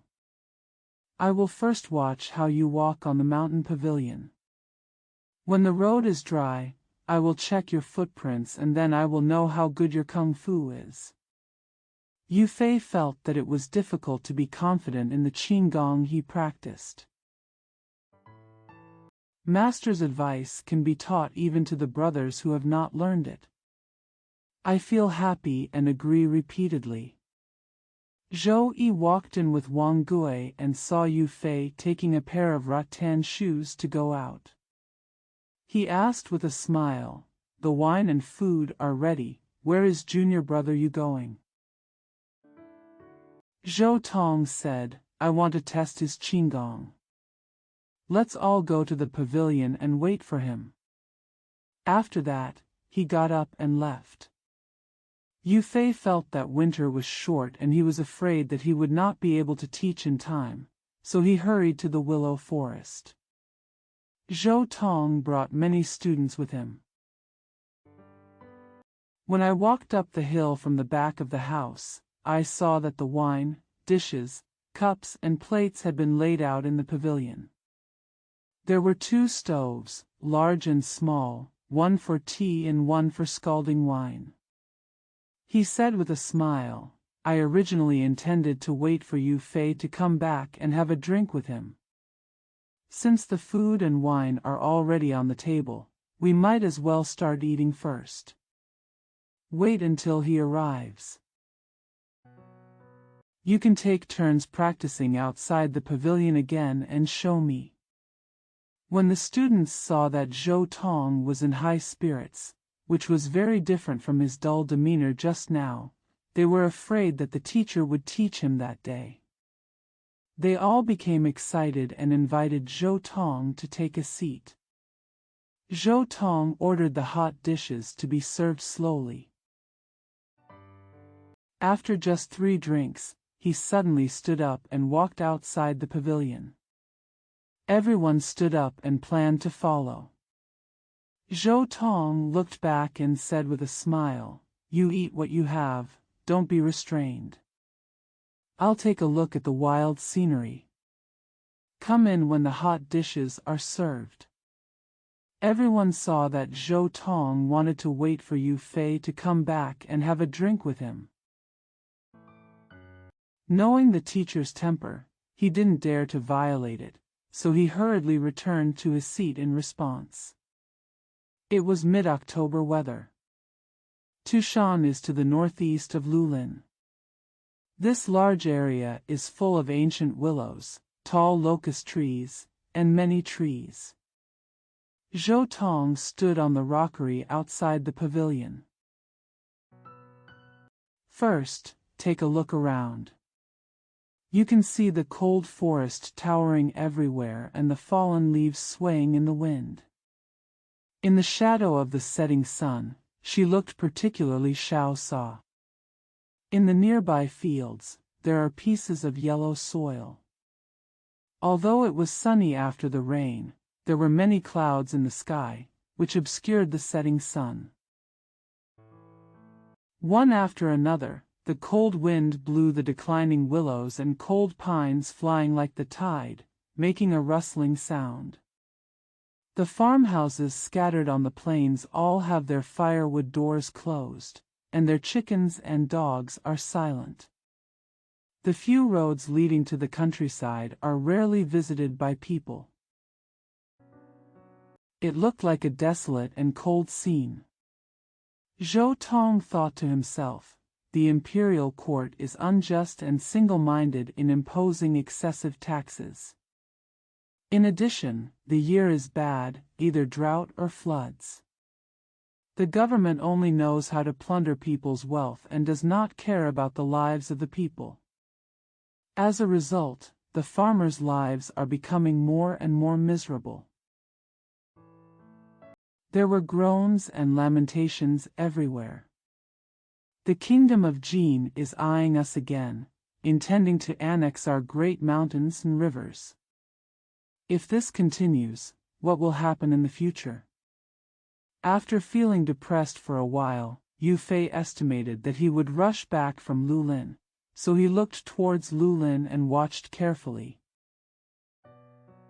Fang Zhu realized that the road that led from the willow forest to the back side of the mountain was usually blocked by vegetation, but now from a high position, it was very realistic.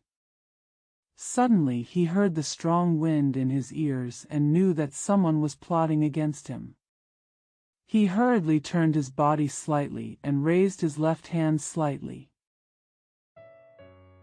Following a few whizzing sounds, Zhou Tong calmly caught the 3 small spear darts coming from him.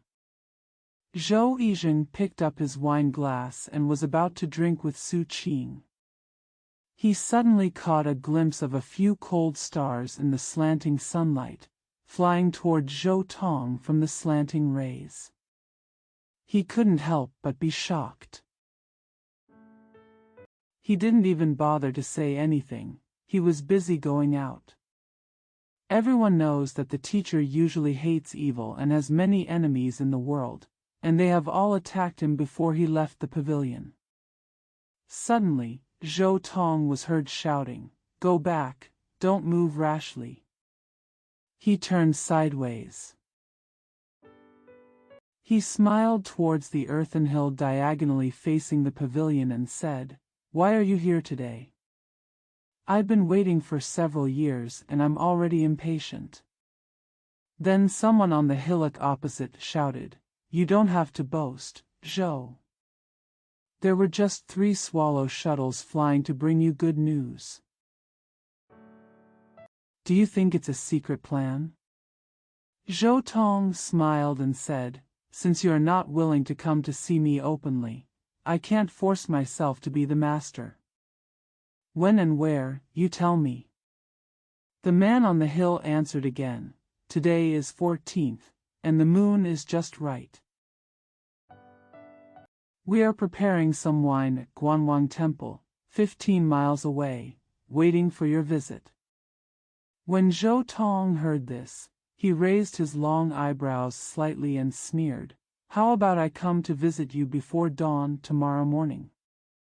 When he said that, 4 people had already flashed out from behind the trees and rocks. The leader was an old man of ordinary build, and next to him was a sturdy man, a tutu, and a dwarf about 20 years old. After listening to Zhou Tong's words, the old man replied with the word "good," and then left together. In a blink of an eye, we arrived at the stream beside the hill. Astonishingly fast. Zhou Tong was holding 3 small steel shuttles that looked like arrow chains with swallowtails on the back. He came up with a very calm expression. After the enemy left, he suddenly sneered and concentrated on the enemy's path without saying a word. Wang Gui said, "Yue Fei is coming this way, so don't run into his enemy. How about you and I go to meet you?" Zhou Tong's face darkened and he whispered, "Yue Fei doesn't know the true and false intentions of the other party. He will never fight with anyone before asking me clearly. When it comes to carrying out such a vicious attack on a stranger, even though the old thief is extremely evil, he would not do such a shameful thing in front of others unless it was a last resort." When everyone saw Zhou Tong just drink wine and stop talking. I had heard before that the archenemy was named Wu Yaozu, the domineering Shandong iron-armed Song Yuan. He was originally a bully who spread the spoils, raped, robbed, and committed all kinds of evil. Because he raped a commoner's wife, he was bumped into by Zhou Dong, and they fought fiercely. He took several of his close friends and escaped with injuries. Since then, his whereabouts have not been known for many years. It was only a few years ago that I heard that the old thief was hiding in an inaccessible area of Lushan. He swore a strong oath before the gods to avenge him. Judging from today's coming, the old thief must be prepared. Everyone hopes that Yue Fei will come back. I'd like to hear what the teacher has planned, so that we can go together to help get rid of this group of evil thieves. Unexpectedly, Yue Fei had been there for more than half an hour in the willow forest, which was only a mile away. I didn't dare to ask, I was worried. Zhou Tong suddenly stopped his cup and stood up, saying, "Ordinarily, it wouldn't be a big deal if he met his enemy, not to mention the old thief's whereabouts and date. He would never meet him. Why haven't you come yet?" As soon as he finished speaking, Huorui was sitting facing the slope of the mountain and suddenly said in surprise, "Senior brother Yu is here." Everyone hurriedly looked around and saw Yue Fei running up in a hurry, taking 3 steps at a time and 2 steps at a time. Zhou Tong glanced at Yue Fei with a smile and ordered him to take a seat. While the hot dishes were being stir-fried, the rice was brought along without mentioning a word about what had just happened. Yue Fei knew his teacher's temperament. He also saw everyone's nervous expressions and did not speak. Huorui was eager to find out what was going on, so he sat with Yue Fei again and couldn't help but quietly asked, "Why did senior brother Yu come so late?" Yue Fei was worried because the governor was in an emergency, and he was afraid that Zhou Tong would be unhappy after hearing this. He hurriedly pulled Huo Rui's clothes secretly. Zhou Tong smiled and said, "You two don't have to be like this. I'll tell you when I make up my mind." When he said this, the hot rice was served. Zhou Tong drank the rest of the wine as usual and then ate, still unmoved. After eating, it was already dusk. Wang Gui was rushing to light the lamp when Zhou Tong said, "No need for the lamp, come to my room to talk for a while." He followed the others back to the bedroom, chatted for a while, and suddenly said with a smile, "You can go to sleep. I have to go to Guanwang Temple for a date before dawn, intending to rest my mind." Zhou Yi called out, "Dad," but before the next words were spoken, Zhou Tong waved his hand slightly. Zhou Yi and Yue Fei understood it first, and hurriedly invited all the brothers to go to the side room. Enter. Zhou Yi made a gesture first, and everyone secretly brought hidden weapons such as swords and crossbows from the outer room. Zhou Yi looked at the sky and deliberately smiled and said, "Everyone should go to bed early, get up before dawn, and go to Guanwang Temple to watch the fun." Everyone agreed in unison. Zhou Yi made a few more gestures with his hands. Wang Gui, Huo Rui, and Tang Huai then went to lie down on the Kong together. Zhou Yi subsequently introduced Yue Fei and Zhang Xian. Ji Qing walked out of the small door at the back, followed the corridor, walked around to the east wing where he usually practiced, and hid himself against the window. Jiqing people are more rude. Quietly asked Zhou Yi, "The enemy has arranged to meet the teacher at Guanwang Temple. Will he come again?" Zhou Yi whispered, "The matter is still uncertain, but we must be on guard. The enemy planned to assassinate him as soon as he came up today. Seeing the falsehood of love, I sent 3 wind-chasing swallow shuttles. They were all picked up by their father, and it was even more difficult to avoid being discouraged. Dad is usually very good at predicting things." Judging from what he just said, he probably guessed that the old thief and his gang members were planning to take a surprise attack and give us a preemptive strike. Before he finished speaking, his mouth was suddenly held down by someone, and he listened to his ears. Low drink. No one is allowed to speak, no one is allowed to go out unless absolutely necessary. I don't expect the enemy to come, and I will have to call 2 experts to see our strength and weakness first.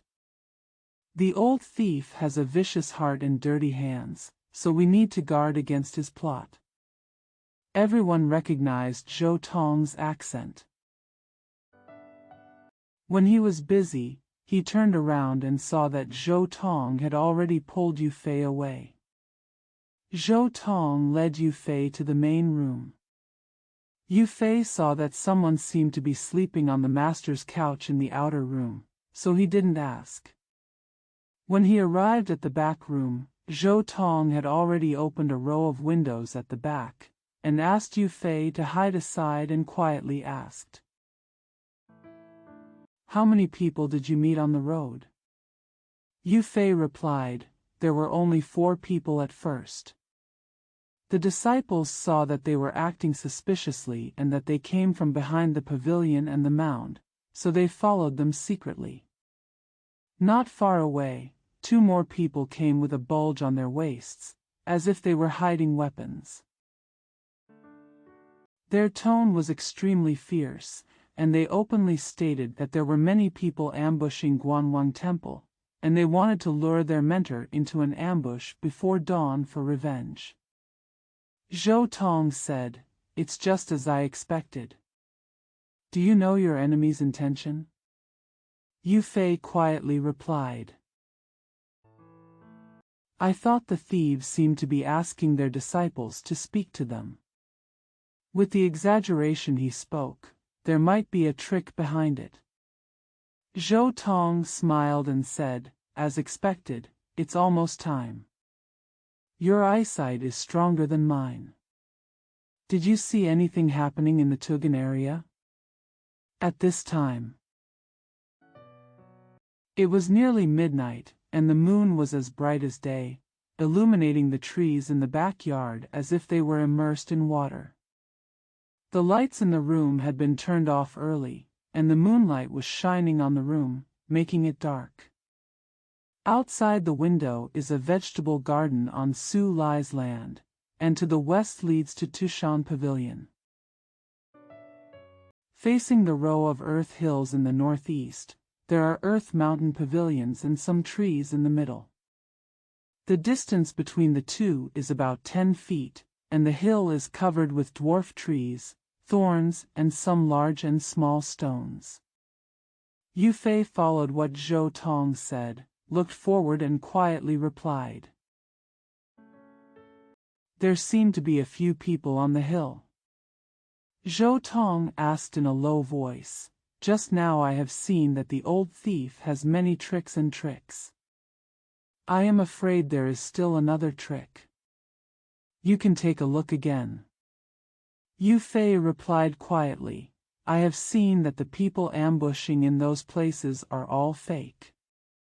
There is really only one hiding behind the rocks beside the tree.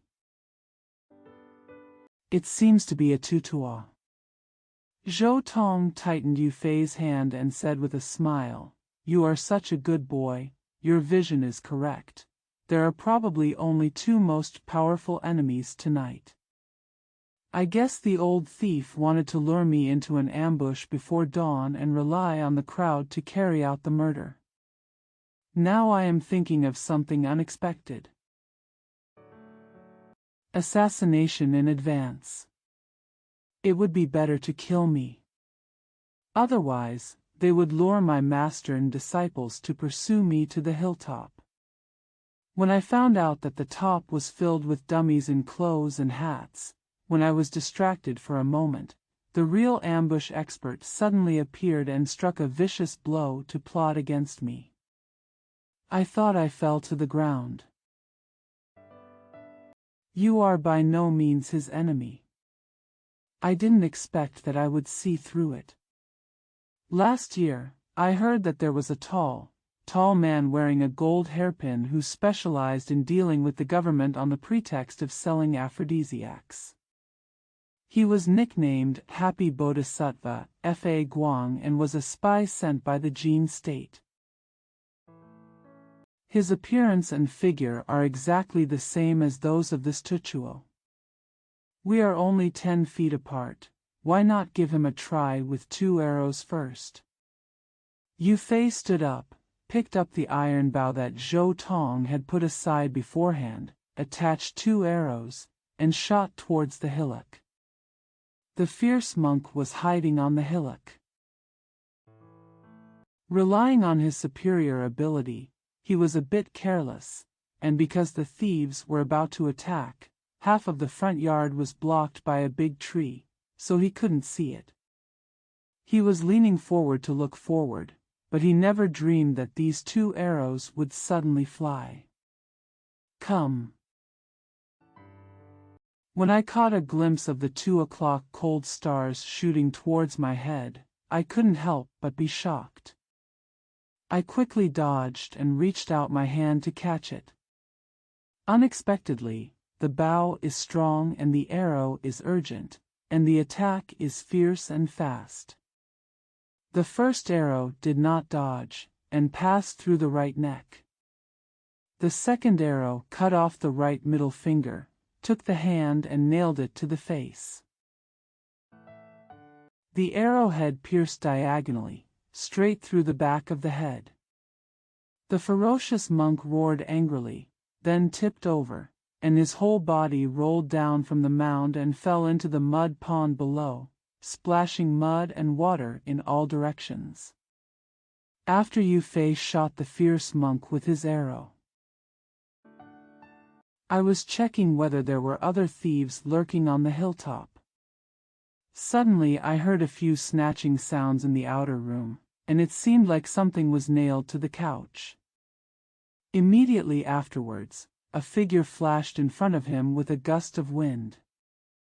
Knowing that something had happened, he quickly put down his long bow, drew his sword and chased after him.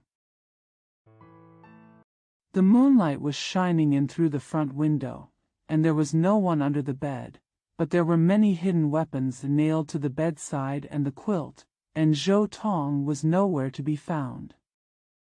I can hear the clanging sound in the courtyard, and the sound of gold and iron. In a moment of urgency, he quickly jumped through the window. Before he landed, he heard Zhou Yi shouting, "Junior brother, pay attention to the plot." At the same time, he caught a glimpse of a cold light as big as the wine glass, reflecting the moon flying towards him. Although Yue Fei was fighting against the enemy for the first time, he had sharp eyesight and dexterity, so he had already guarded against it. Just as he crossed his sword to block the hidden weapon, he suddenly heard another two jingles. Another hidden weapon flew from the diagonal thrust, just in time to knock the enemy's hidden weapon aside. The gangster with the concealed weapon was moving down from the opposite room. Yue Fei didn't hesitate. He quickly took out the iron lotus seed with his left hand and clasped it with his big and middle fingers. Aim at the enemy and bounce hard. Before the thief's foot even touched the ground, it struck Yin Tang, embedded deeply in his brain, and fell to the ground. Yue Fei saw 4 or 5 people lying on the ground.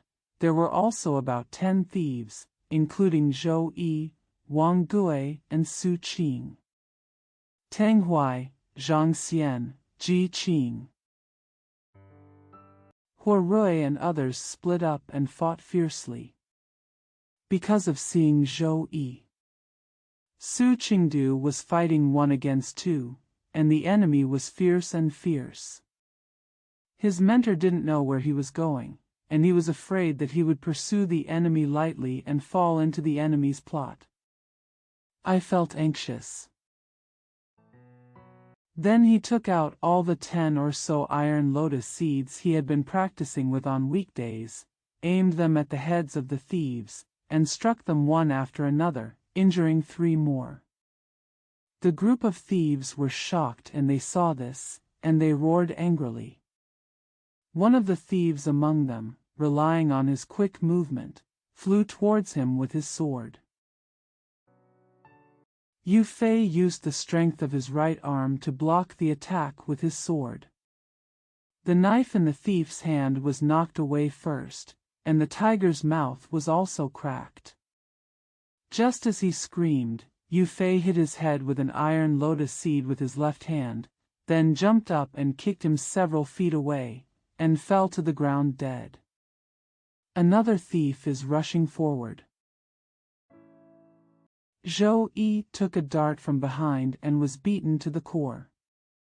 In the blink of an eye, several of the thieves were killed and injured, and most of the remaining thieves became frightened. A burly man inside whistled first and wanted to go up to the room to escape. Then he stood up and suddenly heard a loud shout. The dog robber has no chance of surviving. A figure carrying a gust of wind was flying towards us. With his hands raised, the big man fell in the air and fell to the ground motionless. When Yue Fei saw the coming person, he was first surprised and shouted urgently, "The teacher is back." The thieves all know Zhou Tong's reputation, so how can they dare to challenge him? At that time, there was a big chaos, and they rushed to the room separately. When everyone was about to pursue them, Zhou Tong fell from the room, stopped everyone, and walked slowly to the room to sit down. Zhou Yi was checking on the dead thieves who had fallen on the ground. He was shocked when he saw this. He hurried into the room and whispered, "Have you ever eliminated the old thief? How is Daddy?" Yue Fei and others saw Zhou Yi's nervous expression, and were surprised and confused. He hurried in with him, but there was a pause. Zhou Tong looked as usual, but he didn't speak when there was half a cup of tea. Wang Gui hurriedly brought a cup of tea over. He blocked Zhou Yi's hand and said in a low voice, "You can't drink it this time." When everyone saw this, they knew something was wrong. They all looked at each other with their hearts in mind and were speechless. After another pause, Zhou Tong smiled and said, "Don't panic, it's nothing." Tonight, a big harm to the people was finally eliminated. Yue Fei shot the most effective spy to death. It was really a good thing. I had just fought with the old thief and lost some of my energy. While I still had to sit down for a while before I could sleep, Yue Fei and Zhou Yi hurried to the bottom of the mound.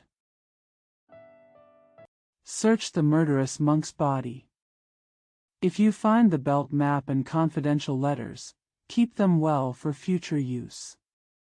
Wang Gui quickly found the right place, so he said that there was a group of thieves who were open to fire, and ordered him to report to the official immediately. Fortunately, there are contacts between the government and your family, so there should be no lawsuits over this. Su Qing took his fellow disciples and quickly went to Guanwang Temple to see if the remaining party members had escaped. "I just came down and met Qiao Jiao, the old thief's ally, the overlord of the competition.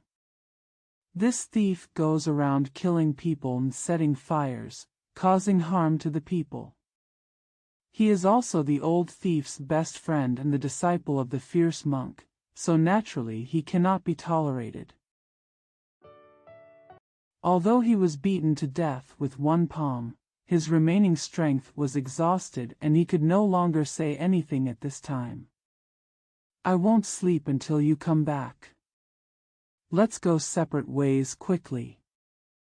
Zhou Yi, Yue Fei, and other disciples all expected bad luck, and felt sour in their hearts that they almost shed tears. Everyone wanted to know if Zhou Tong was seriously injured internally, but Zhou Tong had already closed his eyes. Zhou Yi knew that his father was holding his breath and recuperating, so it was not appropriate to disturb him, so he had no choice but to wave his hand at everyone and retreat gently. At this time, the sky had not yet reached the 4 drums. Yue Fei saw Wang Gui and Tang Huai and others had already gone separately. Just in case, they quietly informed Zhou Yi.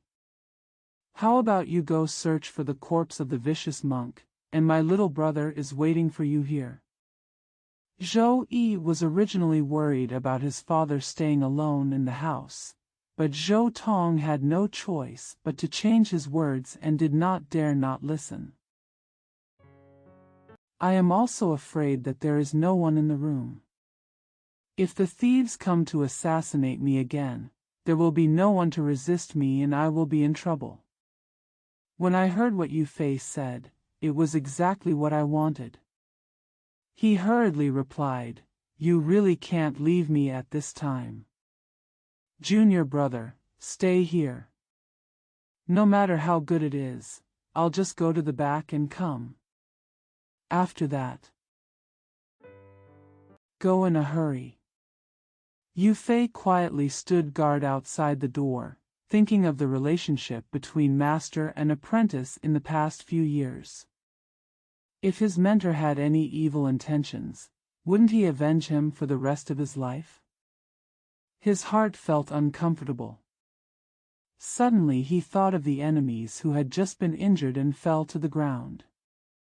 Look. Is there anyone who has woken up slowly? I thought a little. Looking forward, I saw that there was no movement among the corpses of the thieves lying in the yard, but it seemed that one was missing. Secretly thinking. When I stepped out of the window earlier, I clearly saw a short thief wielding a crescent gauntlet. Brother Zhou injured his left arm and jumped to the side. It happened that Horui also moved aside to avoid the enemy's hidden weapon. When he happened to bump into him, he knocked him down with a stick and never got up again. The dwarf thief was very agile and had already intended to escape. It was not because of Horui's clever hitting with the stick. He must be escaped. I remember that this thief fell under the tree over there. How could he not even have his weapons? If he escapes, it will be inevitable to avoid future troubles. If he hides nearby again, and he comes to assassinate him again soon, wouldn't it be even more worrying? Thinking of this, he walked towards the courtyard. The original intention was to check whether the dwarf thieves seen earlier were among the corpses of the group of thieves. As long as the pair of strange-shaped weapons, crescent gauntlet hooks, were found, it would give them some peace of mind. The courtyard was very wide, with corridors and steps 4 to 5 feet high on all sides. There were 4 begonia trees under the steps of the main house. Yue Fei was walking down the steps quietly for fear of disturbing Zhou Tong, when he suddenly heard a slight sound from the branches on the left. At this time, the night wind was very strong, and there were many clouds in the sky. When the wind blew them, they looked like a tidal wave. The bright moon hanging high in the sky is like a dancing star, moving forward randomly through the gaps in the clouds, appearing and disappearing, appearing and disappearing. Because the moonlight on the ground alternated between bright and dark, and the wind kept blowing, a slightly careless person would think it was the sound of the wind blowing branches. Ignore the past. Yue Fei, however, had sharp ears and eyes, and a mind as fine as his hair. He could tell something was wrong as soon as he heard it. He quickly turned around to take a look. He realized that at that time, he didn't hesitate. He turned around quickly, put his feet a little bit, and glided across the water. Use the movement technique, fly towards the second crabapple tree on the left. It turned out that there was a person lying down at the bottom of the steps, holding a crescent gauntlet in each hand. It was the dwarf thief he had just seen. He was lying there face up, as if he was dead. Yue Fei cursed secretly, "Cunning thief." He only pretended to be dead and didn't even think about the 2 crabapple trees in between. How did you end up falling from the front yard to behind the tree? I might as well ask you to suffer a little first. As soon as his thoughts changed, he stepped towards the thief's right wrist with his left foot. The short thief's name was Tao Wen. He was the most cunning and highly skilled. As soon as the night came, he could see that his master was prepared. Shocked by Zhou Tong's reputation, he wanted to escape for a long time.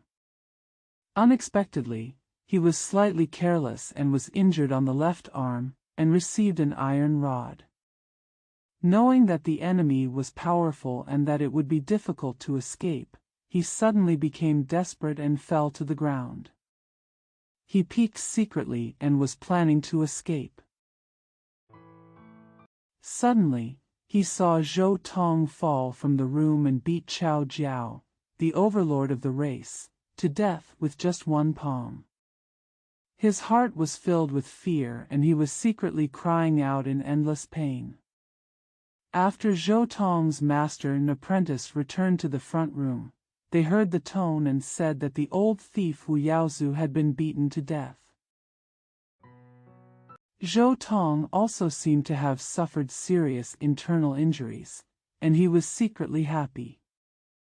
Because he thought he was running away from the upper room, he alerted his enemy and chased him out. He had no chance of surviving. I saw a moon door on the side of the main house, so I first planned to hide inside and climb over the wall to escape. He just quietly hid himself under the steps of the main room. He secretly checked for movement and suddenly saw everyone walking away separately. He thought to himself, Zhou Dong, the great hero of Guangzhou, is famous all over the world. No one knows that he suffered internal injuries. If you can take his head away, what a shame. He only had wishful thinking in his heart. Unexpectedly, when Zhou Yi and Yue Fei broke up, their voices were so low that no words could be heard. It wasn't until Yue Fei walked down the 2 stairs that he became alert and saw that the person was the young man who had just injured several of his comrades with a series of hidden weapons. I know it's awesome. He had no choice but to lower his body to the ground, intending to lie down and pretend to be dead, and then act secretly. Yue Feixian didn't pay attention to both sides of the steps. Tao Wen wanted to escape, but it was not impossible. He just wanted to be a murderer and always wanted to harm others, so he was slightly negligent when he fell to the ground. The crescent moon gauntlet hook in his left hand slightly held the begonia branch, and he was startled when he saw his enemy turning around to look for him. Knowing that something was not going well, he pretended to be dead on the surface, secretly holding on to his hooks, preparing to suddenly burst out, killing the person first, and then stabbing him in the bedroom. Unexpectedly, the person who came here not only had amazing skills, but was also alert and dexterous when dealing with the enemy. He had just started thinking here, but his left arm had already been stepped on by someone, and half of his body was numb. At that time, he was in pain and anxious, so he hurriedly raised his right hand to meet the enemy.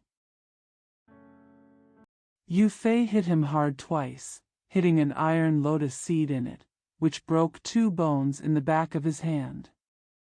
At that time, the pain was so intense that he roared and struggled to get up from the ground. Suddenly, his eyesight went dark, as if he had been hit by a hammer, and he fainted. Yue Fei saw the short thief's turban fall to the side, and there seemed to be a flash of golden light inside. After picking it up and taking it apart, it was a gold medal the size of a domino. It was engraved with a pattern that looked like seal script but not seal script. The word Tao Wen was also engraved on the back of the card. Then take a closer look at the light. That shape resembles a small ball of flowers made up of seal characters, which is exactly the Jinbang characters that my mentor Zhou Tong once wrote for everyone to see.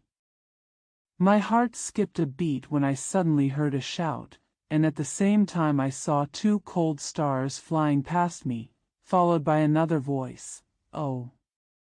Look everywhere." The dwarf thief just stood up from the ground and seemed to be holding something in his left hand. Before he could hit it, the 2 cold stars hit him on the head. With a miserable howl, he fell to the ground again. Then he saw Zhou Yi falling down the steps, holding 3 swallow-tailed shuttles in his right hand, and said with a smile, "This type of hidden weapon with poison is the most vicious. Let me try it with this thief first." When Yue Fei saw that the dwarf thief had been beaten to death by Zhou Yi, he could only laugh and said, "This thief is very cunning." I kicked off his turban and found this gold medal shaped like a hat flower, with a round flower engraved on it. It's very similar to Jean Bang's writing, and there's the word Tao Wen on the back. Zhou Yi caught a glimpse of the rectangular gold medal in Yue Fei's hand, and hurriedly said, "Is this dwarf Tao Wen? I'm so careless." "If you are careless, he will hit you with a hidden weapon." I was holding the swallow-tailed shuttle found from the fierce monk in my hand, and I casually rewarded him with 2, but I unexpectedly beat him to death.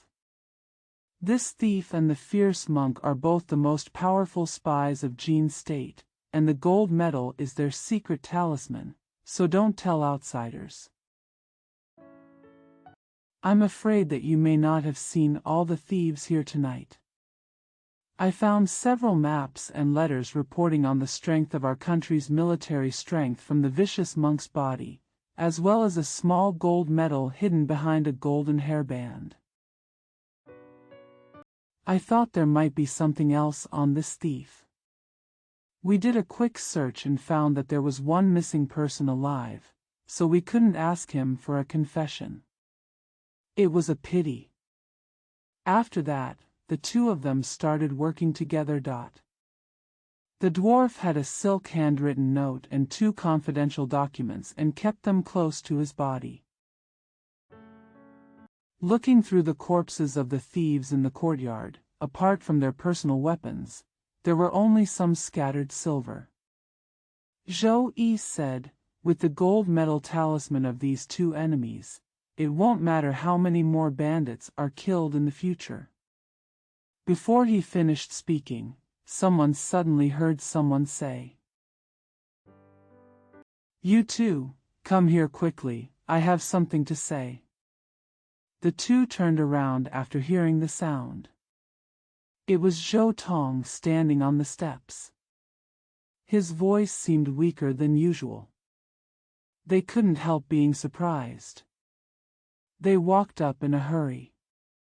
Yue Fei asked in the first room, "Is your teacher feeling better?" Zhou Tong smiled, turned to Zhou Yi and said, "Nowadays, there are spies sent by Jin's state everywhere, and many corrupt officials, local tyrants, and bullies are colluding with the enemy. You want to make yourself miserable and cause pain to your loved ones. If you are pleased by your enemies, quickly collect the things you found." I saw the positive tolerance. It is said that the thieves were all thieves on Shandong Road. They passed by here and saw how neat and tall my house was.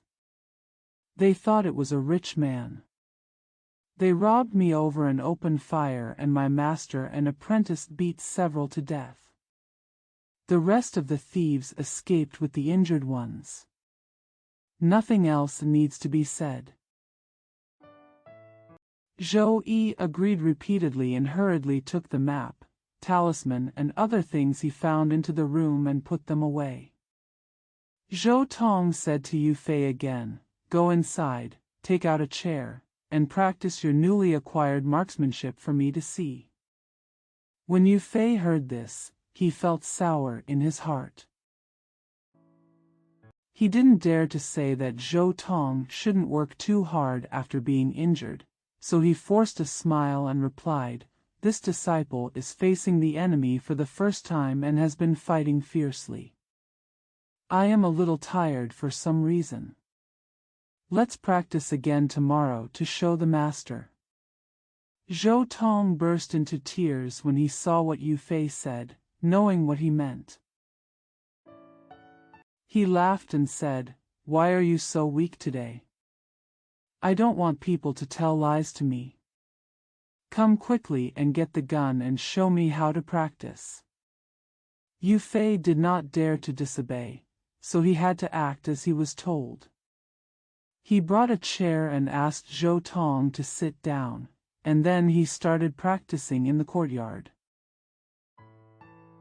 This set of marksmanship was invented by Zhou Tong's master and apprentice in the past 6 months through mutual research. It has more changes than Yang Zixing's Liuhe spear. Yue Feiming could see that Zhou Tong's expression and tone were not good, so he still had to suppress his sadness and cheer up. Unfold the newly trained set of 9 guns. During practice, I peeked at Zhou Tongzheng and Zhou Yi pointing their fingers and talking to themselves in a low voice. Zhou Yi had a worried look on his face. I was just wishing I couldn't finish practicing the 128 style 9-gun rifle as soon as possible, so I stepped forward to inquire. Zhou Tong suddenly ordered to stop. Yue Fei hurriedly put away his gun and rushed over. Zhou Tong said with a smile, "You are really capable of working hard, and you actually got to the point of training in just half a year. You listened to the crow of the rooster, and in a blink of an eye, Wang Gui and the others are coming. There is no need to practice." Yue Fei twice wanted to ask Zhou Tong whether his injury was better. Zhou Yi secretly waved his hand to stop them. Thinking of my teacher's kindness, I feel worried. Later, he couldn't help it anymore, so he just shouted, "Teacher." Zhou Tong smiled and said, "I have told your second brother if I have anything to say." "It's nothing. You are a young man, so you have to be stronger." The more Yue Fei listened to the tone, the more he felt something was wrong, and his heart tightened. Wang Gui had accompanied Wang Ming, and many villagers and long-term workers arrived with weapons and torches. It turns out that after Gong Ming gained the trust, he took advantage of his being a great gentleman and having contacts with the government while writing a letter and ordering people to report it to the government. At the same time, he ordered people to call Li Zheng. Then he took Zhuang Ding and came in person. As the robbers came to rob him last night, with the help of Zhou Tong's master and his disciples, they killed several robbers and the rest of the gang escaped. After hearing the purpose of his visit, Zhou Tong smiled, nodded, and said the word "good" twice. Following Su Qing, he also led the crowd back and reported that there were no more thieves left in Guanwang Temple, but the monk did not know. After Zhou Tong heard this, he suddenly glanced left and right and raised his arms slightly. Yue Fei and Zhou Yi saw Wang Ming arriving first, and Zhou Tong was sitting there without raising his body. The voice was so subtle, and he had already been worried, so he hurriedly stepped forward, helped Zhou Tong to the couch in the bedroom, and sat down leaning on the pillows. After a short pause, Zhou Tong glanced at the crowd and said, "If you have anything to say, ask me." He then smiled at Yue Fei and said, "You have to take yourself seriously, the country will need you soon." After speaking, he took a breath, paused briefly, and then smiled and said to Wang Ming, "Thank you very much for these years." After saying that, he closed his eyes and stretched out his hand towards Yue Fei. Yue Fei hurriedly stretched out his left hand. Zhou Tong grabbed it. Zhou Yi then removed the pillow from behind Zhou Tong and helped him lie down gently. When the two of them tried Zhou Tong's nostrils, they found that he was no longer breathing. At that time, my heart was shocked, and I couldn't help crying at the same time. Zhou Yi rushed forward, cried "Daddy," and almost fainted. Yue Fei was in great grief, and suddenly felt that Zhou Tong's hand was holding him tighter, much stronger than when he first held it. He thought there was still hope for life, so he hurriedly shouted, "Brothers, wait a minute, my mentor still has strength." Everyone hurriedly stopped wailing and looked carefully at Zhou Tong's expression. Everyone had hope, and then they became quiet, and there was no sound in the room. Yue Fei felt that Zhou Tong's hand was very strong, and he couldn't take his eyes away. He was destined to be on Zhou Tong's face, and he didn't even dare to say anything loud. When half a cup of tea was left quietly like this, Zhou Tong's face turned red, and he looked at Yue Fei with half-open eyes and said, "You can't be so weak. The saber is useful, and the Jin people are good at using horses. When I said the word, I closed my eyes." At the same time, Yue Fei felt his hands loosen, and hurriedly checked with Zhou Yi carefully. They found that Zhou Tong's heart had stopped, his hands and feet gradually became cold, and he was dead. He couldn't help but threw himself on Zhou Tong, cried out, "Teacher," and fainted. Passed. Naturally, everyone burst into tears.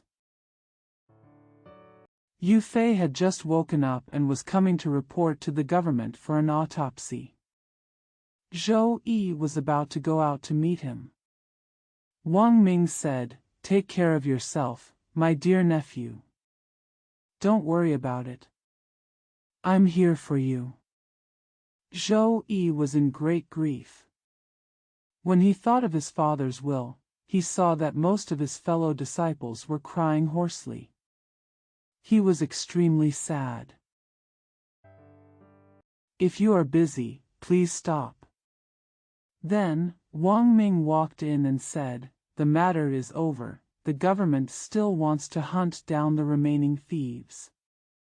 He discussed the funeral arrangements with everyone, bought a coffin, put a coffin in it, set up a spirit to offer sacrifices, and buried it in accordance with Zhou Dong's will. Near Yonghe Township, Fushu did not return to his hometown. In the 5th chapter, people died in the clouds.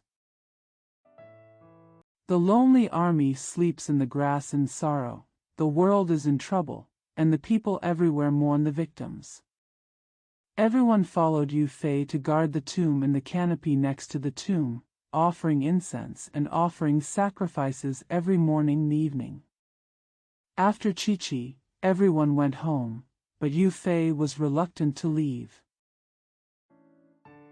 Later, despite repeated advice from his parents, wife, and fellow disciples, he still had to go to the tomb to weep and pay homage twice a day.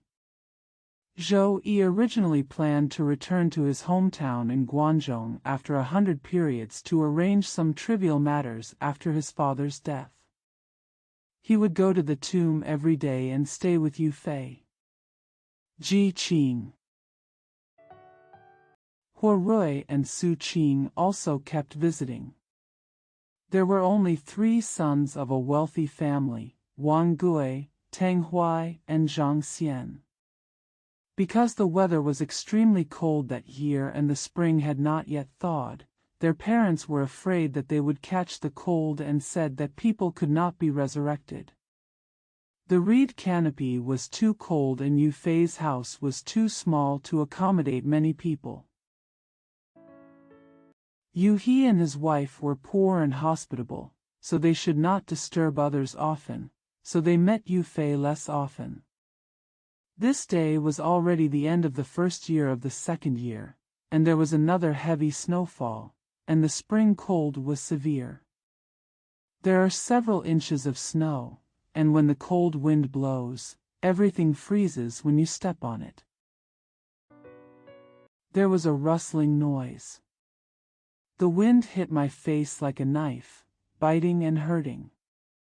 Zhou Tong was buried on a high slope half a mile away from Yu's home. There are poplar trees all around. The tomb is in the middle of the woods, with a canopy about 10 feet in diameter erected next to it. Zhou Yi has something to do in the future. Yue Fei was sitting alone in the tent, thinking about his teacher and feeling sad. Suddenly, his wife Li Shu came to call him at her mother's command and turned around together. Seeing the two young couples coming back, mother-in-law Yao turned around and said with a smile, "You two, come to the stove and warm yourself up. The day after tomorrow is Master Zhou's 100th birthday. Your brother on Tuesday is young and has never experienced such a big event. He also obeys his father's will and keeps everything simple. If the sacrifice is held tomorrow, it may not be complete. I steamed the marinated carp that Su Qing and Horui gave me last year, and added the pickles and chili that your mentor loved to eat when he was alive. Organized some food service. There is also the jar of green bamboo leaves given by Master Zhou last fall. Your father was reluctant to eat it, so he happened to take it as an offering. As soon as it gets dark, send a message to your second brother as soon as possible, saying that I'm ready, so he doesn't need to bother anymore." Yue Fei felt that in the past 2 months, his family's situation had become increasingly poor. Li Shu only had some dowry, which she had sold off. The spring famine of that year was very sad. My father had been ill recently and needed to be nursed back to health. As Wang Ming and Zhou Tong had such a good relationship, a sacrificial feast would definitely be sent to him. Good sacrifices reflect what the family has. As long as you give it your all, there is no need to force it.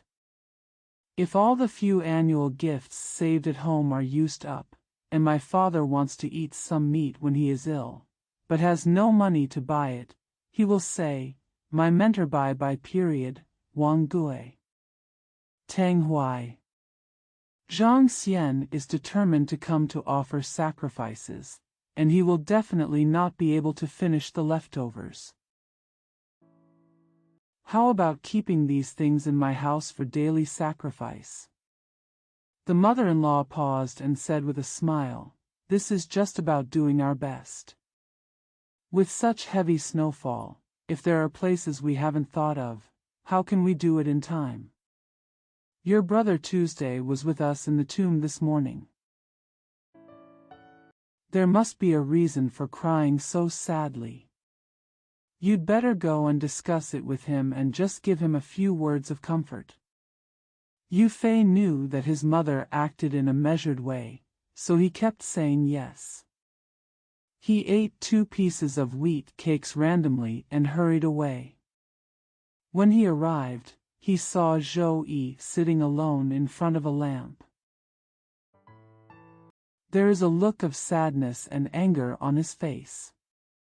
He called out, "Second brother," and was about to ask questions.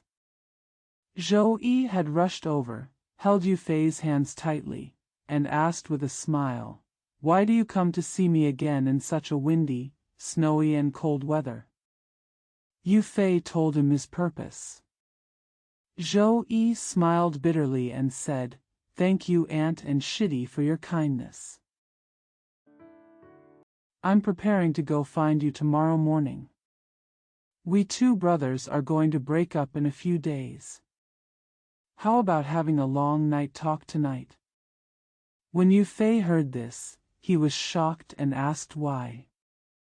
Zhou Yi replied, "My father died on his deathbed and will leave after 100 terms. Originally I planned to stay a few more days. This morning I received a letter from a friend of the same family. I went to kill the thieves. There was a man named Yu Shanhu, who was the son-in-law of Yuan Xiu, the teacher of the traitor Tong Guan. His wife, Han Sanjiao, had a family tradition of wielding a poisonous leaf-flying crossbow, and she didn't know her father had passed away. Soon we will seek revenge. This matter was not worth worrying about, but this woman, relying on the power of the traitor Tong Guan, was obviously unable to defeat him, so she must have colluded with the government and conspired to assassinate him. What a misfortune, but it also involves a good person. When my father was in Japan, he originally set up his own restaurant. Except for the deceased Li Shishu, Tang Hui and Zhang Xian's fathers rarely interacted with each other. As long as I walked away, everything would be fine. I have decided to leave the day after tomorrow. I hope you will work hard to make progress and make contributions to the country in the future, according to what your father said every day and what I told you before his death. It's not because of your father's painstaking efforts that you can calm down the people and kill the enemy.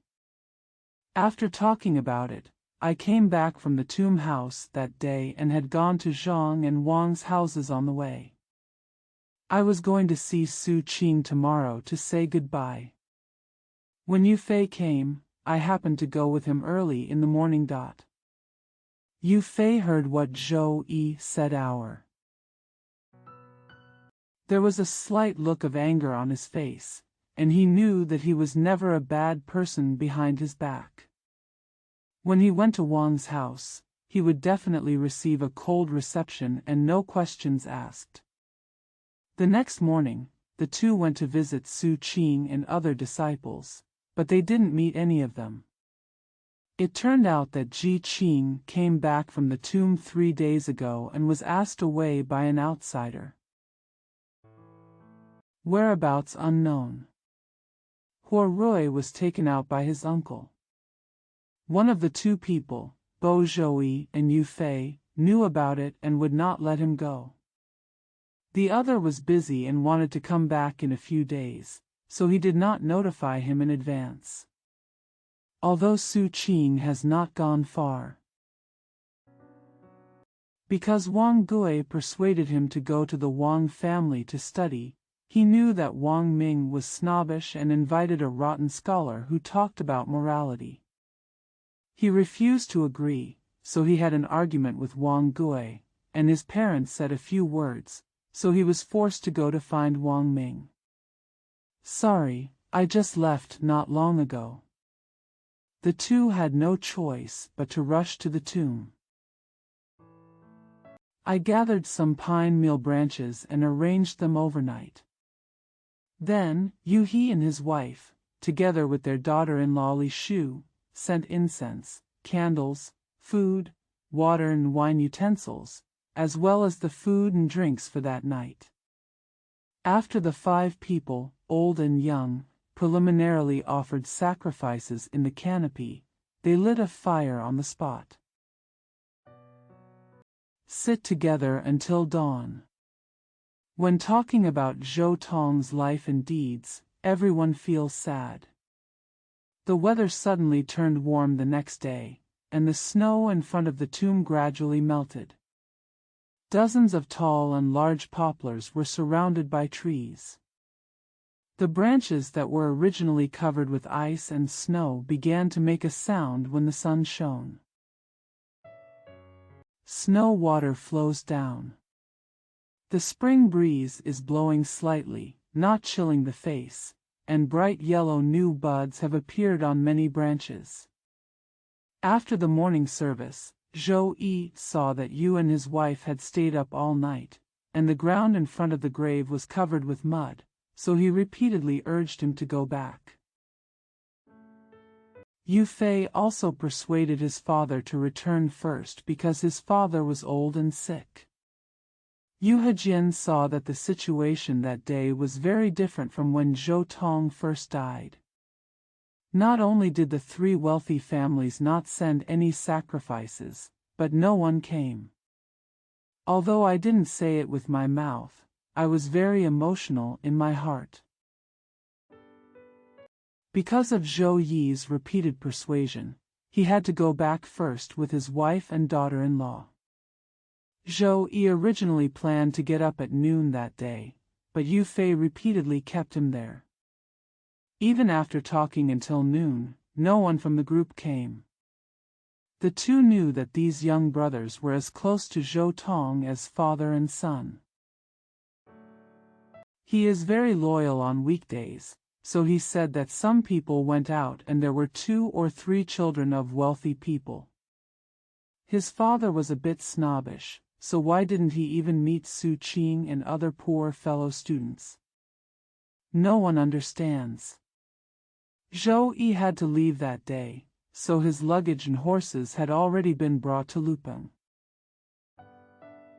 After talking for a while, they said goodbye to Yue Fei. Yue Fei was about to send him off, but Zhou Yi said, "You and I will meet again later, so why bother?" Yue Fei also felt that if someone came to offer sacrifice, it would be inappropriate for no one to receive him. There was only one horse, so he had to tighten Zhou Yi's hand. Both parties parted with tears. The remaining snow has not yet melted, and the few country paths are quiet, with very few people coming and going. The scenery is very desolate. Yue Fei stood alone in the shadow of the setting sun, looking around at the vastness with mixed feelings. I thought, last year today. Xinghe, his mentor, wrote essays in the morning and talked about military affairs at midnight, and his words were still in his ears. Once upon a time, this old hero with an upright mind and all-round talents in both civil and military affairs, and his only confidant and mentor in his life, turned out to be a stick of loss, covering the door of the tomb for a long time, and people perishing like clouds. What a hatred! When Yue Fei thought about this, he couldn't help feeling sad, so he threw himself on the muddy ground and cried loudly. Just as he was crying with sadness, he suddenly heard someone behind him calling, "Senior brother Yu," repeatedly. Looking back, it was Su Qing, holding incense and candles to offer sacrifices, rushing through the snow and mud. First he went to the grave and cried for a while, and then talked to Yue Fei about his feelings. It turns out that Su Qing's family was poor, and his father cultivated more than 10 acres of other people's fields, which was not enough to make ends meet. He had no money to prepare for the ceremony. Yesterday, his father forced him to go to the Wang family and was delayed for a long time. It was already late when he came back. In the early morning of that day, I had just hunted some game and went to the market to exchange for some sacrificial gifts, so I arrived a step late. Seeing that Zhou Yi had left, I regretted not saying goodbye. Yue Fei saw that it was almost dusk and was about to take the altar table and the remaining food and wine home. So he left Su Qing to finish his dinner before leaving. Suddenly he saw Tang Huai and Zhang Xian coming on horseback. After the sacrifice, they mentioned that the teacher invited by the Wang family was a Taoist gentleman who was known as a famous Confucian. He had very strict academic rules and was the most rigid person. He said that Zhou Tong was very brave and aggressive and was not a pure person. Often said, "As long as you read half of the Analects of Confucius, you can rule the world. If you wield a gun and dance with a stick every day, you can at most become as brave as a man. What's the use?" Wang Ming regarded him as a god because he had been Kai Jing's honored guest and had frequent contacts with royal relatives. School starts in just a few days. The teacher asked Wang Gui to stay away from the garden for 3 years, cultivate his awe-inspiring spirit first, and then read the Analects of Confucius well, and he would naturally be able to govern the country and bring peace to the world. He also said that Tang Huai and Zhang Xian had to go home after school every day. They could not follow their steps from morning to night and follow his example.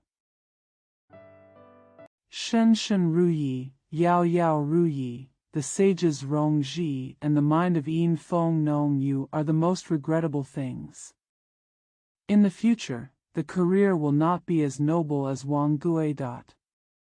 Tang Huai was angry with him, so he took the essence of Zhou Tong's daily reading and went to the teacher to practice the scriptures and ask questions. 9 out of 10 times, he was asked. Every time the teacher fails to answer, the calmness and magnanimity he is usually proud of will turn into an outburst of anger. Tang Huai didn't mention what Zhou Tong taught him. It was okay. He only mentioned that it was Zhou Tong who taught him, and he shouted loudly.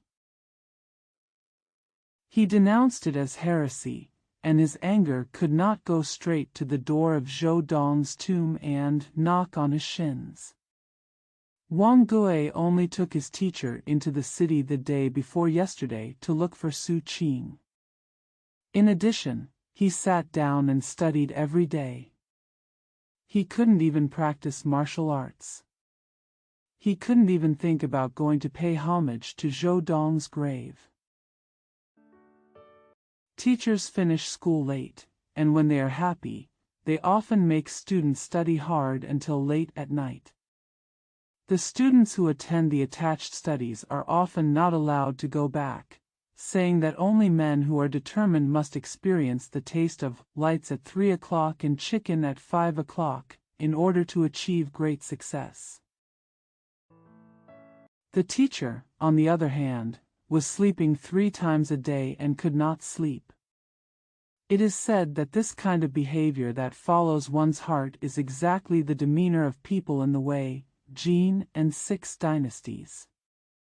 There are many great principles and great knowledge hidden in it, which cannot be understood by future generations, nor can it be explained by other people. After staying up all night, the students were dizzy and had no energy to study, so they had no choice but to learn. Ziyu takes a nap during the day, and dreamed of Duke Zhou with the teacher. The fathers of Tang Huai and Zhang Xian had both served as border generals. They knew that their sons' skills were all taught by Zhou Tong, and they usually disliked such Taoist teachers. It was not my original intention to send my son as an appendix because of Wang Ming's strong persuasion. Unfortunately, the teacher's reputation was too great and he didn't want to offend him at this time. Tang Huai and Zhang Xian came to offer sacrifices that day, but they excused themselves because they had something to do at home. The 4 young brothers talked for a while, and then Tang Huai and Zhang Xian resigned. Yue Fei and Su Qing went home. After dinner, Su Qing was about to leave when his mother-in-law suddenly discovered that Zhou Yi had left a letter under Yue Fei's pillow, as well as more than 40 taels of silver and a handwritten summary of Sun Wu's art of war. The main idea of the letter is, "I was afraid of a spring famine." These dozens of taels of silver were donated by Tang Huai's father, Tang Yongcheng, and were specially given to his uncle and aunt for living expenses. After Yue Fei read it, he thought for a while, then informed his parents and distributed 10 taels of silver to Su Qing. Su Qing did not refuse. Yue Fei misses the kindness of his master. I still visit Zhou Dong's tomb every day and pay homage at any time. Time flies so easily, and it's already the end of March before I know it. Yue Fei looked at the flowers and plants planted in front of the tomb, which were in full bloom, and was sighing sadly. Suddenly, my beloved wife Li Shu came and said that a large number of refugees had fled the area. For fear of being harassed, the Wang family in Folan village has closed the gate of the village and is on high alert. Most of those refugees were half-clothed, disheveled, and many were injured and sick.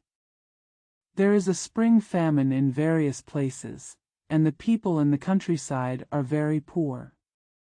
The prefectures and counties it passes through. He also closed the city gate tightly and did not allow them to enter the city. When the number of people was small at the beginning, they were often bullied and humiliated by the officers and soldiers. Later, people fleeing famine were everywhere, and more people gathered together. I'm afraid that the military situation will change drastically, and although the oppression is better, it will be more difficult for the refugees to find food. The severe cold and hardships suffered were unbearable. Public anger was deep and civil unrest was easy to occur. A few people climbed up to shout and roared, and then they formed a group to oppose the rich in the palace. As a result, those who were younger and stronger became the mortal enemies of the officers and soldiers. The old, weak, women and children suffered from the severe cold, wandered on the road, and died without a burial place. After hearing what had happened, Yue Fei couldn't help but feel excited and indignant. As he walked, he asked, "How much money is there left for the money that Brother Tuesday sent?" Li Shu said angrily, "You're still talking about it. We have already made up our mind." The mother-in-law forced her father-in-law to go see Wang Yuanwei and ask him to take the lead in the relief effort. Otherwise, we can buy him more than 20 loads of coarse grains and cook several large pots of porridge to save the lives of the old, weak, women and children. Unexpectedly, the king met his father-in-law outside. It was very different from before Mr. Zhou died. He kept saying that it was difficult to open the door to charity. Not only did he refuse to provide relief, he was even afraid of causing trouble by selling coarse grains to us. He also said many unpleasant things. My father-in-law only thinks of him as a good person outside the king's family, and he used to have good conversations with me.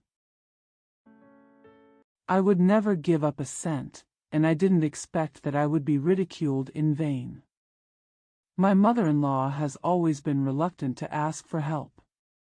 Today she saw these refugees gathered in front of the houses of these wealthy people and cried incessantly. She was really pitiful and ordered me to bring you back for discussion.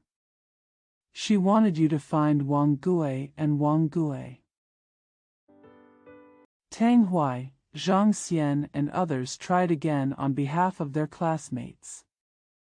The sooner this happens, the better. As the two were walking, they met two villagers who said that there were many refugees. More than 1,000 people had gathered in Folan village alone. Legend has it that a group of robbers who specialize in robbing wealthy households are coming soon. The government is mobilizing troops and generals, preparing to intercept them head-on, annihilate them all as rebels, and go to the court to ask for credit. Knowing that Wang Yuanwei's son Wang Gui and some of his classmates were highly capable, and that the nearby wealthy families had many strong men, they sent people to discuss with them, asking these wealthy families to help suppress the refugees and put an end to the rebellion. Yue Fei became more and more angry after hearing this. He thought to himself, this group of refugees was either caused by the government's extortionate expropriation of fields in search of food, forcing them to flee everywhere, or the Jin soldiers invaded the country, and the officials and generals failed to fulfill their duty of guarding the land and fled without fighting, causing them to be brutally killed by the enemy. Besides, narrowly escaped death and escaped. Otherwise, the government's corruption and incompetence drove them to desperation and provoked a popular uprising. This is a tragic situation caused by internal and external troubles. How can we suppress it with violence? In this way, useful troops are not used to deal with the enemy, but are used to kill their own poor people, and they rely on the rich and powerful families who specialize in oppressing the poor. Since the troubled times, life has been worse than that of chickens and dogs. The officials and the gentry are all in a hurry, just greedy for merit and risking rewards. We must kill more good people. As a result, the hatred between the two sides becomes deeper and deeper, and there are more and more civil unrests in various places. The Jin people will also take advantage of the opportunity to launch a large-scale attack. In the blink of an eye, the country will be destroyed and the family will be destroyed. What will happen? The more he thought about it, the more indignant he became, and he raised his head suddenly.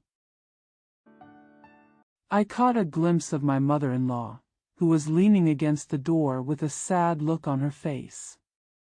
She hurried over, called "Mother" several times, and then asked, "Where's Dad?" The mother-in-law smiled bitterly and said, "Your father is looking for someone. There are so many refugees coming to this place, but the government is ignoring them. Our place is better, some places." He insisted that they were thieves and provoked a civil uprising. I know clearly that Tang Hui, Zhang Xian, and Wang Gui have grown-ups in their families who cannot make the decision, but these refugees are really suffering a lot. Even if we kneel down in shame, we must try our best to give them a try. Yu Zhang. The two uncles, Tang, are relatively straightforward, and Tang Hui and Zhang Xian are their beloved only sons. You should discuss this with Tang Hui and Zhang Xian first, and then let them persuade you. Only one of them nodded. Wang Ming has always had a good reputation, so he would not stand idly by. This is different from asking for help. It doesn't matter if you take a little leisure, just go ahead. Yue Fei responded, yes, repeatedly. His mother-in-law stopped him again and said, I just heard from your father that the government has recruited some strong men to join forces with those rich and powerful families to prevent rebellion. Wang Ming is the richest man in the area. He was afraid that refugees would come to his house to ask for food and he would not be able to cope with it, and he also wanted to use this opportunity to seek military glory on his son's behalf. After hearing what the government said, he agreed at that time. Wang Gui actually wanted to take care of you and Su Qing and included your names. Although you have learned both literature and martial arts.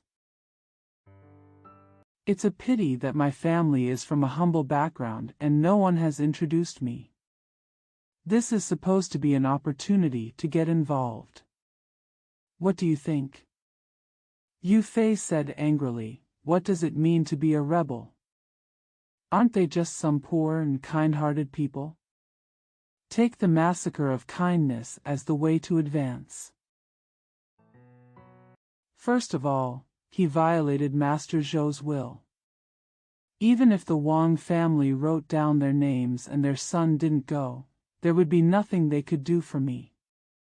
Mother-in-law smiled and said, Wu Lang is so good. Your father and I are both afraid that when you come to the Wang family, you will not show mercy to your brothers and become a government servant. If you do something that is harmful to nature, since you remember your mentor's last words, no matter how good it is, go ahead.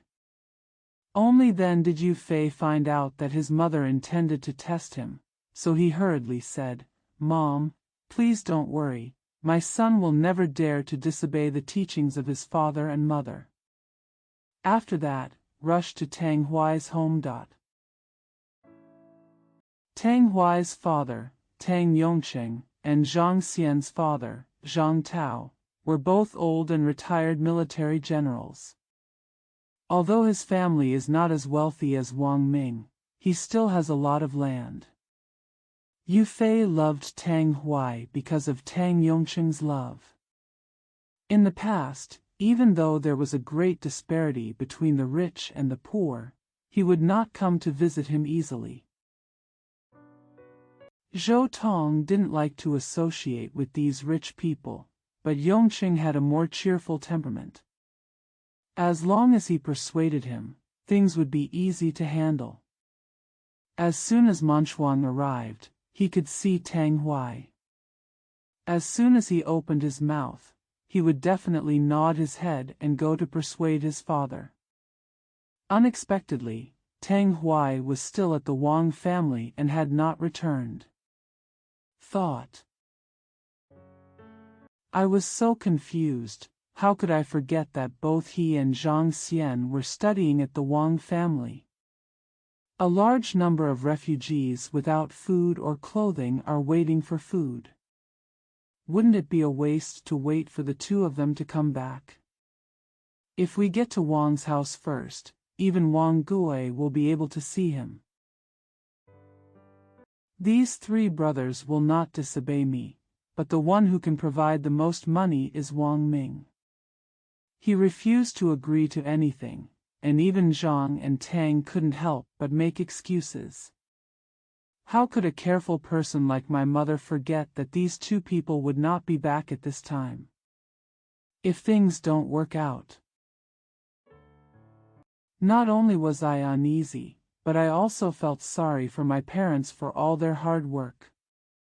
2 times I wanted to go directly to see Tang Yongqing, but because he was so soft-spoken, once I was rejected, I found it difficult to speak and stopped trying.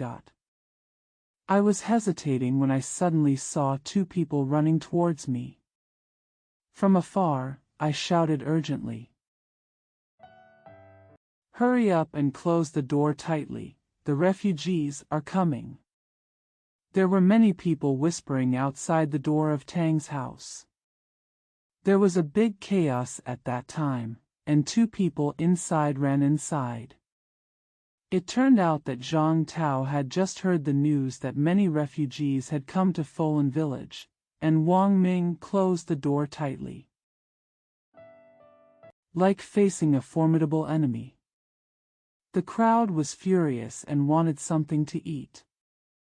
Wang Ming wanted to ask officers and soldiers to disperse, but the famous Confucian teacher was agitated by Zhang Xian's words and intervened to dissuade him. Explain. The way of kingship is nothing more than benevolence and righteousness. As long as Dong Wang holds the people's interests in his heart, he personally comes forward. If you explain to the refugees the principle of living in poverty and living happily, they will naturally recede.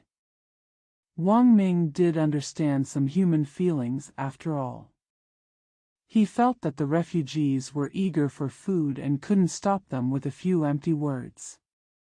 He didn't want to be accused of being a Confucian, so he said, "I have little talent and little knowledge." Virtue is not enough to convince people. Only the old master is highly respected and his wife and children are well known. If you can show yourself to preach and use the teachings of saints and sages to heal the fleeing people, if you climb up the wall and call out, you will definitely be able to make the village safe with just one word, and they will be convinced and leave after being taught these few words. At that time, he mustered up the teacher's awe-inspiring spirit and said with a smile, "I have studied for 10 years and nourished my energy for 10 years. The way of sincerity can change gold and stone, and connect with heaven and earth. How about people? It is related to the property safety of Dongwang's entire village, and those who eat his salary will be loyal to him. Though there are tens of thousands of people, I'm going." After saying that, he stood up. Wang Ming sent some villagers to protect him just in case. Zhang Xian originally intended to use this famous Confucian old man with a sour temper to persuade Wang Ming not to invite officers and soldiers to prevent trouble. Unexpectedly, this old man would volunteer to go up to the wall to discuss the ways of sages. Because the teacher usually claimed to be a talented person who managed the country and helped the world, he often made people's headaches with his words. They all wanted to see him calm the suffering people with one word, so they hid aside and did not get over it. This famous Confucian thought that as long as he read the principles in the Analects for a while, the refugees would be able to retreat. Unexpectedly, these people, whom he considered to be poor and ignorant people, did not realize his small words and righteousness, and they were not as obedient as those smart rich people. Although the famous Confucian scholar has 2.5 volumes of the Analects hidden in his chest, his speaking skills are not very good. We have forgotten the words of the ancient sages and sages. After you have enough food and clothing, you will learn to be courteous. Instead, you talk about rude words such as, "the people are ignorant." This aroused public outrage. His sage words had no effect at all, but he was scolded by the refugees. Stones and clods of earth were knocked against the village wall like a heavy rain. This famous Confucian kept in mind the sage's words that those who know fate should not stand on the wall of the village. Of course, he was so frightened that he cried out, "Mom," and fled in embarrassment. The people accompanying him to protect him also suffered. If it weren't for the fact that they were separated by the Huzhuang River, and these refugees were hungry and had no strength, it would be strange not to beat them to a bloody head.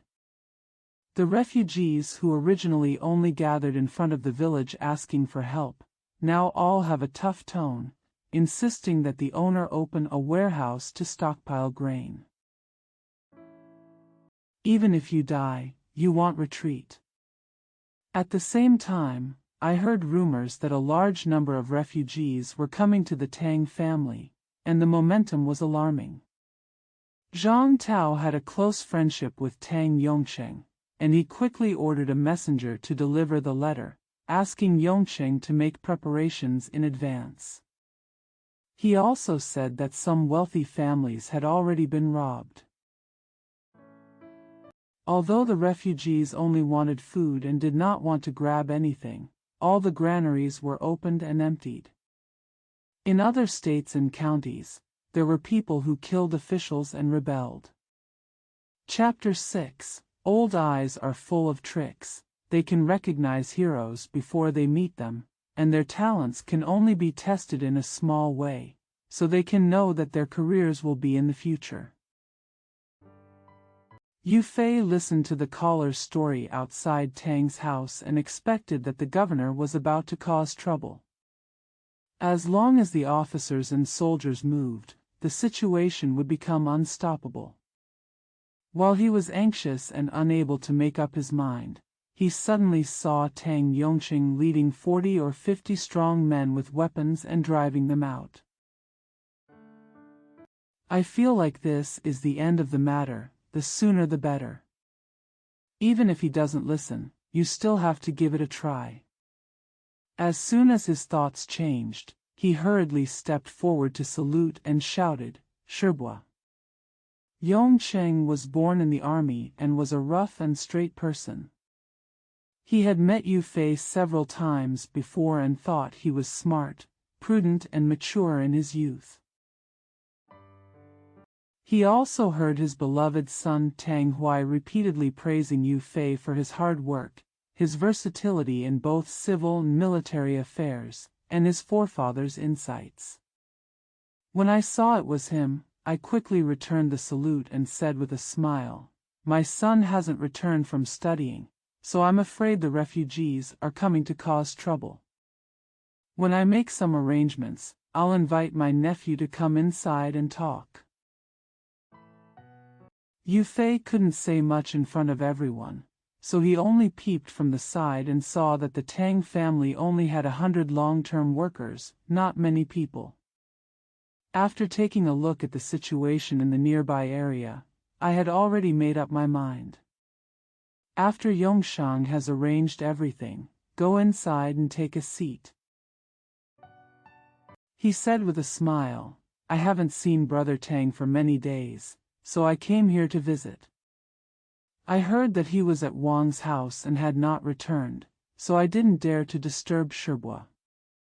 Because I saw that Zhang Shibua sent someone to deliver a letter to prevent the refugees from causing trouble, so my nephew felt that something was wrong. I was worried, and just as I was about to ask for a meeting, Shibua had already walked out." Yongqing said. Since Tong Taisher was defeated by the Liao soldiers and Gui Yaoshi surrendered to the enemy, he has become more and more arrogant.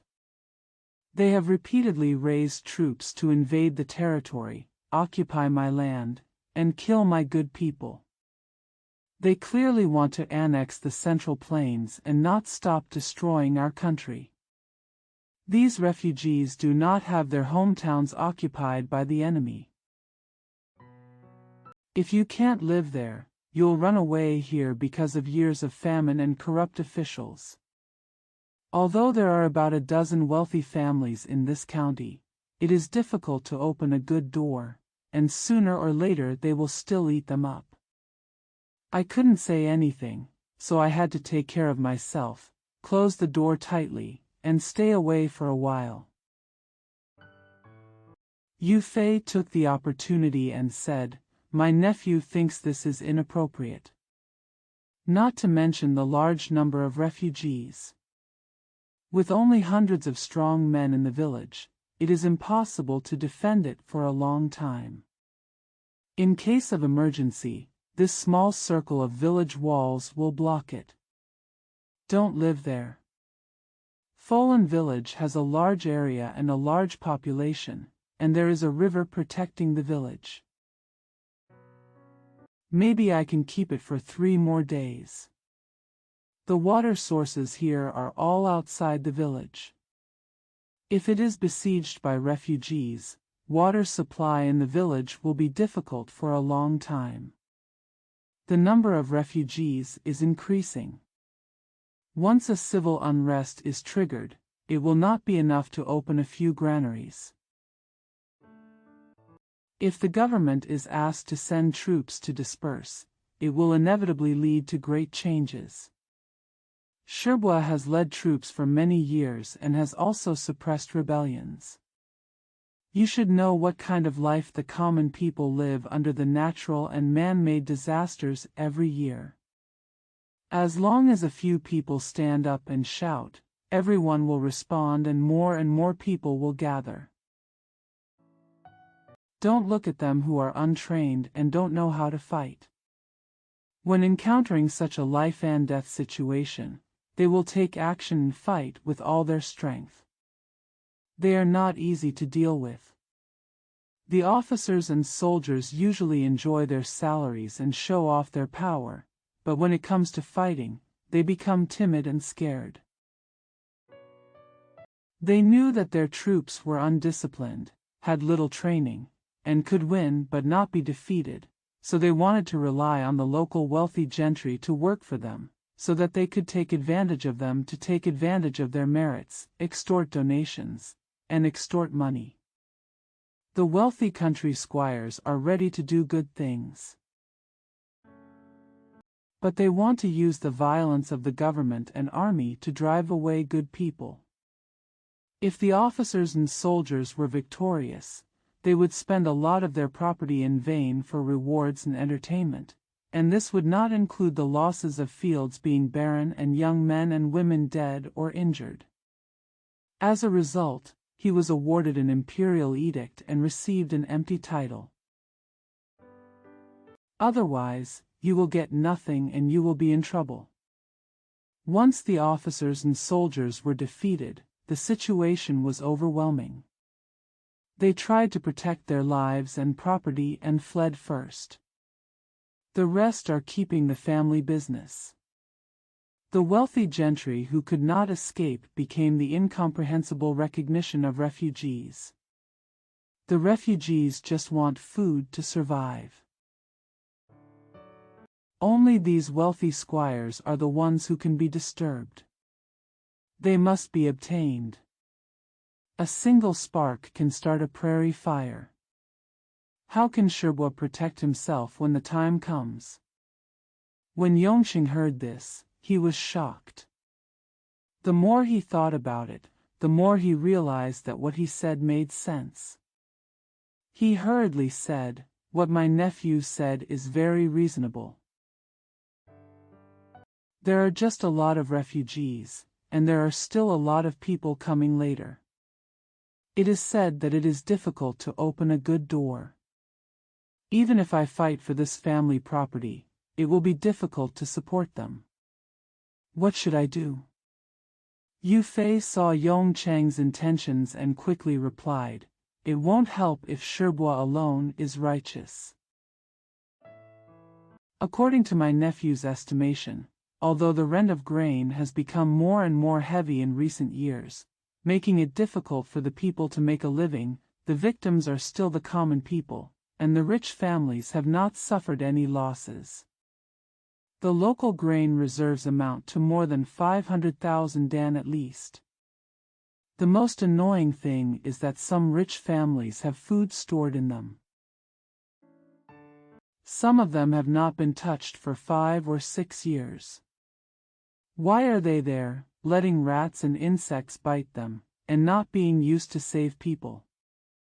It is said that when the country is in troubled times, manpower and material resources are the most important. These refugees are our strength to fight the enemy in the future. It is best to take them in, let them recuperate, and let them settle down in their own occupations, so as to enrich the country and strengthen the army. Nowadays, good people who have not been harmed by the enemy are still hard to escape from hunger and cold, let alone homeless refugees. It is our dream to make them live and work in peace and contentment. It is not difficult to avoid local corruption, prevent the death of many innocent people, and also save one's own property and life. They have no land to plant and no industry to build. Don't talk about 500,000 stones to store food, plus 10 times more. Sooner or later, they will all be eaten. Someone must take the lead, make a plan for first aid, and then invite all the rich and powerful people in the county to come, so that everyone can clearly see the pros and cons, donate enthusiastically, and set up more porridge factories so that the refugees can eat 2 meals first. Then send them on their way. Let them avoid death temporarily, so as not to stir up trouble and kill each other, which will consume their troops and weaken their vitality, so that the greedy and powerful enemy will become more ambitious and invade more urgently. Isn't this better than colluding with the government, sharing the same bed with different dreams, each having his own selfish motives, and ending up together in the future? How much better? Hearing this, Yongqing's expression grew brighter. He clapped his hands and said, "I often hear children say that you are resourceful, but I never thought you could have such knowledge at such a young age. I started my career as a soldier. I am 65 years old this year. I have a huge family fortune. Which thing did I bring with me when I was born? I had a son late, and there was only one son among us, so the family wealth was depleted. With me and my son, we didn't have to worry about not having a place to live. Although I don't want to say nice things to people, you, Zhang Shibua, and I have been friends for many years. Don't watch him save money at home on weekdays. Seems to be a bit stingy, but follow me when trouble comes. As long as the truth is correct, I will agree at that time. Both of us are rough people, and my good nephew still wants to help me take care of it. Let's set up 2 porridge factories first. It's just that there are a lot of refugees, and if they can't be taken care of, they can easily get into trouble. What do you think would be better? Yue Fei was secretly happy and hurriedly replied, "My nephew heard that these are all people who fled from the north and went to various places to beg for food." The one in Qilan village was the largest, with only 1,000 people. There were 2 other cases, both with only 300 to 500 people. They only need to prepare 20 or 30 large pots, along with porridge and wheat cakes. The thick porridge will temporarily satisfy their hunger, and the wheat cakes will be their dry food on the road. It's best to give each person a little more money to ensure they get on the road quickly. As for if there are bandits coming later, this was probably a rumor. Even if it was true, they had no choice but to do so. As long as we are sincere and treat each other with courtesy, we will be fine. If there are really some grass bandits who are stragglers, gangs, robbing homes and houses, and they fight against them, there is a way to kill them. It's easy to lift a team of people, but it's hard to do it alone. If someone else takes the lead, my nephew doesn't dare to believe it. With Shibua's reputation over the years, those wealthy gentry will surely rise up after hearing the news. If Shibua carefully explains the interests and benefits, they will definitely donate generously to achieve this righteous deed. On the surface, although everyone spent some silver rice, first of all, it ensured the safety of the place and avoided military disasters, and it would not hinder farming and delay spring plowing. It's much better than being a government servant, hurting more lives, and having to be blackmailed by him. Yongcheng was moved by Yue Fei's words and immediately ordered people to invite Zhang Tao. After a little discussion, they all agreed. On the one hand, he ordered people to bury pots and make rice at the intersection outside the village, and on the other hand, he ordered people to find Yu He to help take care of him. Follow the orders to invite the local gentry and wealthy people.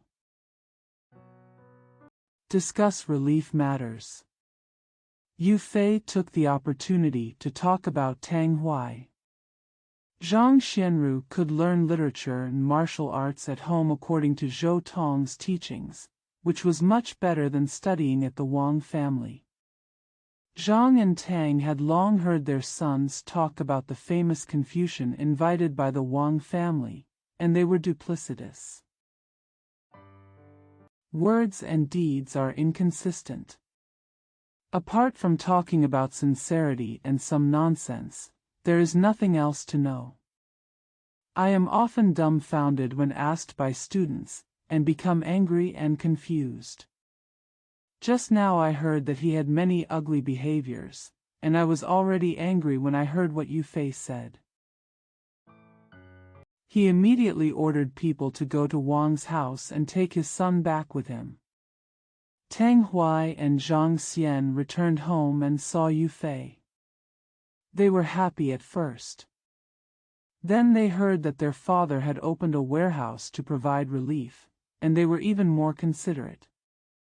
As they talked about the refugees in Qilan village, the siege tightened, and access to the village was cut off. The teacher was frightened and fell ill. Tang Hui and Zhang Xian had nothing to do. They went to the wall to look around and found their own people waving and calling. Relying on his strong skills, he changed his clothes, found a place with few people, climbed over the wall, and escaped. Yue Fei was shocked when he heard this and thought to himself, "The government once sent people to the Wang family to discuss expelling the refugees. According to this situation, the Wang family was besieged by refugees. The government could not be unaware. They must have calculated that the two sides would fight, so they came to sit and watch the success or failure. Wait for both sides to take action, and then bring the officers and soldiers to come over, killing the good people at the same time. Go to the court to ask for rewards. On the other hand, you want to curry favor with the Wang family, extort gold and silver, and reap the benefits of the fishermen. One misfortune can lead to a catastrophe in a blink of an eye. Although Wang Ming is snobbish, why do those good people who are suffering deserve to be killed like this?" As soon as my thoughts changed, I hurriedly talked to Zhang. Tang Erlao discussed the solution to the siege. Tang Hui and Zhang Xian agreed, and the two elders immediately acted as they said. Yue Fei then mounted Tang Hui's fast horse and rushed to Folan village. As soon as he left the village, he saw large iron pots set up at several intersections. My father and 20 or 30 villagers were already making porridge over a fire. He became even more happy and called out, "Daddy." Regardless of what he said, he picked up the bridle and flew away. A few miles away from Wang's house, there was a loud noise of crying, cursing, and shouting. Looking at the wall of the village in the distance, the village was already filled with strong men, all holding swords, guns, bows, and arrows. It was clear that the moment was critical and about to happen. At the same time, I saw 30 or 50 refugees, holding branches, sticks, stones, etc. in their hands, shouting at the same time, and heading towards the horse to greet them. Afraid of misunderstanding, he quickly took off his coat. He waved it in his hand and shouted loudly, "There is food over there on the two slopes. Come with me quickly." The refugees noticed that although Yue Fei was riding a fast and elegant horse, his clothes were very shabby. He did not look like a subordinate of the government, and he was dressed differently from Zhuang Ding. He didn't hold a weapon in his hand. He didn't retreat when he saw someone, but instead greeted him. At that time, a lot of hostility was gone. People crowded in, surrounded on all sides, talking all over and asking questions non-stop. There was one who was so hungry that he was still cursing in such a garbled manner that he couldn't even hear what he was saying. Yue Fei spent a lot of time talking, and then he immediately grabbed two younger refugees and explained his purpose of coming. The two refugees were overjoyed when they heard this. They immediately went to the crowd and shouted loudly, just as they were told. Except for some ignorant babies who are still crying and hungry. The noise stopped. Yue Fei had ordered Tang Hui and Zhang Xian to come and lead the way, and he would wait for the refugees to leave before going inside to see Wang Ming. When the villagers of the Wang family recognized Yue Fei, two of them shouted loudly. When Wang Gui heard about it, he also rushed to the wall and shouted, "Senior brother." This aroused the suspicion of the refugees, and many of them had already stood up and gathered around the village. Yue Fei hurriedly shouted, the young owner of the village who is talking to me now is here. If you don't believe it, I will call him down and leave with you first. It's not that the old owner doesn't want to help you, it's just that there are so many of you and you come so violently. I'm afraid one of you is not considerate and it will inconvenience both of you. Zhang now. When the Tang family sent relief, Wang Shanren was also included. If you surround the whole village like this, we will have few people and not much food. Those who left later were afraid that they would not be able to receive help. When he said this, Wang Gui had learned military strategy from Zhou Tong for several years and knew some of the stakes. Hearing that Zhang and Tang families were already providing relief, he was anxious and ashamed. He no longer cared about his father's punishment and actually let him go. Wall jump will come down. Yue Fei's words also spread, and these refugees believed it. Those who were doubtful also left. Wang Gui met Yue Fei and asked him why he was here. He thought to himself, Brother Yue Fei is so loyal, but I'm afraid my father may not listen to him. So he told Yue Fei, I wanted to go inside and ask my mother to persuade my father to open a warehouse and provide relief. Yue Fei smiled and said, We usually speak softly, and the adults may not listen. But today, the two uncles, Tang, Zhang and Zhang are in charge, so that's not the case. It's better for you to accompany these bitter friends and leave first. I'll see your father. Come as soon as you finish talking. Just when Wang Gui nodded and mounted his horse, Wang Ming appeared on the wall of the village and called Yue Fei to ask questions. Yue Fei said, I have been ordered by Tang and Zhang to talk to you. Let's talk face to face. Please open the door and let me in. Wang Ming saw that Wang Gui had ridden Yue Fei's horse and had gone far away. He also saw that the refugees had all retreated. Yue Fei was standing below, speaking calmly and feeling a little relieved. He ordered someone to open the door and let Yue Fei in. Yue Fei, as the two elders of Tang and Zhang, explained the pros and cons in detail, and enlightened Wan Shi to wake up. Busily preparing horses, he and Yue Fei rushed to Tang's house. The victims were arriving one after another, on a first-come, first-served basis.